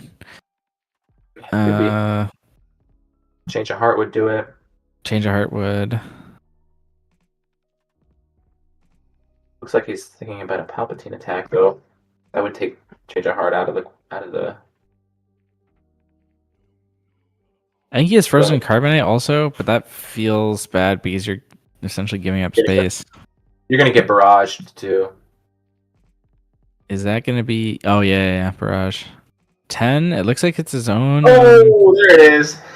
His own Devastator off the Palp's return. Off the Palp's return. Oh, that's the best. Yeah. Wow, Yeah, this one's going Mando's way for sure. Yeah, I see an overwhelming barrage in Greg's hand, but not a blast. And he's got lethal on board right now. Right. I mean, even Greg just better have Devastators. something. Take care of it. I think that's maybe it's not a fell, it's a Pershing. Yeah, he's that's good. it. Wow. All right, game 1 goes to Random Mando on Palp Yellow. I think Bazine hitting that Super Laser Blast was game changing, even though we didn't see the impact really until later. Yeah, it absolutely was. That was huge. And then honestly, the late Palp Flip was pretty huge too, even with the Devastator.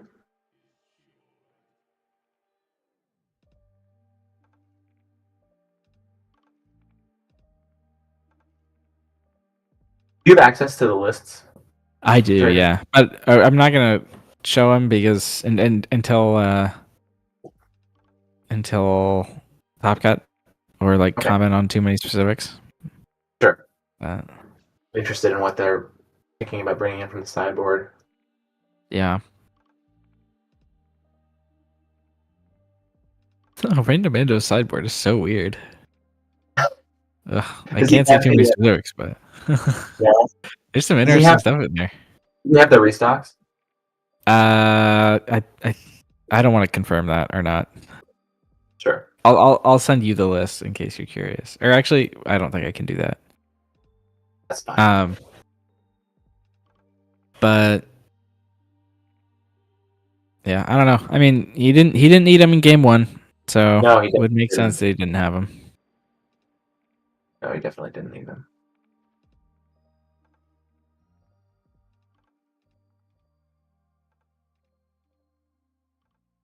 Did you see?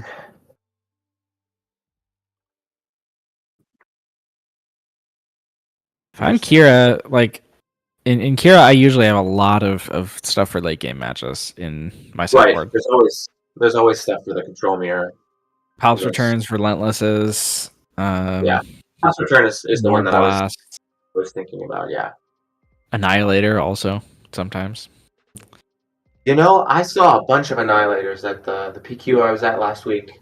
That came in from side in the control mirror. Random Mano got game 1. The beat.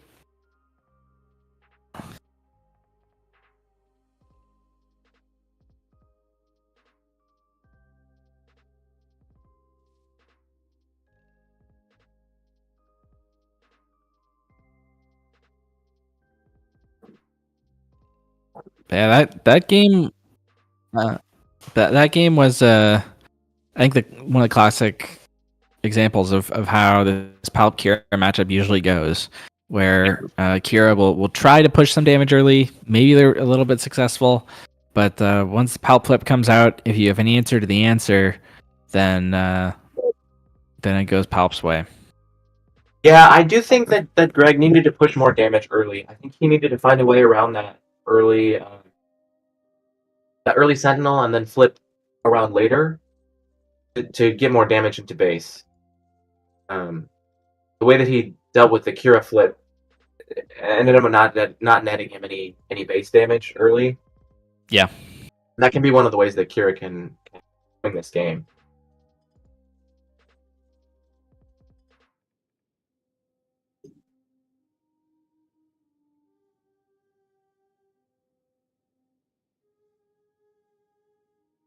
All right, going into game 2. We'll see if it's any different. I think the sideboarding probably favors Kira a little bit, but I think the sideboard options favor Kira for sure. But you know, Random Mando may not really even care that much. Yeah, matchup's already very favorable for him. Mm-hmm.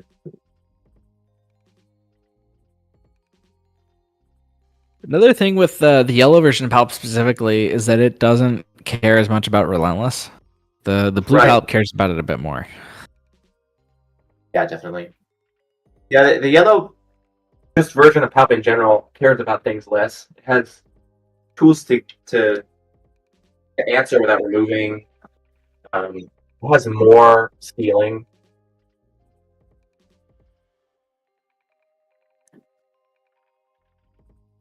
Yeah. Yeah, but it relies a lot on Devastators. It's got Change of Hearts in there also. Mm-hmm. But even like a Frozen and Carbonite feels fine. Yeah. One of the things that I've been playing a lot recently for fun is Trench Yellow or Trench Green, which plays a lot of the same stuff. Oh, it's Loopy's making fun of me, and you guys can't hear him, but it is very fun. Yeah, you got lots of ways to answer things with units. So Random Mando is keeping his hand. In hand, we see Palp's return, and then it looked like at least 2 big units. So I'm curious what he's got for early game. I didn't quite see. And then Greg is keeping his hand as well. We see a Maul. Yeah, Gunship. I think Death Trooper maybe. It looks like he's taking initiative, so didn't get his Pershing. Wow, neither one played anything round 1. Yeah, I think that's. Yeah, I think the missing turn 1 play hurts Kira more because Kira's the aggro in this matchup. Right. Yeah, definitely. Ooh, and a missed turn 2 for Greg. That's so rough. Greg didn't mulligan. I don't understand. No, he did. He did he? mulligan. Okay. That makes a difference then. Yeah, that's pretty brutal.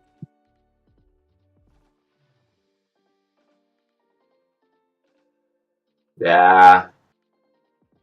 That's rough. This may be a shutout here. Yeah, Traitorous on the Pershing. Such a tough start for the Kira. Unless maybe he's running upgrade hate, but like I don't know, I wouldn't run that much. Even then, it's like, you know, Kira usually doesn't. They'd rather just remove the whole unit, you know.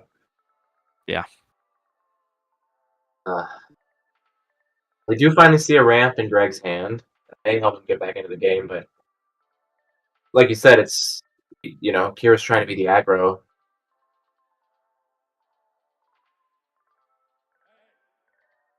Ooh, Greg using 3 resources on a Power of the Dark Side to kill this Pershing instead of ramping. That could definitely set him back. Oh man, yeah, this is tough for the Kira.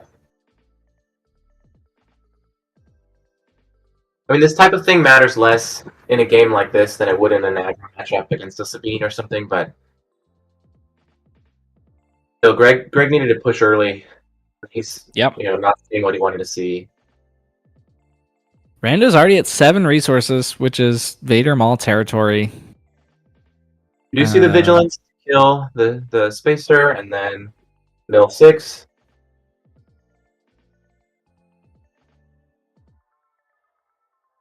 There's Get rid of the Vader, Vader. Exchange of Heart. Heart. Yeah, I like to see those gone for sure. Definitely. Although we do know Rando runs Pulse Return, and having Yeah, Vader in the discard means that's alive. He's got one in hand, in fact. Of course, Greg couldn't know that, but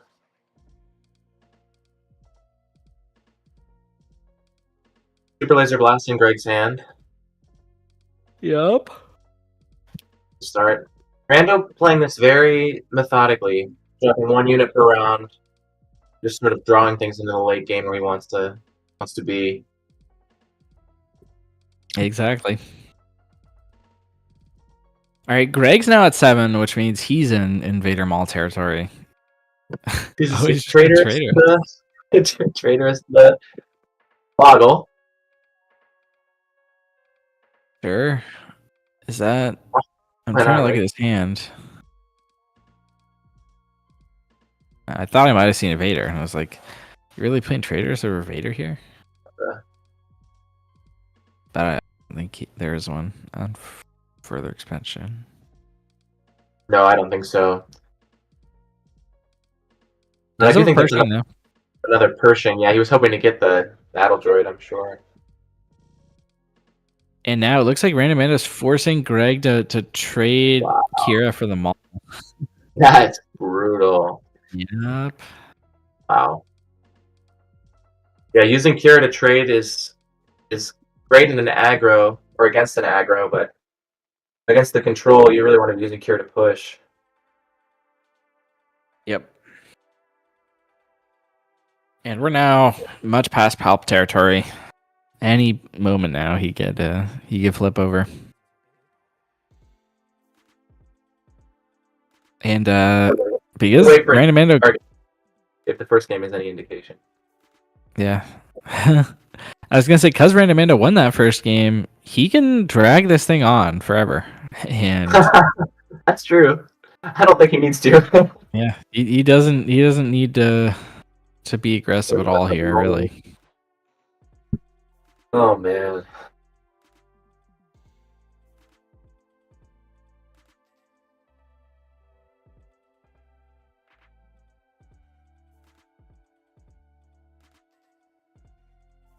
All right, Reinforcement Walker. That's a tempting steal with Palp, but I believe Greg has Super Laser Blast in hand. Greg does have Super Laser Blast in hand. So Mando just taking the initiative. Gotta be careful here. If he does flip and there's a blast that comes down, that could really swing. That's massive for Kira. If that happens, Kira might even be favored to win. Yeah, it's possible. Ooh. Devastator. That's a nice answer here. Yeah, Mando may have forced the blast anyway. Yeah. Oh, I do think I see an Annihilator in Greg's hand. There's the blast. There's that blast. Yeah. Yeah, that was really, really well played on Mando's side. Baiting out that blast. Oh, and we see another one. All right.